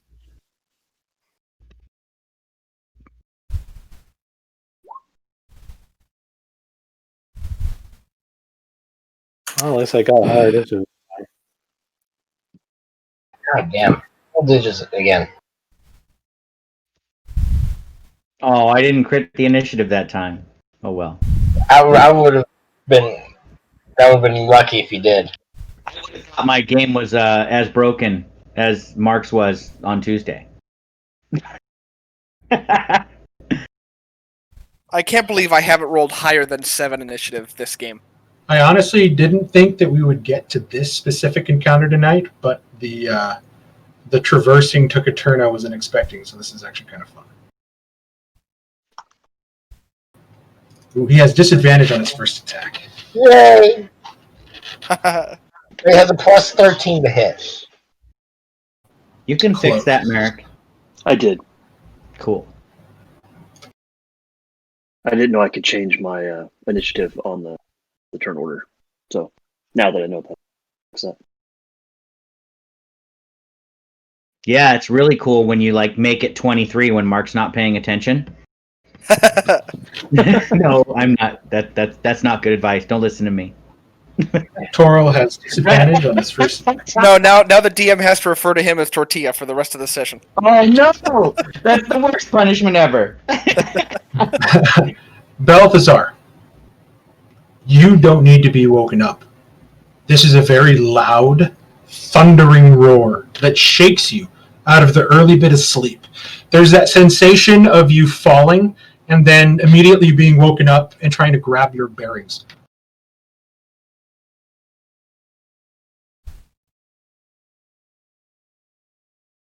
God, I love that animated fire in the middle of the map. That's so cool. What? Yeah, it's a neat little touch. I like it. That's cool. Is there something under me? Oh, just names. What do you got, Balthazar?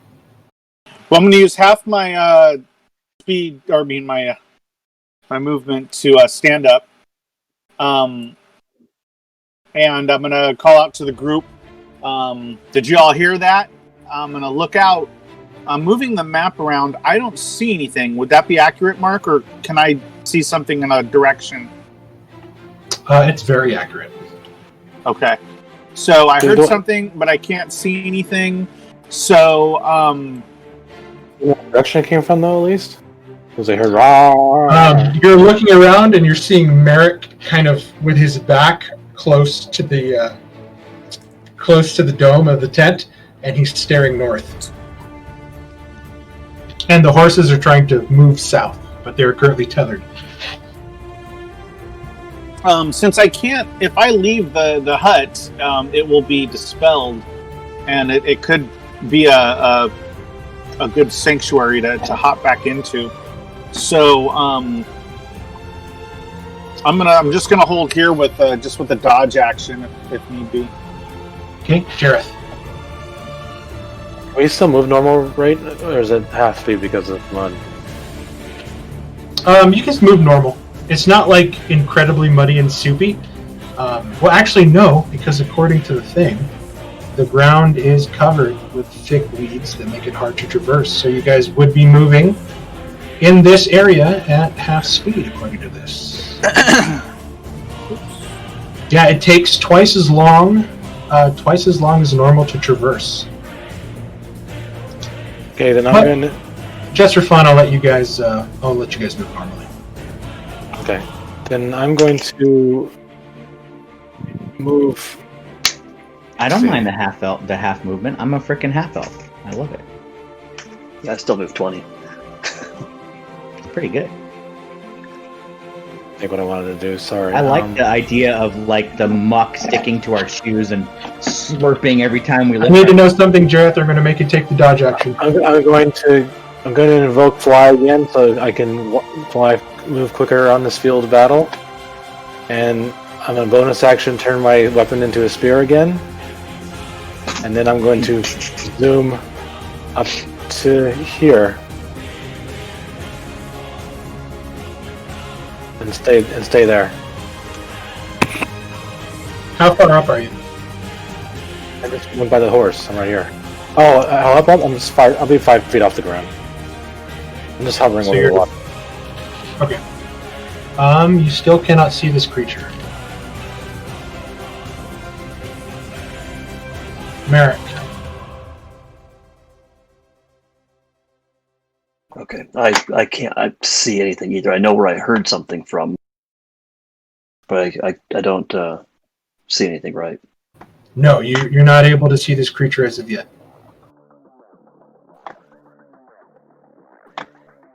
Which direction did I hear stuff from? Was it towards the north? The north. So I think at this point I may want to go up and try and hide. Are you going to try to peek around the tree or anything? That's what I wanted to do, yeah. Okay, so go ahead and move up to the tree. It's not You peek snap or around. anything. So did you use your action to put the hood up, Merrick?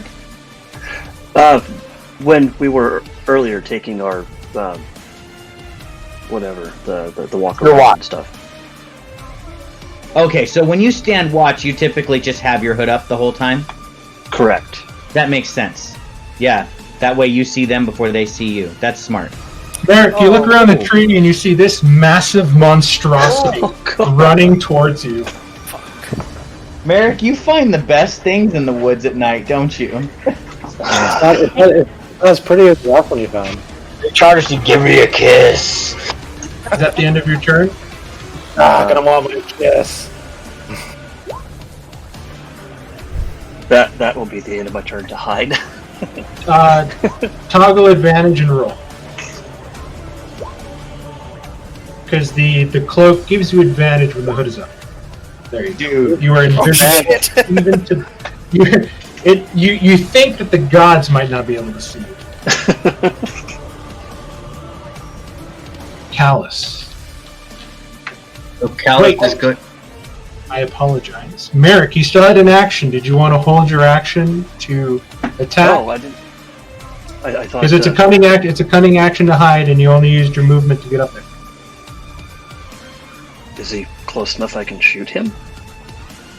I mean, I'd be kind of giving away my position, but it would be a... You would be, Shot but with you'd be making an attack with advantage. Yeah, let's do that.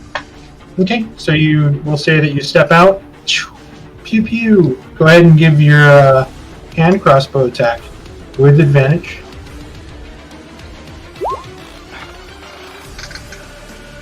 A 16, you actually watch as the light that you re-emerge from, that you cast on like the coin, and you flash it out towards the creature and you shoot, and you actually see your crossbow bolts hit its shoulder and deflect off. And it sees you and it goes, and it's starting to come at you.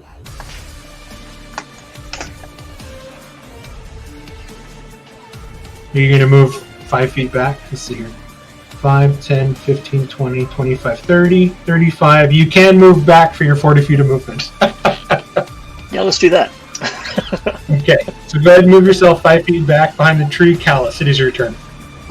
Callus is going to sit up with bloodshot eyes. He goes, "What is it now? I'm never going to get a good night's sleep here." He is going to grab his battle axe and his pickaxe, stand up for half his movement, and he's just going to look around for a target. Okay, you do not see anything as of yet. Merrick, this had better not be a joke. It's not a joke.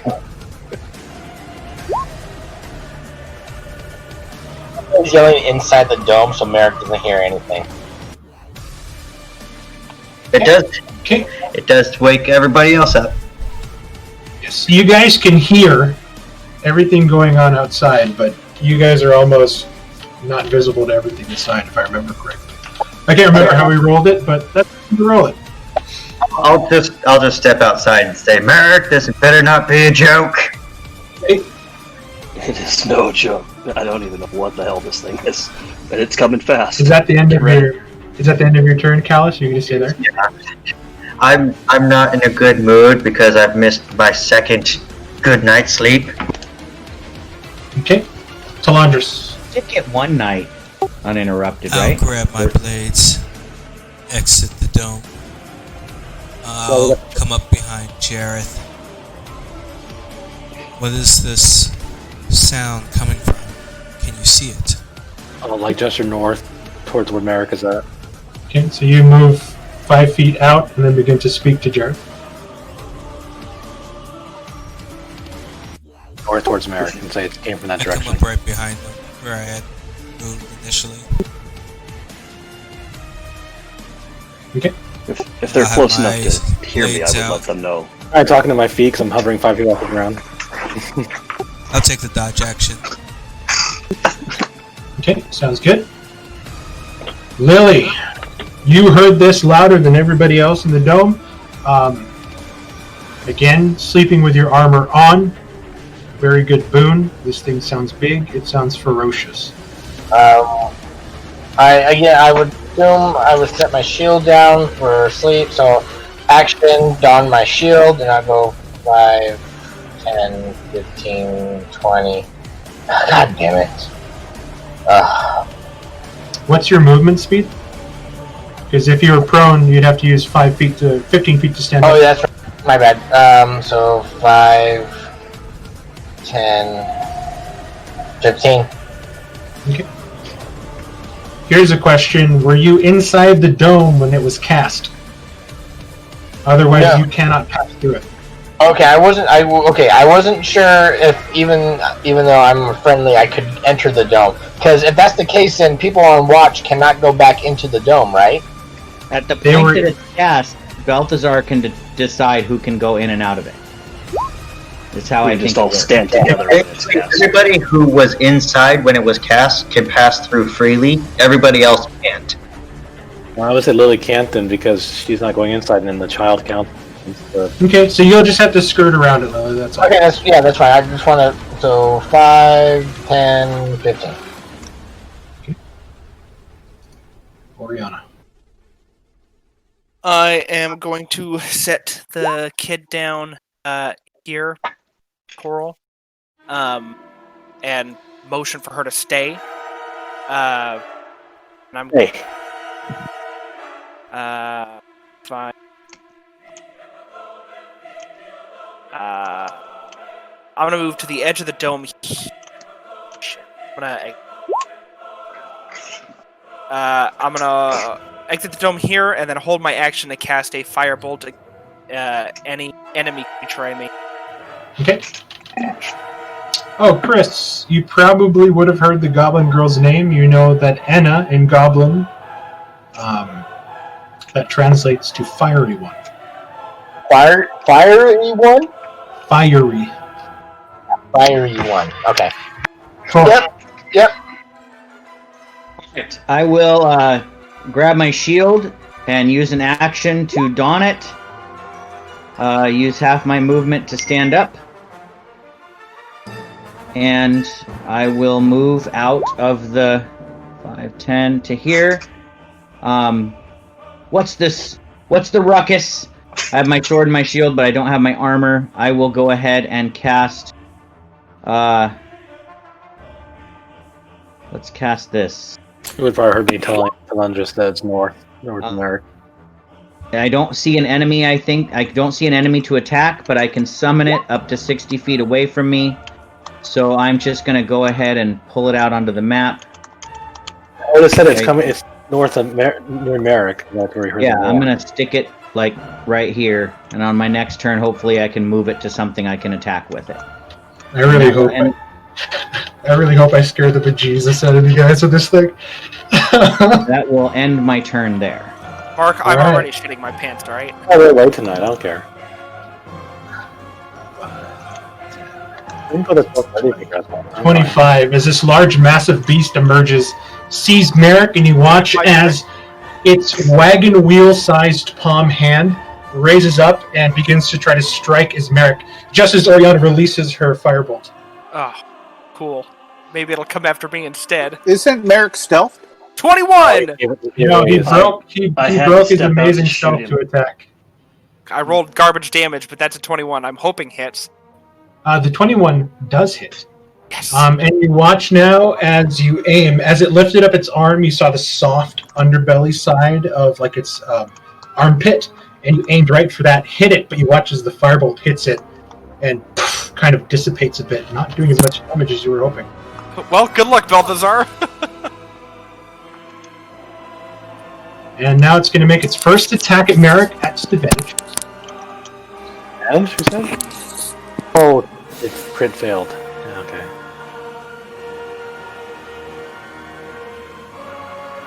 Whoa.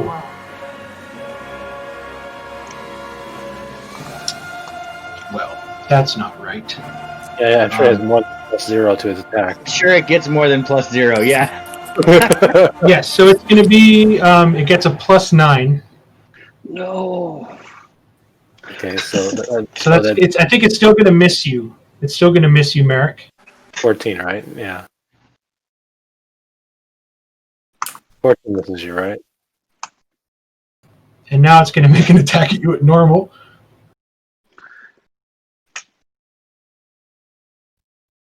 It's going to be great.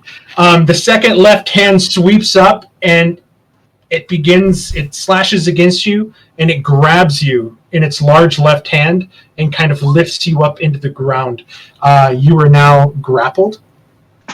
And while you're grappled, you're considered restrained. And now it's going to take a bite out of your head. Oh no. Oh, but first you take 7 points of slashing from the claw, and here comes the bite. 22. Okay, so you're going to take 3 points of damage from the slash, and here comes the bite attack. You take 14 points of piercing from the bite. So 17 total. Yep. I'm going to put the net on you as you are restrained. And then it's going to continue 5, 10, 15, 25, 30, 35. That's the end of its movement there. Top of round 2. Balthazar, you see a massive fucking creature now with Merrick in its arms. Yes, I do. I'm going to break out of the dome to make an attack, so the dome will disappear upon leaving it. I should have a good line of sight from there. Mark shot our weakness with the dome because we have horses. I do have an inspiration honestly, token. Unless it's honestly, oh, go ahead. you can use it. You can use it. It's honestly, that's the rub, is the scent of the horses. So you're getting an idea that this is what is kind of giving away, especially this large predatorial creature.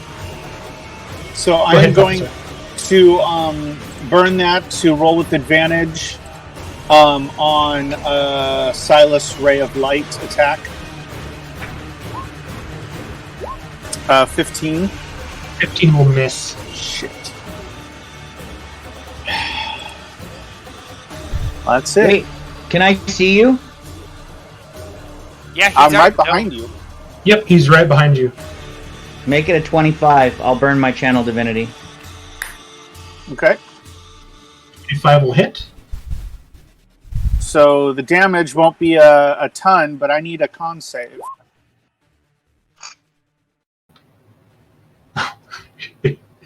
Okay. It's probably all Plus constitution. 25 con, yeah. Plus 11. Jesus. Jesus. All right. Well, it doesn't matter. Even if you succeed on the con save, you are blind until the end of your next turn. Okay, at the end of its turn, it's going to use a legendary action.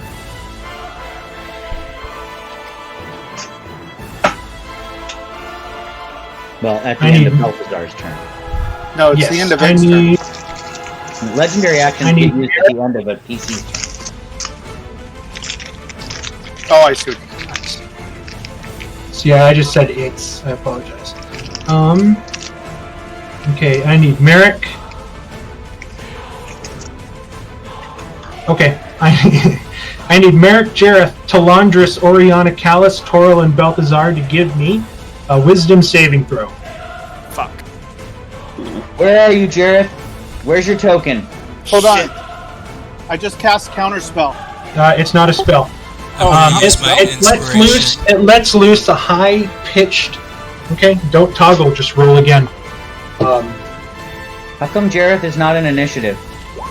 Oh, here he is. Okay, Oh my Okay, god. so I'm within 10 feet of you, Jareth, so I get your aura, right?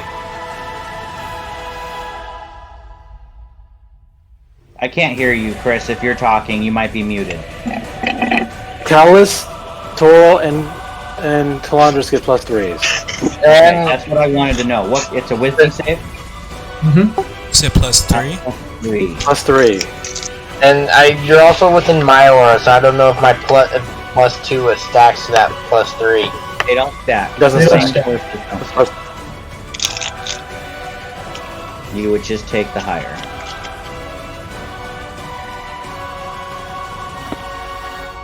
What's the save mark? The save is 13, so Oriana fails. Balthazar fails. No, Balthazar succeeds. Oh no, he's not. He's not. It's 12. He only gets a +2 from Lily, Yeah. so he fails. Everybody else succeeds. Oriana and Balthazar are stunned until the end of the creature's next turn. Fuck! And what was that? Stunned. No. What Legendary did action. the creature do? It looked at you. It It looked like screeched. he yelled. It screeched to the point to where you guys had to cover your ears, and it sort of drove you two a little bit kooky. So not a spell, Sort just of it just feeling- screamed out loud, essentially. Yes, he didn't wave his hands around and bring out a feather and cast a spell. He just screamed.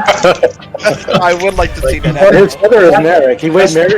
He waved Merrick around and cast a spell. That's the difference. That's the difference between casting a spell and just a giant monster roar. Was I out of range? You're not 30 feet. You're not within 30 feet of it. I'm his focus object. And that would be like a layer action. Oh, you are 30 feet of it. Lily, give me a wisdom save. No, it's a legendary action, Balthazar. Yeah, he's spending so many of his 3 legendary actions to do something not on his turn. He used 2 points. Lily, you succeed.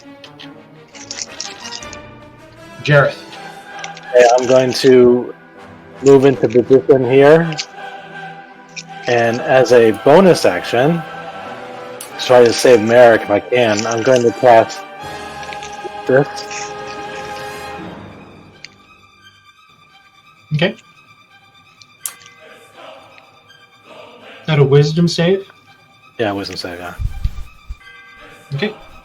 It's not very good at wisdom. Still rolls. Still high. Jesus. Let's see. Oh, I think yeah, I'm making up plus for my 12. shit roll of last encounter. That was your bonus action? I'll still attack it.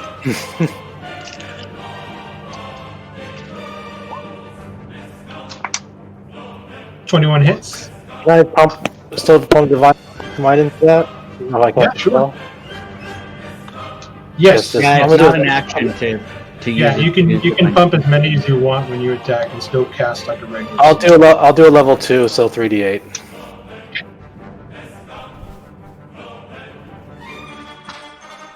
Oh god, terrible roll though. But that's fine. I'm trying It's sort of looking unfazed.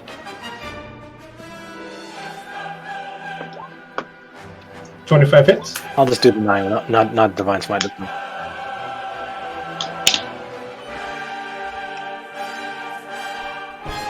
And I'll just stay there. You know, I'm hovering 5 feet off the ground, basically. Okay, Merrick. You are grappled in this thing's mighty fist, and it is taking chunks out of you. Can I try to escape? Sure, give me a athletics or acrobatics check. Let's go with athletics. You succeed and escape the grapple by sort of forcing yourself out. Hi, me. So can I use my cunning action to disengage and run away? Sure. Okay. I want to do that. I'm going to try and, I guess, get back closer. Is there a place somewhere in the area I could potentially hide on the next turn? You used your cunning action to dash away, so you can't use it to hide. No, but on the next potential turn. Anywhere you see these big black spots are trees to hide behind.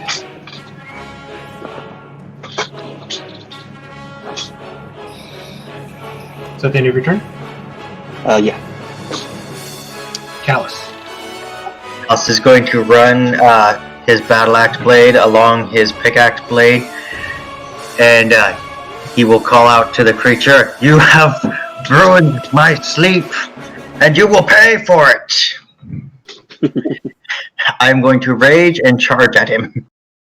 Okay.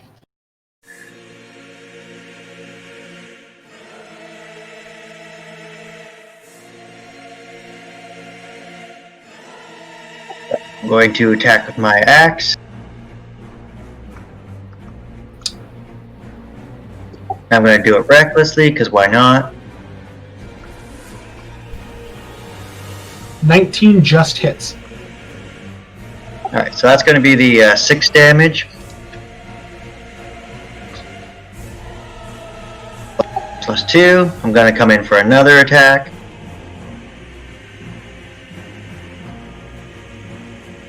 That's going to be 9 plus another 2. Then I'm going to use my bonus action to do my offhand pickaxe. Okay.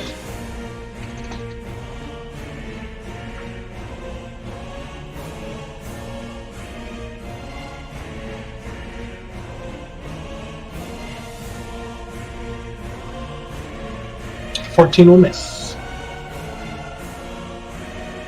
Alright, and my Ancestral Guard are going to swarm him.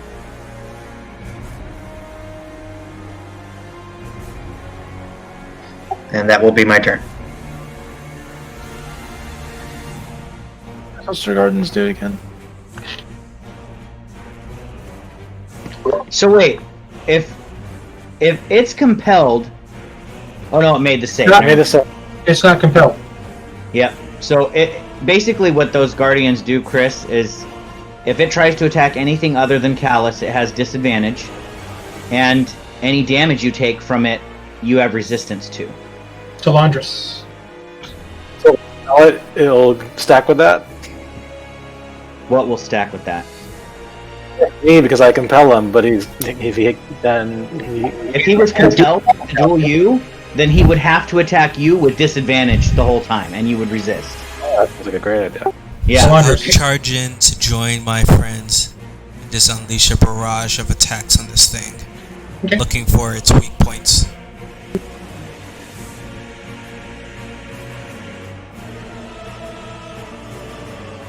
That'll Got a hit. weak point. Nice.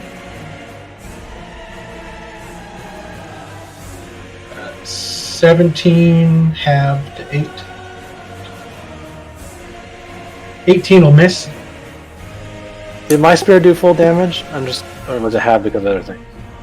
You have a magic spear, so yes. I'll action surge. Okay. That'll miss. 24 hits.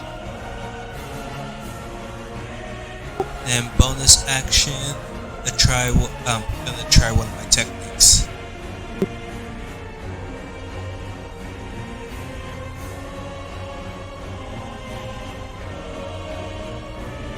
So I bring my blade and it doesn't do initial damage, but it's gonna start bleeding over time. Okay. How much does it bleed out? 1d6 per turn. Okay, sounds good. At the end of your turn, is that the end of your turn? Yes. It's going to use its last legendary action to make a claw attack with advantage at Callus. Callus, you What? take 9 slashing. Why I is take it 4 at advantage? They attacked. Lily, Did Balthazar do something to it? Yeah, he's blind. oh, that's right. Even he succeeded, he's blind. How long is he blind for? Until the the end of his end of next its turn. next turn. I'm Let me looking re-roll at the description of your spell. I don't that. see that. I'm going to re-roll that.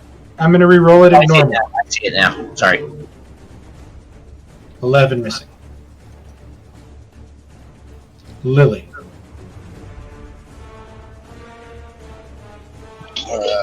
5, 10, 15, 20, 25. I am going to cast. I should have done this at the beginning, but hey. I'm going to choose Callus, Jareth, and me.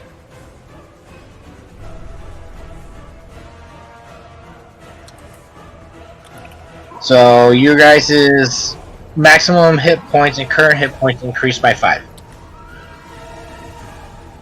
Okay, is that the end of your turn?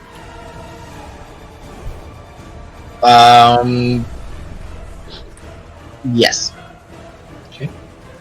Oriana, you were stunned. Yep. Coral. As a bonus action, I am going to move this to there. And I'll make an attack with it.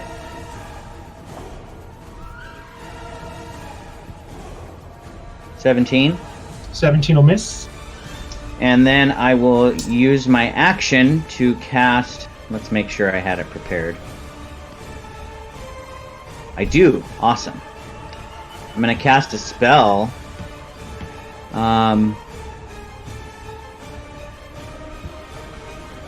Guiding Bolt. Okay. 24 hits.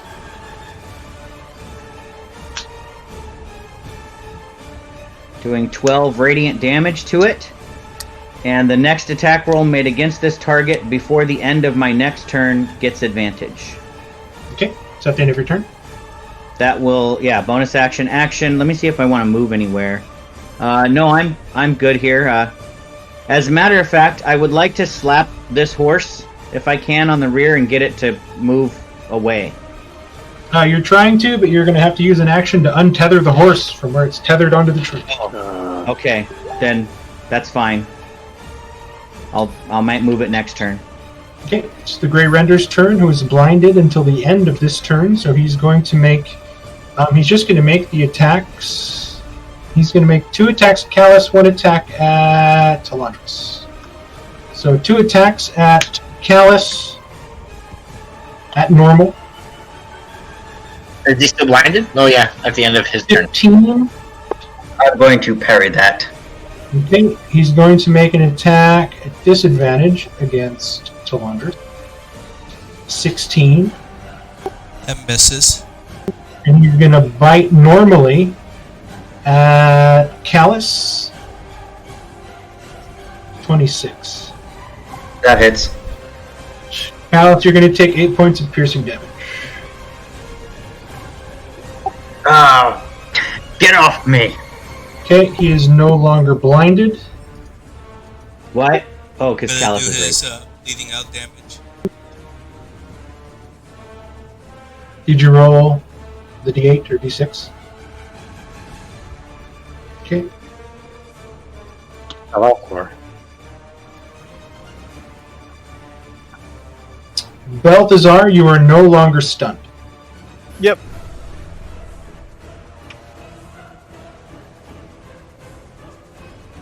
If That's you my make turn. an attack roll against him, Balthazar, you have advantage. Just keep that in mind. He's glowing from Guiding Bolt.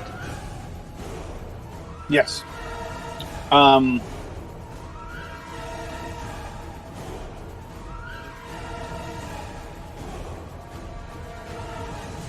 Let's go with Shatter behind him here, Okay. and with advantage toggled. Oh wait, You don't no. get advantage on Shatter. It's a saving throw. Yeah, would the next the advantage would go to somebody else just because I attacked. It would transfer to someone else Okay, because it's the perfect. next attack roll made before the end of my next turn. We'll go So with- somebody has to I- use it. I just want to make sure I didn't blow it. Okay. Yep. And I will actually cast it at a level higher. Okay. Ooh, crit failed. It's save. Oh, Wow, thunder damage too. Yeah. I clicked the wrong thing, so technically, it would have been an 11, but a crit fail, or a 12. It would have been a 12, but a crit. Yeah, but look at that damage, Ken. A 12 on a 3d8. That's actually not bad. God, I did So like total That's average. Total 16 there. You actually rolled straight average because it's half. Whatever that dice is. You just didn't roll better than average. Balthazar, is that the end of your turn? I'm just going to move further back to get out of any type of range. 5. Jareth. Oh, shit, that's right. I'm perturbed that he didn't want to accept my phone and do it again. Bonus action.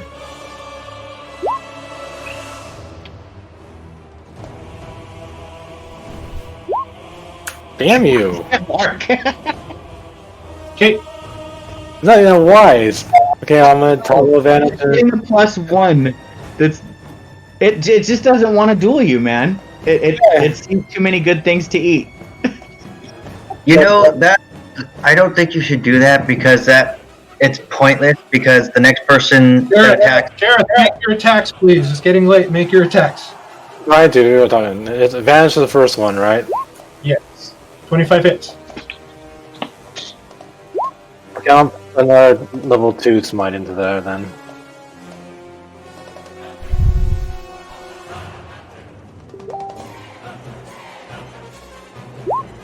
Okay, 15. Oh, I didn't realize that. 23 total.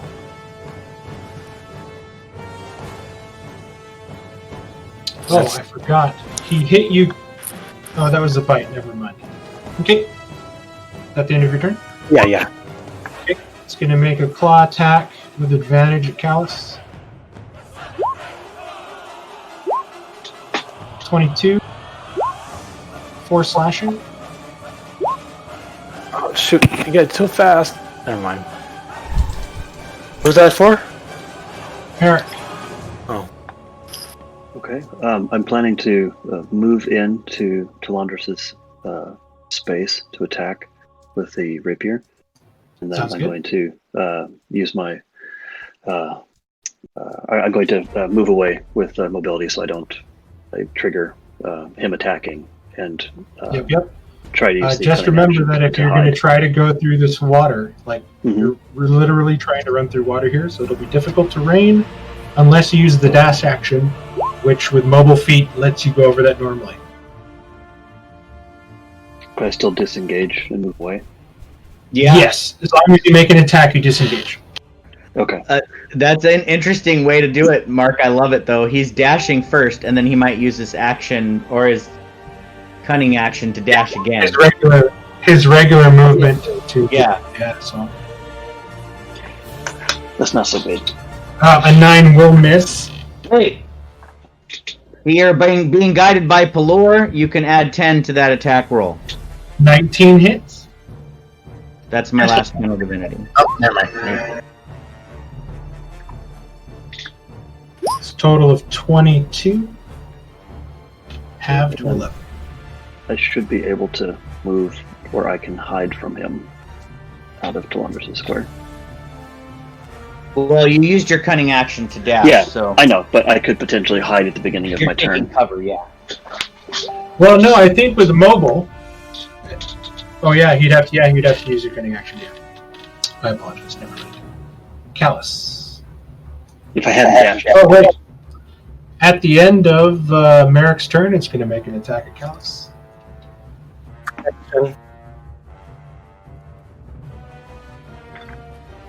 Hitting with a 22. Oh, It's not, Callus, you take 3 points. it's not blinded 3 anymore. points. It should have advantage. Yes, but I heard Jareth say protection. still hits you though. So Jareth said protection, granting disadvantage, canceling out the advantage, making the roll at normal. Callus, it is your turn. Callus You are currently restrained, by the way, as he hit you with his claws. And I gotta look up what restrain does to me. So you have Speed is 0, disadvantage. your attacks have disadvantage, and his attacks have advantage. Multi-attack? You multi-attacked Merrick last time. Yes, and Merrick escaped with a 21 athletics check. Well, I'm gonna be just laughing and say, "Is that the best you can do?"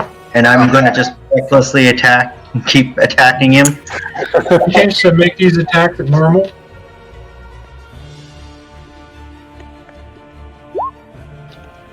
That's a miss. That's a hit. And that's gonna be the 6 damage plus an extra 2. Wait. I believe that this rage incorporates the extra 2. How long does your Spirit Gardens last? It lasts for a minute. Oh, nice. Or until his rage ends.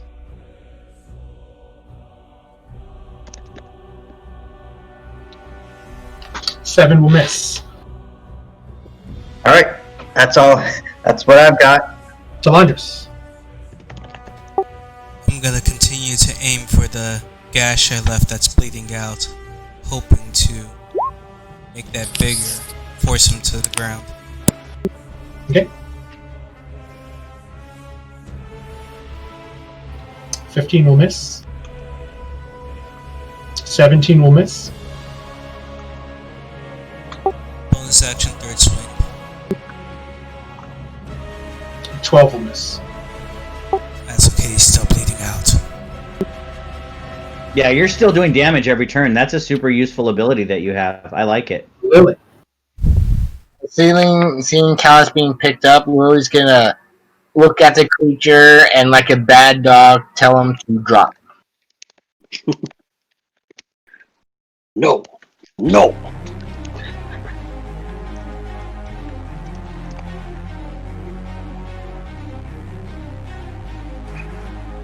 It holds on to Callus. Yep, C13. You're like nailing those wisdom checks. Wisdom Okay. saving throws. Is that the end What of was your your turn, Lily? one-word command to him? Up. Oh. Release. I'm gonna stay right there, yeah. Go Oriana. Kill it. Shatter I know at 3rd level. I know what that symbol is. Yep. Boom. Oh, damn. Oh, he's got good constitution now. I mean, he is like a solid rock monster. He's gonna be. I am gonna empower that to reroll that 1 though. Okay, let me know what the final damage is. Toral. Alright, I have my turn prepped. Bonus action, I'm gonna go ahead and move this so we can see the players. 5, 10, 15, 20. And I'm gonna use a bonus action to attack with it. 8 is gonna miss. And then I'm gonna use my action to Guiding Bolt again. Well, maybe not. I'm gonna use my action to Sacred Flame because I don't have a thing to help me hit. Okay, So- sounds good. He's quite a lumbering beast, so he's not as dexterous as... No, he's not. So here we go. Nope. Finally, one low one. 14 radiant, and that will end my. Or no, I'm gonna move, Mark. So, but I mean, you can move on in initiative. I'm just gonna move Toral to 5, 10, 15, 20, 25. Am I gonna rock? No. So, yeah, I'll just get to the edge of this water by my horse. Actually. You're kind of calf deep in mucky water at the moment. Okay, I'll end my turn there then. I just wanted to get next to my horse here. Mark that 25 thunder damage. Put it in 10. Yes, and then he halved that.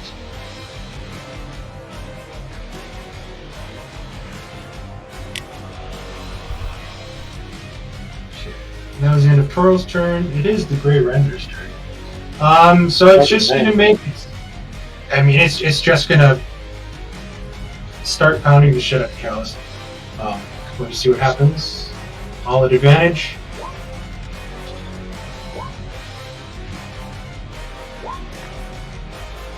Another 3 damage for bleeding out.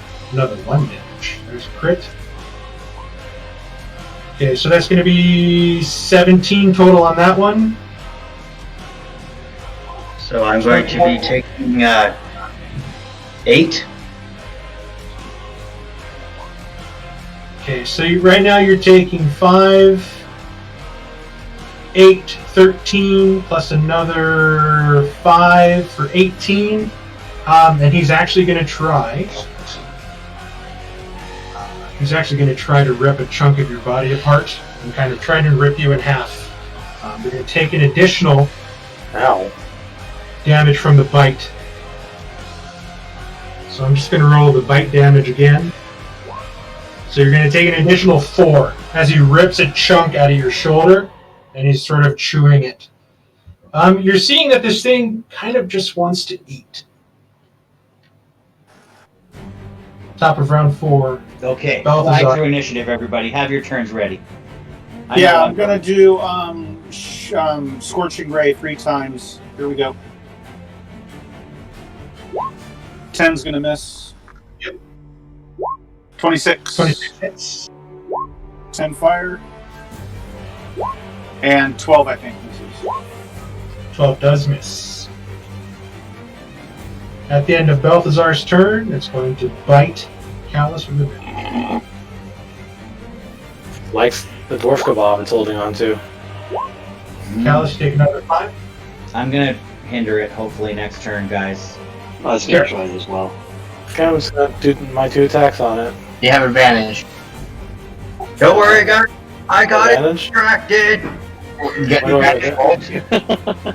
Is the guiding bolt still active? No, it's the next that's attack the- roll only. That it's only one attack. And that guy, I think Talandris used it. I'm gonna 24 hits. I'm gonna put my last spell slot into it. Somebody used it. Somebody made an attack roll with advantage. 18 total. Jareth did on that guiding bolt. Yeah, I did. Yeah. Okay. That's my second attack. Additional 8.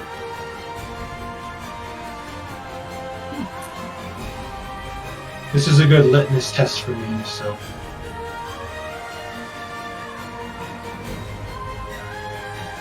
Okay, that's the end of your turn. Yeah, that's it. At the end of your turn, it's going to make a bite attack at Callus.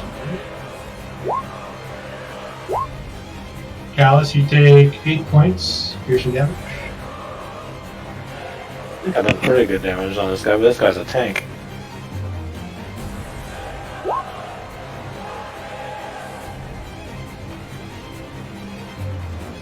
Merrick. I'm going to step down to make sure I can see it. And I'm going to try and make it drop Callus. I know it's not DC 0, but I can't remember what we came up with last time.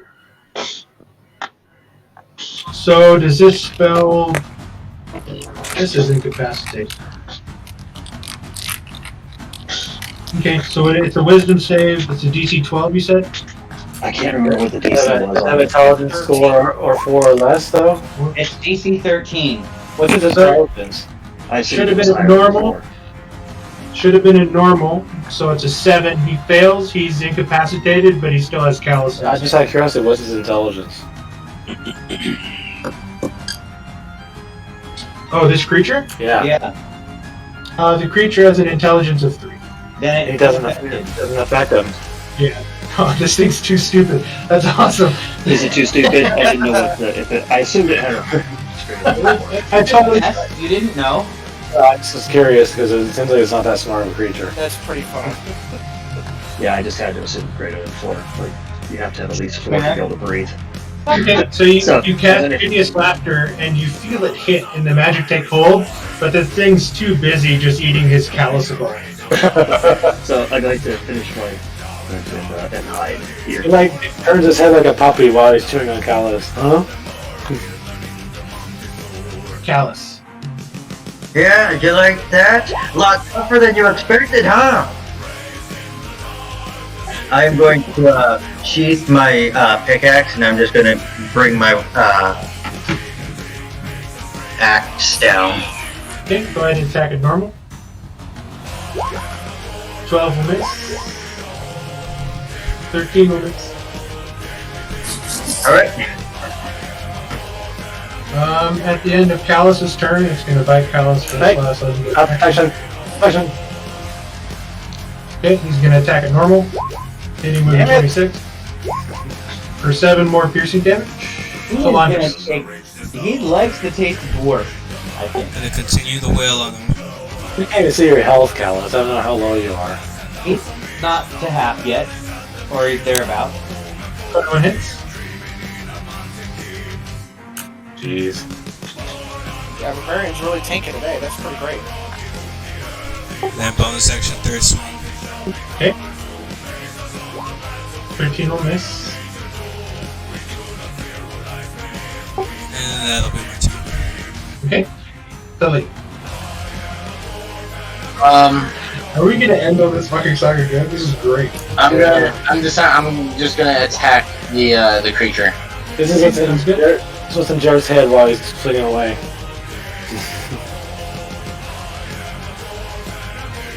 I think this is Callus's theme song.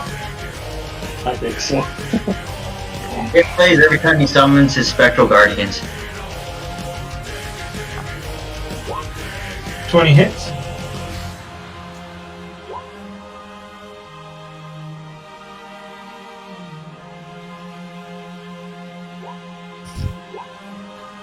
$15 will miss.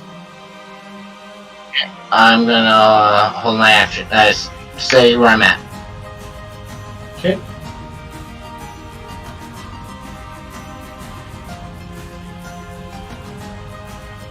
Oriana. So, are we moving at normal speed, or is this difficult terrain? I'm gonna let you guys move at normal speed. Okay. Then I'm gonna use my full movement to move.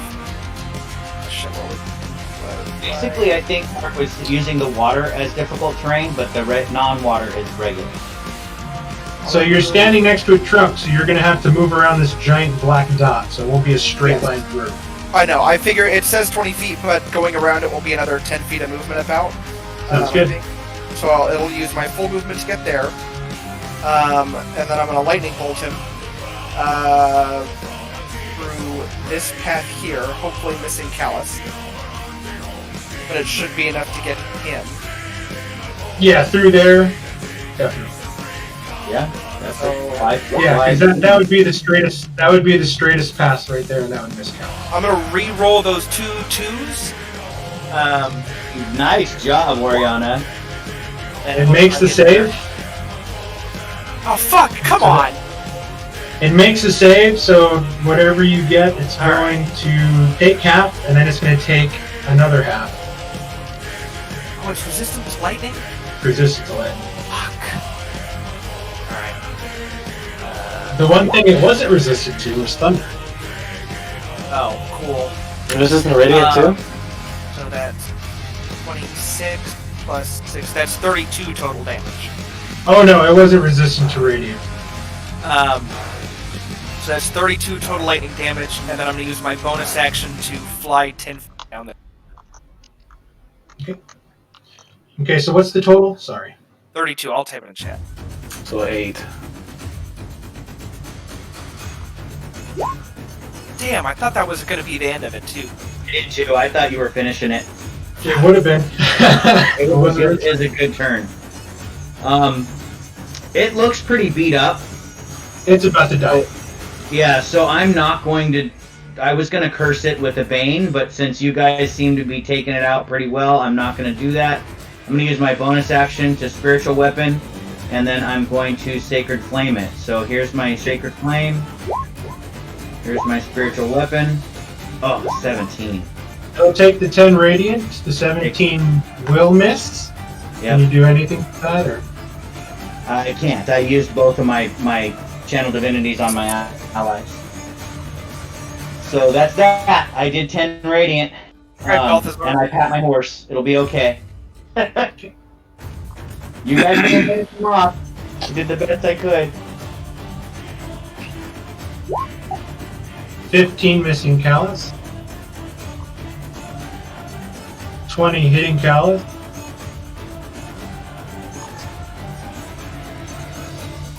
26 hitting Callus. It hit with a slash and a bite, so I'm going to roll the bite damage twice. Damn. Okay, so that's going to be 4. 14. It's going to be 18 total. Damn. And we'll take the 1 point of damage from the bleeding.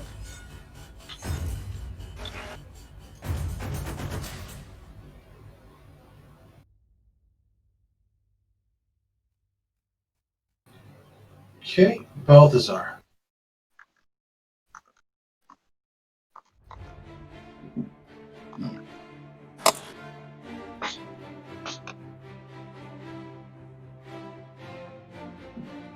Yeah. Wow.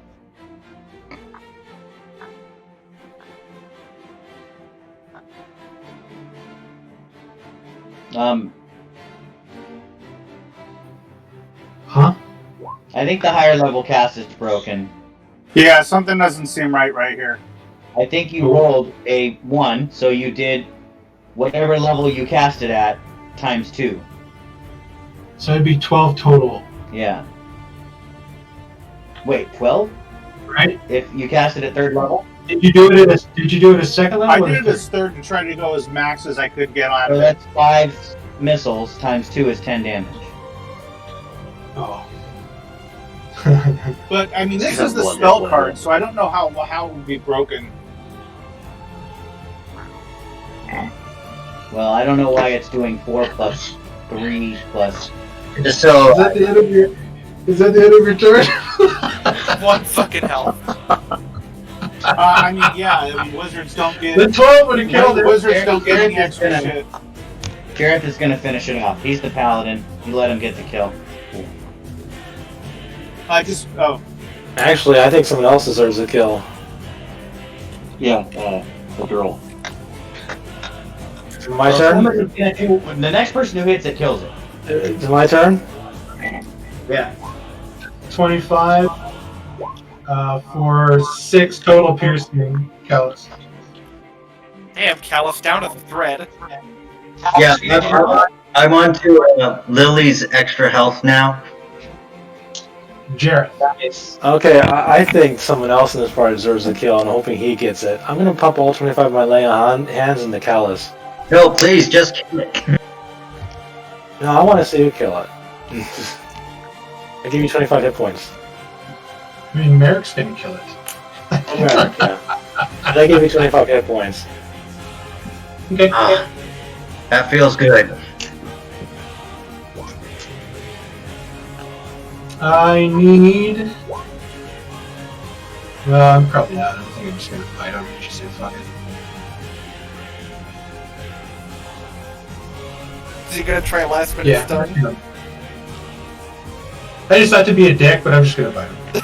No, dude. Yeah, come on. Yeah. At the end of Jareth's turn, he's just gonna try to bite Callus. 22 Yep. for 8. Merrick, take it home. All right, That's I'm going to run around behind him. If I can make my character move. I was all I'm saying, in case I missed, I didn't want him to attack Callus and kill him, so. He just would have knocked him down. Oh, yeah, I was ready to like, devour him whole in pieces. No, he just would have knocked him unconscious, and then you guys still would have killed him. I know, but I'm just playing my character as he would feel. I want to see Callus die. Yeah, that's it. You only have 1 hit point left. That's at least 8 damage. You stab him through the mouth. He's got a silvery tongue that's now sticking out of his face. He releases Callus's half-destroyed body, chunks of flesh missing, the lay on hands kind of leaving divots. Like your skin right now was healed for the most part, but you look like a fucking golf ball. And it's pretty brutal. Drop Callus and Callus will just faceplant into the mud and just stay there. I'm done. But that pretty powerful scales. They might be useful if they're deflecting so many of our attacks. Oh yeah, let's harvest this dude. We don't have time. Well, I don't think anything's gonna make off with it. We can go back to sleep. Our full rest. But In the yeah, morning, we'll deal with it. Callus, Lily For goes. 4 hours, he can do it. Callus is gonna just sleep right here if you guys don't mind. You know, if we just leave all these bodies in tiny little piles, nothing's going to keep following us. That's right. We'll path that through the forest. If we keep leaving these bodies in tiny little piles, it's going to be easy to follow us. It's fun, guys. Since I only used the 4 hours during the time that I'm not asleep, I will actually see if I can harvest some of the scales. okay. You take your weapon, and you're seeing that without the aid of some sort of magical knife, that this is going to take quite a while. This is a very strange creature, and you realize that when you were fighting it, like, your swords are really having really no effect on it. After I sleep, I could try with the spear, but I need to... I mean, you're trying to harvest with a spear. It's not going to work. That's true. So it's a pretty tough hide to try to cut through. I can make your sword magical in the morning. But you can give me a survival check if you want to try to get some of the pieces out. Just know it's going to be a pretty hard DC. You want me to give you the survival, or Jared? You're the one that said you were going to try to harvest it. Nobody else did. So I Just making suggested we sure. harvest it as well. Cal, let's add your level to that. yeah, you feel like you're doing more damage than good as you're trying to kind of hack at it with your sword to get some of the thick hide off.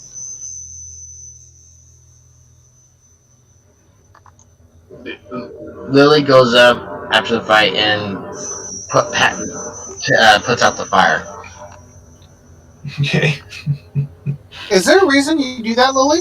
We are in enemy territory. You can't. You can hide the fire. But it's going to bubble. disappear when I put my hut on Yeah, top. you keep. I think for 10 minutes it's okay to have the fire there. I'd rather So not risk it. the fire has been put out, and as soon as the flames put out, the bugs come in.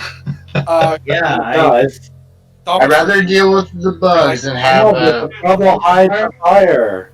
every time he kicks that fire over, can you just firebolt it back up again? Yeah, I can Every just thumb single it time. for firebolt it. Yeah, absolutely. We are in swampland, so you good Maybe you luck. can time it so that it hits her foot when she does that. Oh, Merrick, thank you. This is for you then. I'll hit a roll for you. Does anybody else need some non-magical healing? I tried to get damaged, but I didn't get damaged this session. I tried. And the aid spell lasts for 8 hours. So, Merrick, you would get 15 now because you get to add 6 to that 9. I mean, I'm messing with Cal. That ability is awesome. I didn't realize. So let's use this time to give out our 2 points of inspiration. Callus, 100%. Yeah, Cal's For just taking definitely all the number one. damage, doing a great job leading us through the fog. Callus, all the way.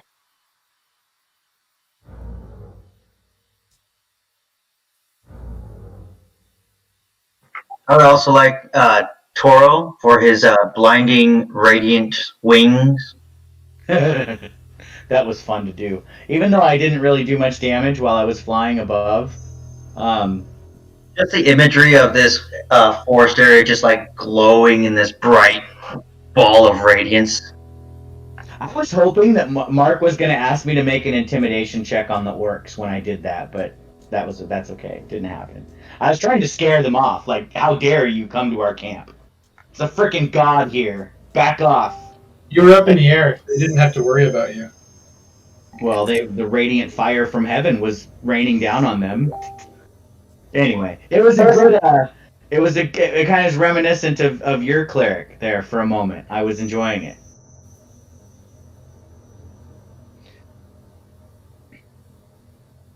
Yeah, I liked Callus as well. That's my vote.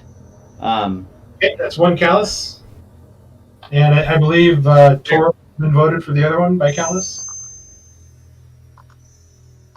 Yeah, my vote is for Talandris.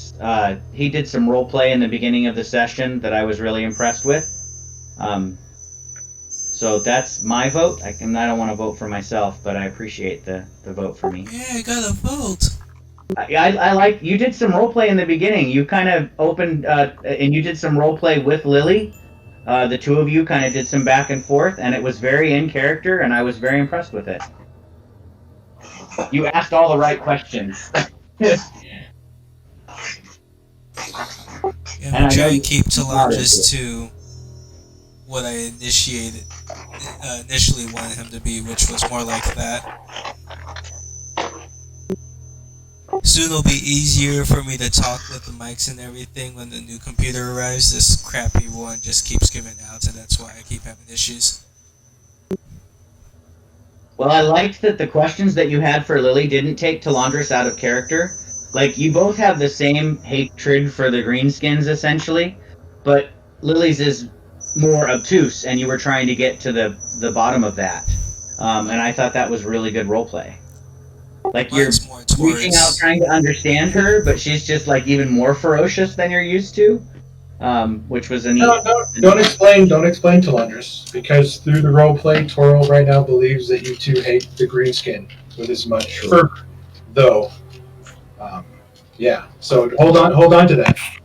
But from Toril's perspective, what I'm seeing, just so the party knows, is that Lily's hatred is unreasonable, and Talandris seems to be able to mitigate it with logic in certain situations.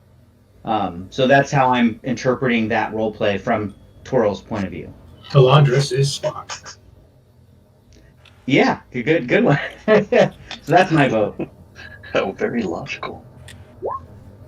I'm gonna go for of course Callus and No, it's really Toril. funny. 1650, huh? That's a My good amount. girlfriend called me Spock the other night when we were watching Star Trek.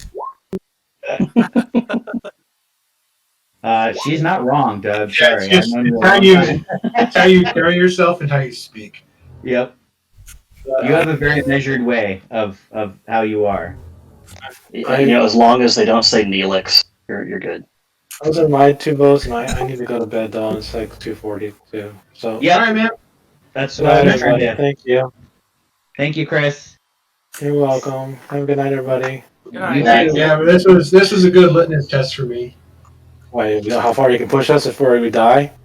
No, I just know now with the party composition that I'm never going to use a single monster opponent for you guys. I absolutely can't. So. Now with Callus's ability, that kind of nerfs Pretty you a much bit. anybody else at any time. Yeah, but you were Oh, laughing It at him. attacked me. You were laughing at him and specifically taunting the dumb monster, so it was attacking you. all the time. Good job. I mean, And the That was, party, that was your roleplay. yeah, that was Callus got into his Slayer persona, and he saved the party about 160 points of damage. Thank you. Yeah, thank you. Because that would have killed me. It was really high, so he would have hit all of us. That's what droves are for. I had I really fun needed- playing really a 6-level needed this. Toro tonight. I really needed this, so I can plan future encounters a little bit better. I thought I was gonna hate it because I can't really be up in the front line doing war cleric-y stuff anymore. But what you said earlier tonight, Mark, about clerics being so diverse, or not? You didn't use the word diverse. You said They're incredibly versatile. versatile. That's the word you used, and I completely 100% agree now. Especially after tonight, I got a chance to kind of play them two different ways, and I liked it. It was fun. It was still fun. So I think more than any other class, I think other than Druid, because they're both kind of in the same boat. Yeah. They can fill so many roles at once during encounter at any time that you should never be bored playing a cleric. yeah, I had a blast every round that I came up in initiative. There was something fun to do. So it was good. I love that class with all my heart. But I mean, I hope you guys had fun. Oh yeah, Oh, that monster scared the shit out of me. I did. Finally got to use the When you did bloodthirst that technique. stunning thing with the other guy too that stunned him for 3 rounds, I was terrified. That was a good encounter too. Yeah, I was like, damn it, she got nerfed pretty hard too with the hideous laughter. I was like, shit. But they didn't give her. That's a Mirager in the Tome of Beasts, but they didn't give her magic resistance at all. So all her saves were made at regular. She had no damage resistances or nothing. Yeah. The one Well, that tried to take that me out crit first. that Merrick did probably set you back a little bit. 53 points in one attack is a lot of freaking damage in a monster. That was fucking incredible. But he was Yeah. taking advantage of his own little doobly-doo, and that was well done. Oh, she's prone. That was rad. Alright, well, I got a big game tomorrow, so I'm going to go to bed. Fun session, though, tonight, Mark. Thank you for pushing it out to let us finish that encounter. Yeah. Yes. Yeah, I hope you guys are ready for more. Just be advised that Mount Silverhold is not going to be a roleplay encounter. So, Oh, I'm so excited. Can't wait to blow up a whole mountain. Is I it got gonna my be whole- worse than what Group A went through?